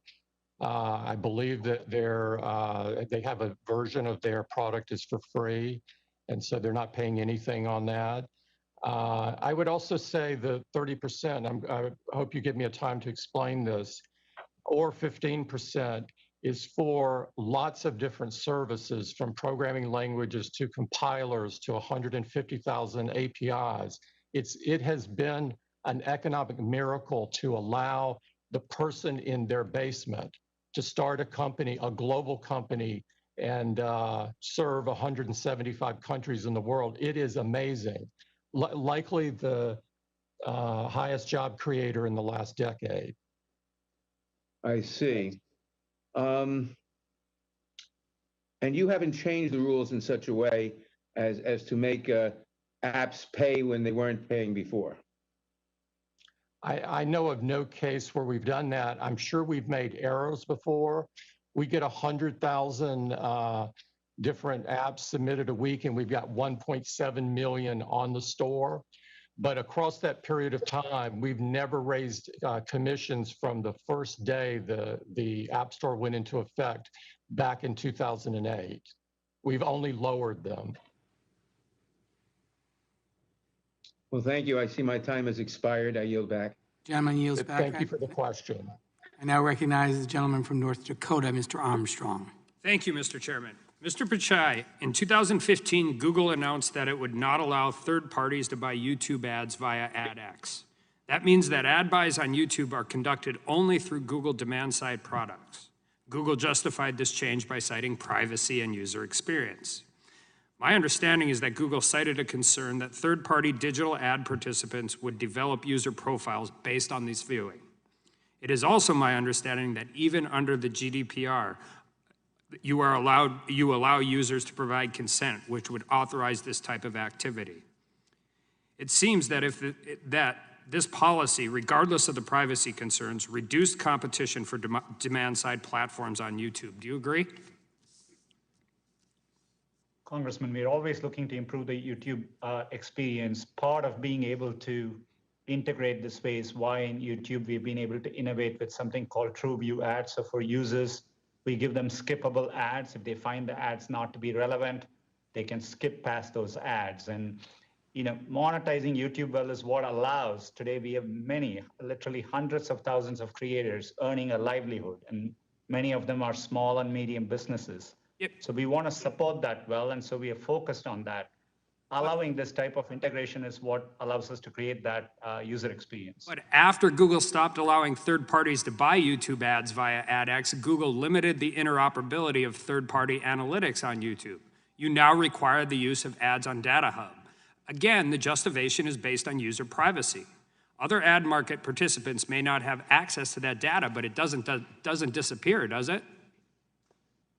Congressman, this is consistent with how today many services, be it Facebook or Snapchat or Pinterest, you work with their ad tools to buy ads on their properties. Well, I understand that, but the excuse is privacy, but the data doesn't disappear. You just have greater control over it, right?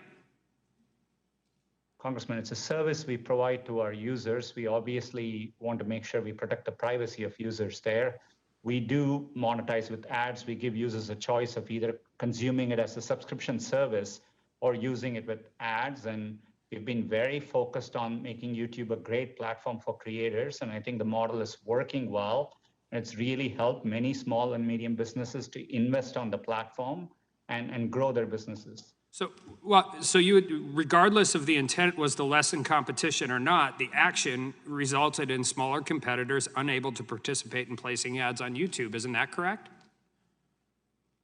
Congressman, we see robust choice for advertisers. There is several alternatives. There is obviously Facebook suite of products. There is Amazon with their ads marketplace. There is companies like Snapchat, Pinterest, Twitter. There are new competitors who have emerged. And this is why we have seen advertising costs decline by 40% in the last 10 years. And so we see dynamism in the marketplace. We are focused on. Yeah, but here's my issue. And there are policies that actually protect user privacy. Apple's encryption policy. Microsoft just came out on facial recognition policy. My concern is that is that when we're using privacy, we're trying to use privacy and we're using privacy as a shield, but what we're really doing and what your company's really doing is using it as a cudgel to beat down the competition. And when we're talking about privacy, it's a great word that people care about, but not when it's utilized to control more of the marketplace and squeeze out smaller competitors. And with that, I'd yield the remainder of my time to Mr. Gates. Thank the gentleman for yielding. Mr. Bezos, we were cut short in our last discussion. I just wanted to give you the chance to clear this up. You don't believe Dr. Ben Carson is an extremist, do you? No, sir, I don't. So help me understand why you would partner with a group that labels him as someone worthy of an extremist watch list. Well, I want you to hopefully appreciate when we're trying to make it possible for people to donate to any number of, from millions of different charities, and we need to have some source of data to use. And while I accept what you're saying, that the Southern Poverty Law Center and the U.S. Foreign Asset Office are not perfect, and I would like a better source if we could get it, that is what we use today. Well, that's breaking news. It's great to hear that you do recognize the infirmities in the Southern Poverty Law Center, and there are, I guess, Mr. Zuckerberg and Mr. Pichai's companies use them as well. Mr. Zuckerberg, do you believe that Dr. Ben Carson is an extremist? No, Congressman. And so why would you trust the people who think he is? Congressman, I'm not aware of where we work with the organization that you're saying. Oh, the Gentleman's time has expired. That's and I recognize the gentleman from Maryland, Mr. Raskin, for 5 minutes. Thank you, Mr. Chairman. I read Richard Hofstadter's The Paranoid Style in American Politics, so I suppose it's futile to try to cure the obsessive persecution complex and victimology of some of our colleagues, but they should check out the top performing Facebook link posts by the United States pages today or yesterday or any day for the last week, and 7 or 8 out of the 10 each day are right-wing sites: Ben Shapiro, Fox News, Dan Bongino, Ben Shapiro, Fox News, Blue Lives Matter, and so on. So if Facebook is out there trying to repress conservative speech, they're doing a terrible job at it. And so I don't understand just the endless whining about how Facebook and Twitter, or Facebook and Twitter, are somehow discriminating against conservatives. The removal of Donald Trump and Donald Trump Jr. From Twitter, their tweets, was all about their spreading disinformation, false statements about COVID-19. That was an absolute public health measure, which I hope all of us would endorse. We don't want anybody, including the President of the United States, spreading false information about COVID-19. So I think they essentially destroy their own case when they pick that as their cause for going after all of you. And I don't understand for the life of me the line of questioning about electioneering taking place by some of your companies. If you're opposed to electioneering by corporations, as I am, and you're opposed to Citizens United, then you've got no problem. Citizens United is what gave corporations the power to go out and spend money. And if you don't like the way that some companies are spending money, then either start your own company or tell them what's wrong with it. But the idea that electioneering is something you're opposed to just strikes me as completely inconsistent with the history and the facts. So I want to go to Mr. Cook, if we could. But first, a quick question. Are any of your companies benefit corporations, and is that something you've considered doing? Is there any one of you that have thought about becoming a B Corp or a benefit corporation? Okay, I take it the answer is no there. Mr. Cook, I'm hung up on this whole 30% question that several members have talked to you about, and you said sometimes it's 15%, sometimes it's 30%. Can you explain when it's 15 and when it's 30 and why it's 15 sometimes and why it's 30? Sure. Thank you for the question, Congressman. In 84% of the time, it's 0. 16% of the time, it's 15 or 30. In the case of it's 15 if it's in the second year of a subscription. Okay, so you just graduate from your first year, you're taking no toll, essentially. The second year, it's 15, and then it's 30 after that. Is that right? No. If it's a subscription product, it's 30% in the first year, and then it drops to 15 in the second year and every year thereafter. I gotcha. Okay. Well, what troubles me is just what one businesswoman told me when I was looking at this, which is she said, I pay around 25% of my income to Uncle Sam, to the government, and then I pay 30% of my income to Apple, and so I get half of it, and it's very hard to make ends meet. And I just wonder, look, all of you are in business and all of you are tremendously successful at what you do. And obviously this model has worked for you. But the question is, does this model actually squeeze out the next generation of entrepreneurs? And is it an unjust arrangement because you're, the 10,000-pound gorilla and they're just trying to get started? No, I don't think so. In fact, keep in mind, we've gone from 500 apps to 1.7 million. And so there's a lot of apps on the store, and a lot of people are making a very good living from it. And you've said that, forgive me for interrupting, but you've said that several times. But that, to me, might just underscore the monopoly nature of your business, that everybody's got to go through you. There's really no alternative. And so, I mean, I don't blame you for taking them all, but that doesn't mean that the terms that are being dictated are in fact fair terms. So how would you defend substantively that bargain? That whether you look at it from a customer point of view or a developer point of view, there are enormous choices out there. If you're a developer, you can write for Android, you can write for Windows, you can write for Xbox or PlayStation. If you're a customer and you don't like the setup, the curated experience of the App Store, you can buy a Samsung. Okay, I appreciate that. Forgive me for cutting you off. I've got one more final question for Mr. Zuckerberg. You spend a lot of your time speaking to our conservative colleagues who have this persecution complex that you're somehow going after them. Will you have time to meet with this broad coalition of civil rights groups that are engaged in a boycott because of what they think is the proliferation of hate speech and Holocaust revisionism and other affiliated topics on Facebook?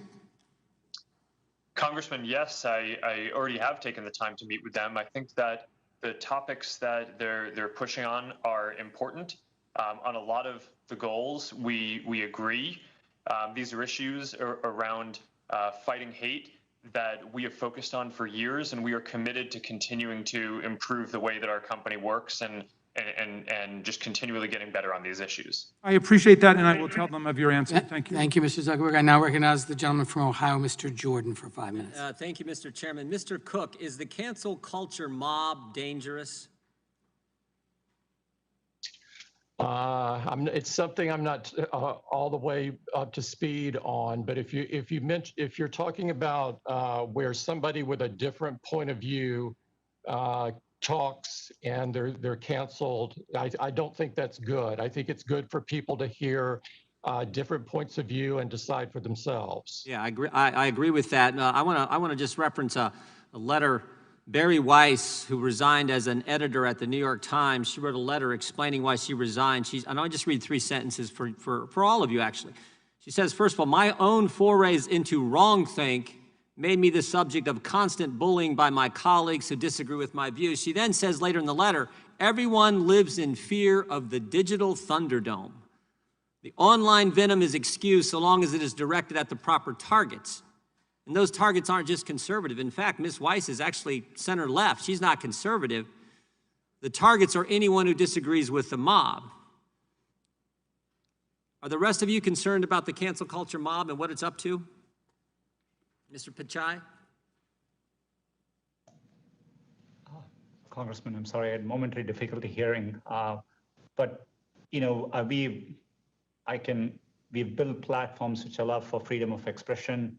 And we take pride in the fact that across our platforms, including YouTube, there are more diverse voices than ever before.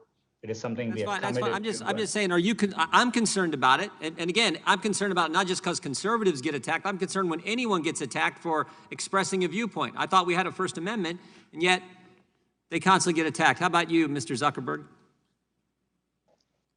Yes, Congressman, I believe strongly in free expression. Giving people a voice is an important part of what our services do. And I'm very worried about some of the forces of illiberalism that I see in this country that are pushing against free expression. I think that this is one of the fundamental democratic traditions that we have in our country, and it's how we make progress over the long term on a number of issues. And our company is committed to doing what we can to protect people's voice. Thank you, Mr. Zuckerberg. Mr. Bezos? Yes, sir. I am concerned in general about that. And what I find a little discouraging is that it appears to me that social media is a nuanced destruction machine. And I don't think that's helpful for a democracy. You agree with the term she used, Ms. Weiss used, digital Thunderdome? I see that, yes. Yeah, I see it too. And I guess my point is you were 4 pretty important guys leading 4 of the most important companies on the planet, and it would sure be helpful if you spoke out against this. I mean, Mr. Cook, there was a 1984 Super Bowl ad in black and white, had this Big Brother type figure as the narrator saying over the screen to a bunch of these workers, looks like it was straight out of the Soviet Union, saying to a bunch of these workers as they're sort of marching along, he says one of the lines that the narrator uses is, "Our unification of thoughts is more powerful a weapon than any fleet or army on the earth." And then the ad ends with this lady running in color and smashing the screen, busting the groupthink, busting the mob think. Do you remember that ad, Mr. Cook? What company had that ad? I remember it very well. It was Apple versus IBM at the time. Yeah, but the point was, mob think, cancel culture, groupthink is not what this country is about. And we are seeing it play out every single, just take the sports world, for goodness sake. In the last few weeks, Drew Brees had to bow to the mob simply because he suggested you should stand for the anthem. There was a football coach at Oklahoma State who wore the, quote, wrong t-shirt fishing with his boys. He got in all kinds of trouble. James Harden wears a mask saying, back the police, help the police, support the police. He gets attacked. Why don't we just let the First Amendment work? That's all we're asking. And you are 4 individuals who have so much influence. It would sure help if you're out there criticizing what the cancel culture mob is doing to this country. And people see it every single day. And I hope you'll do it. I hope you all said you disagree with it. I hope you'll really speak out against it and be fair with all viewpoints. I yield back. The gentleman yields back. I recognize the gentlelady from Washington, Ms. Jayapal. Thank you, Mr. Chairman. Mr. Pichai, I direct my questions to you. Many of us feel a deep urgency to protect independent journalism, and I wanted to talk a little bit about ad revenue and independent journalism. Google makes most of its revenue through selling advertising, and Google's advertising exchange is a, quote, real-time marketplace to buy and sell display advertising space, correct? Yes, Congressman, that's correct. And over 2 million websites, including online newspapers, use that exchange, correct? We are very proud to support publishers, and I don't have the exact numbers, but yes, that seems to. Well, that's an estimate put forth by tech expert Dina Srinivasan, and your own website for Google Display Network says you have access to over 2 million sites. What is Google's share of the ad exchange market? Congressman, I'm not exactly familiar. I've seen various reports, but you know, we are a popular choice. Great. Let me put it up for you. If you look at the screen, you will see that 50 to 60%, Google has 50 to 60% according to the Online Platforms and Digital Advertising CMA market study that was just released. And in order to buy and sell on these exchanges, websites and advertisers go through a middleman like Google's DV360 and Google Ads. If you look at the slide, Mr. Pichai, you can see that the share of this buy-side market that Google has is 50 to 90%, according to the same study. And I just want to simplify how these exchanges work. So say in Seattle, Dee's Electronics, a mom and pop business, wants to buy online ad space in the Seattle Times. Dee's Electronics would need to go to a middleman like Google Ads, which would then bid for ad space on an ad exchange.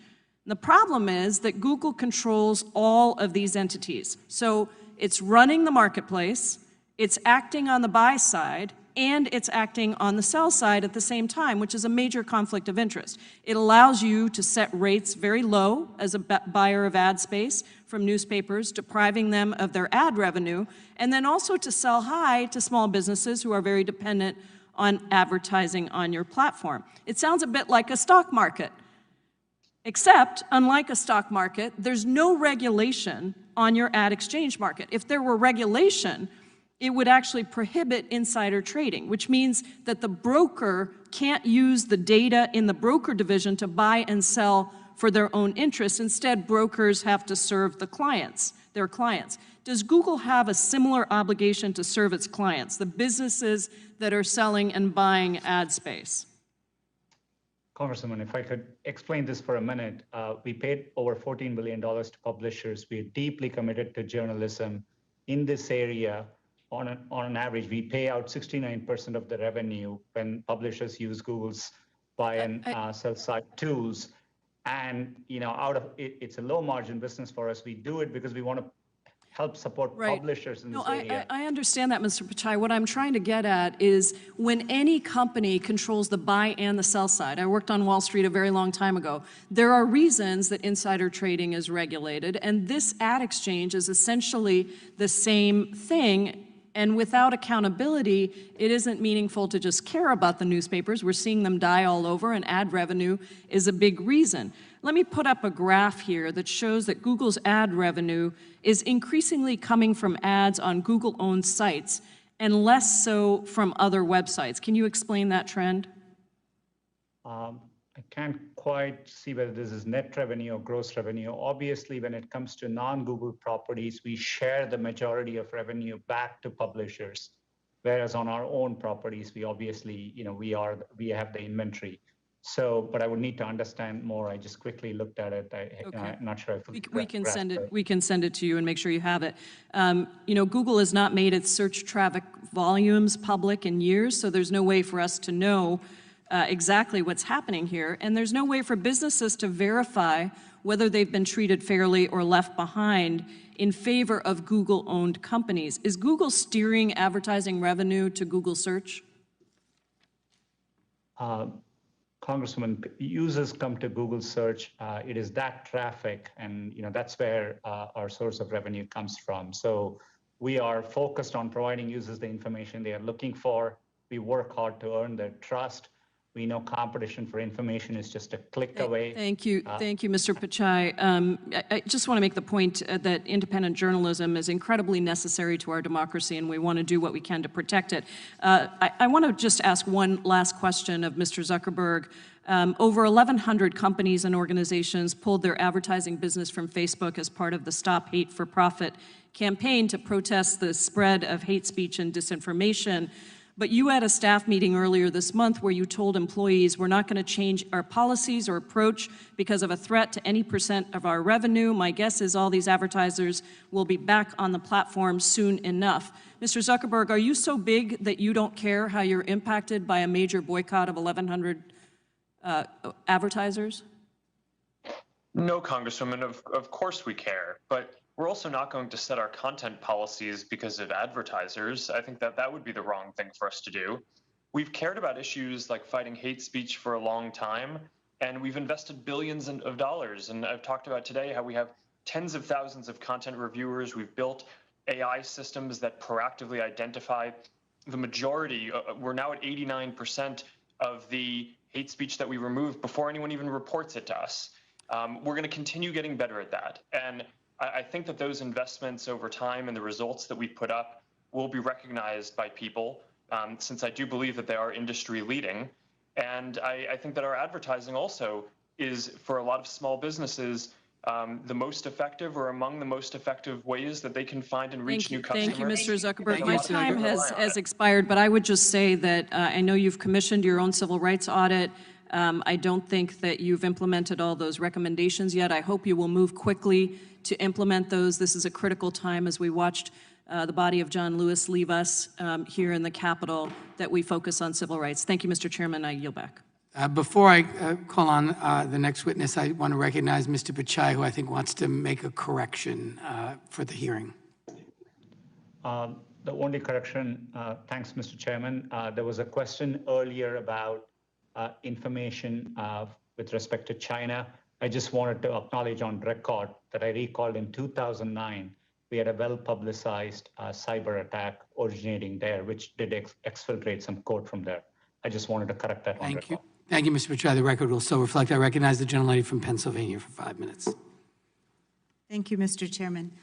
In March 2020, Amazon announced that it was going to start delaying shipments of non-essential products in order to better serve customers and meet need while helping to ensure the safety of their warehouse workers. In practice, however, it appears that this policy was applied selectively, as Amazon appeared to continue to designate its own products as essential, even as it delayed competing products from third-party sellers. So the essential items were supposed to include household staples, medical supplies, high-demand products, and that many factors were considered when determining eligibility to be essential. But we've had several employees report that Amazon continued to ship non-essential items like hammocks, fish tanks, pool floaties, et cetera. Mr. Bezos, were Amazon devices like Fire TV, Echo speakers, and Ring doorbell designated as essential during the pandemic? I don't know the answer to that question. What I can tell you is that we had, there was no playbook for this. We moved very quickly. Demand went through the roof. It was like having a holiday selling season, but in March, and we had to make a lot of decisions very rapidly. Our goal was to limit it to essential supplies, but I'm sure we did not do that perfectly. Okay. I know the Ring doorbell has two competing products, including Arlo and Eufy, maybe. Do you know if they were designated as essential? I do not. Okay. Are you able to testify to Congress today whether Amazon's profit factor was a factor in giving an essential classification distinction? No, not to my knowledge. We were working to achieve two objectives. One was to get essential products to customers, and the second was to keep our frontline employees safe. And we did a tremendous amount of work in both categories, and that's what we were focused on. We were not focused on profitability at that time. Pushing out the elusive Clorox wipe, I guess. But at any rate, moving along, let's talk about the fees that Amazon charges sellers. According to a recent report, seller fees netted Amazon almost $60 billion in 2019, nearly double the $35 billion in revenue from AWS, Amazon's massive cloud computing division. 5 years ago, Amazon took an average of 19% of each sale made by a third party on its site. Today, Amazon keeps an average of 30%. Doesn't Amazon's ability to hike those fees so steeply suggest that Amazon enjoys market power over those sellers? No, Congresswoman, I don't believe so. I think what you're seeing there when you see that go from 19 to 30% is that more and more sellers are taking advantage of the incremental services that we offer. And a big piece of that is fulfillment by Amazon, which is probably the greatest invention that we ever created for sellers. And it's working for sellers. That's why today 60% of sales are going through third-party sellers, up from 0 20 years ago. Right, but I think a little more concerning is the 11% hike. Since 2014, Amazon's revenue from seller fees has grown almost twice as fast as its overall sales. So seller fees now account for 21% of Amazon's total revenue. Mr. Bezos, aren't seller fees now effectively subsidizing Amazon's retail division? Congresswoman, no, I don't believe so. I think what you're seeing there, when you see these fees going up, what's really happening is that sellers are choosing to use more of our services that we make available. They are, previously perhaps they were shipping their own products from their own fulfillment centers. So they would have had costs doing that you're operating your own fulfillment center and buying transportation services to the customer through the Postal Service or through UPS or whoever it would be. Okay, You well, have let's those talk a fees little bit anyway, but about the now you're doing fulfillment that with centers. fulfillment by Amazon. Right, Yes, okay, please, go ahead. so Sorry. we've got fulfillment by Amazon, and a year ago, we asked whether a merchant who was enrolled in fulfillment by Amazon, also known as FBA, is a factor in whether they can be awarded the buy box, and at that time, Amazon said no. But the evidence is indicating, and your own documents showing, that being enrolled in that program is a major factor, and it effectively forces sellers to pay for fulfillment services from Amazon if they want to make sales. Mr. Bezos, has Amazon's big buy box algorithm ever favored third-party sellers who buy fulfillment services from Amazon over other sellers?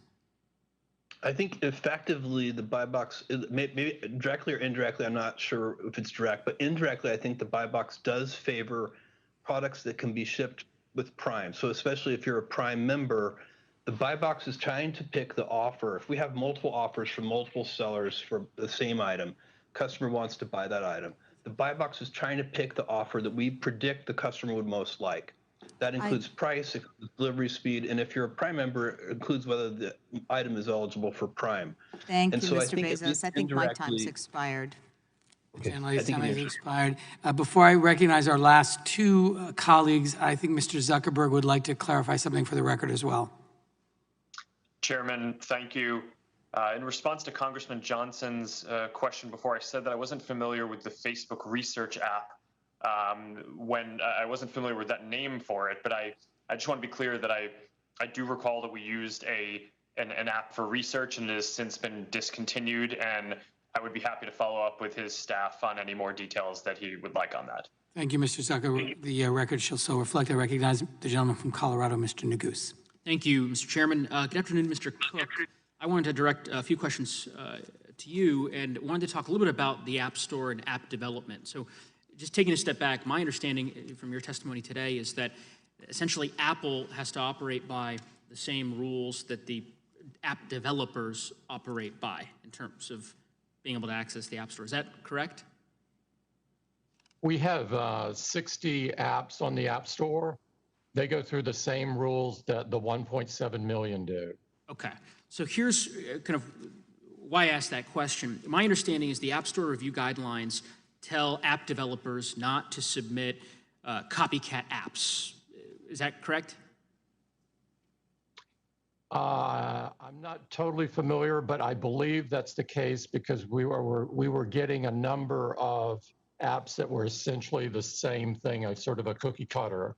And I can represent to you, Mr. Cook, we've reviewed, our subcommittee staff has obviously reviewed the guidelines, and they say that app developers should have original ideas, that copycat ideas aren't fair, and Apple's customers don't want those. On the other hand, the app developer agreement, which you require every developer to agree to, does give Apple the right to copy other apps. And so the question is why one rule for the developers that compete with you and the opposite rule for Apple?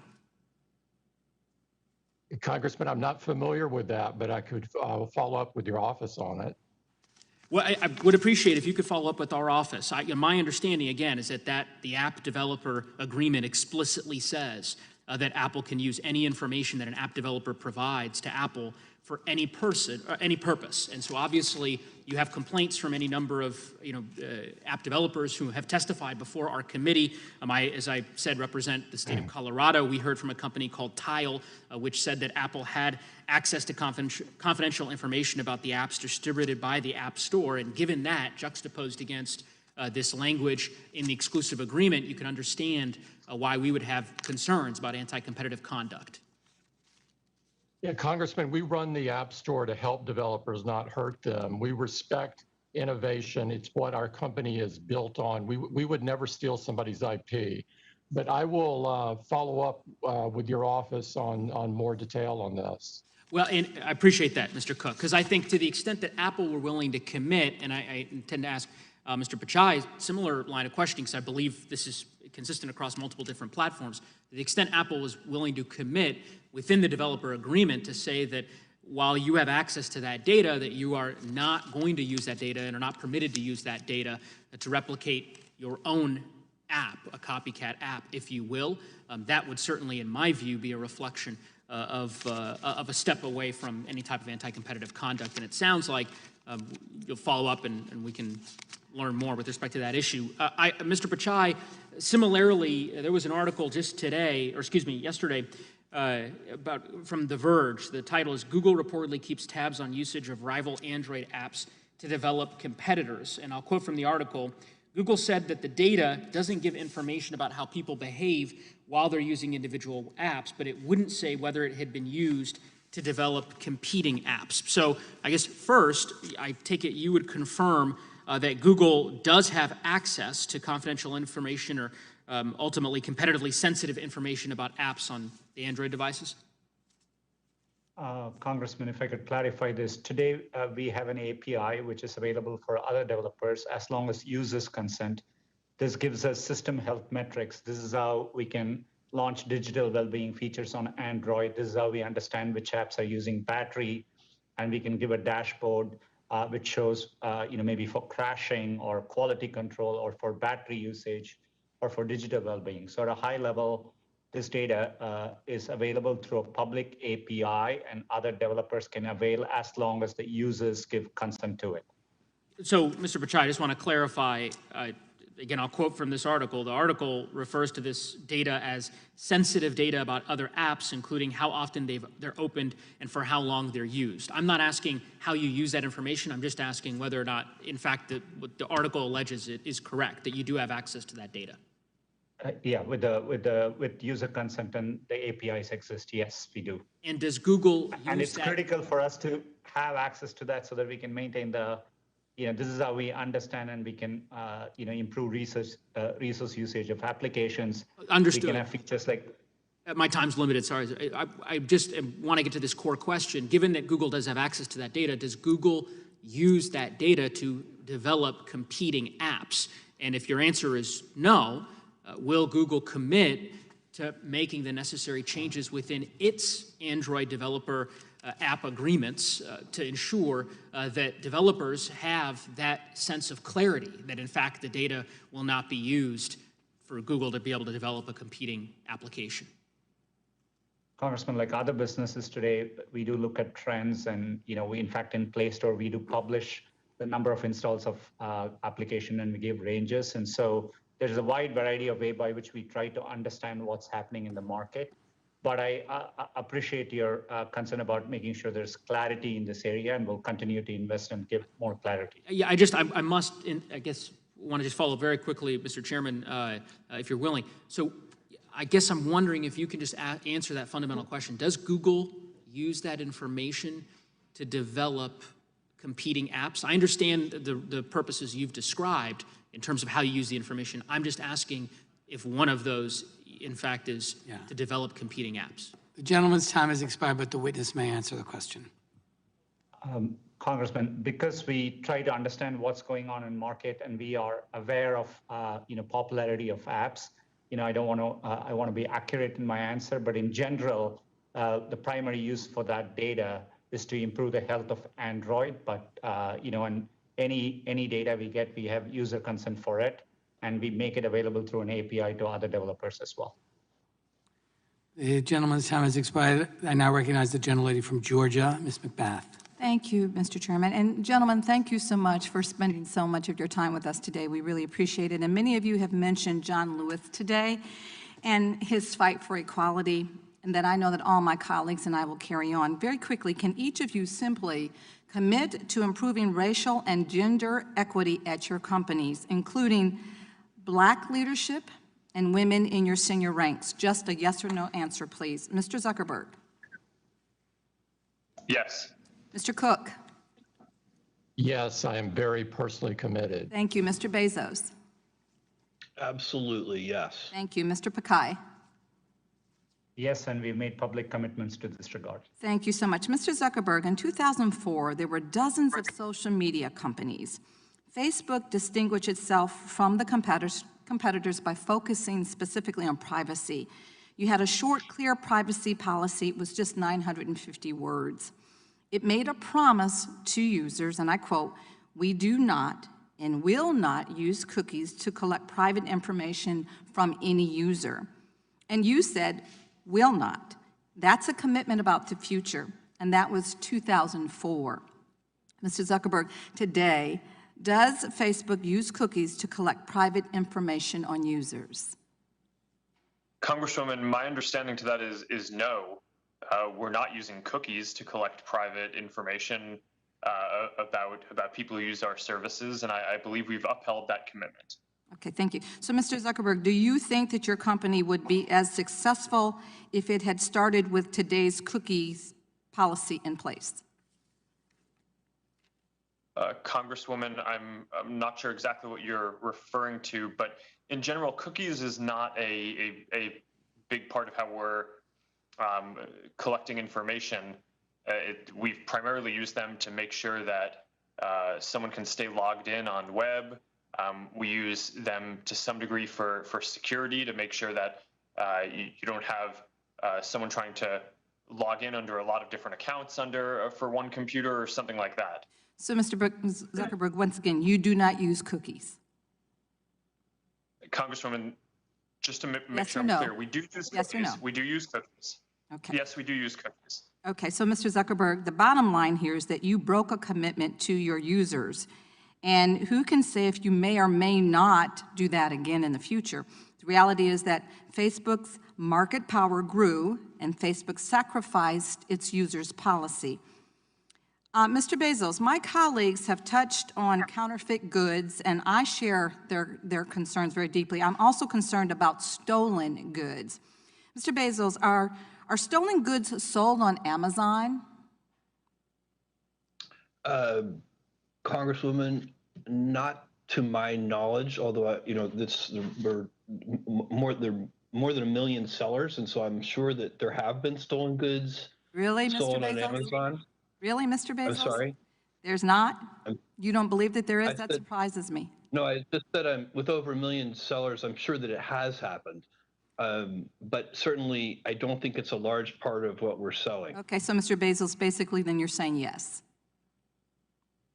I guess so. Okay, so I want to ask you about information that you require from sellers to prevent the sale of stolen goods. Do you require a real name and address, yes or no? For sellers? Once again, do you require a real name and address from sellers? I believe we do. But let me get back to your office I'd rather give you the accurate answer, but I think we do. And I'm aware that you are. So yes, you do require a name and address. Do you require a phone number, yes or no? I don't know if it's required. I think we often have it, but I don't know. So briefly then, how do you verify that each of these pieces of information is accurate? I don't know the answer to your question. So you don't know how many people work on verifying seller verification before the seller is allowed to sell on Amazon? No, Congresswoman, I don't. Okay, then I'm going to ask you, sir, will you commit to reporting all sales of stolen and counterfeit goods to law enforcement and to victims to track large-scale offenders engaged in organized retail crime? To the degree that we're aware of it, we will certainly pursue it. In fact, I would. Sir, can you just make a blanket commitment? Can you just make a blanket commitment, whether you're aware of it or not? A blanket commitment to what? Sorry, Congresswoman, I'm trying to be helpful. Reporting all sales of stolen and counterfeit goods to law enforcement and to victims to track large-scale offenders engaged in organized retail crime. I see no reason why, if we're aware of stolen goods, we wouldn't report it. We would want the correct law enforcement authorities to be involved. Okay, thank you so much. I yield back my time. Thank the gentlelady for yielding back. I want to thank the witnesses for their testimony today and my colleagues on both sides of the aisle. I also want to acknowledge the extraordinary work of our team, led by Slade Bond, Lena Kahn, Amanda Lewis, Phil Barenbrook, Anna Leinhardt, and Joe Venoy, who have done an extraordinary job throughout this investigation and in preparation for our hearing today. Today, we had the opportunity to hear from the decision makers at 4 of the most powerful companies in the world. This hearing has made one fact clear to me. These companies, as they exist today, have monopoly power. Some need to be broken up, all need to be properly regulated and held accountable. We need to ensure the antitrust laws first written more than a century ago work in the digital age. When these laws were written, the monopolists were men named Rockefeller and Carnegie. Their control of the marketplace allowed them to do whatever it took to crush independent businesses and expand their own power. Well, the names have changed, but the story is the same. Today, the men are named Zuckerberg, Cook, Pichai, and Bezos. Once again, their control of the marketplace allows them to do whatever it takes to crush independent business and expand their own power. This must end. This subcommittee will next publish a report on the findings of our investigation. We will propose solutions to the problems before us. As a great American Supreme Court Justice Louis Brandeis once said, we must make our choice. We may have democracy or we may have wealth concentrated in the hands of a few, but we can't have both. This concludes today's hearing. Thank you again to our witnesses for attending. Without objection, all members will have 5 legislative days to submit additional written questions for the witnesses or additional materials for the record. And without objection, this hearing is adjourned.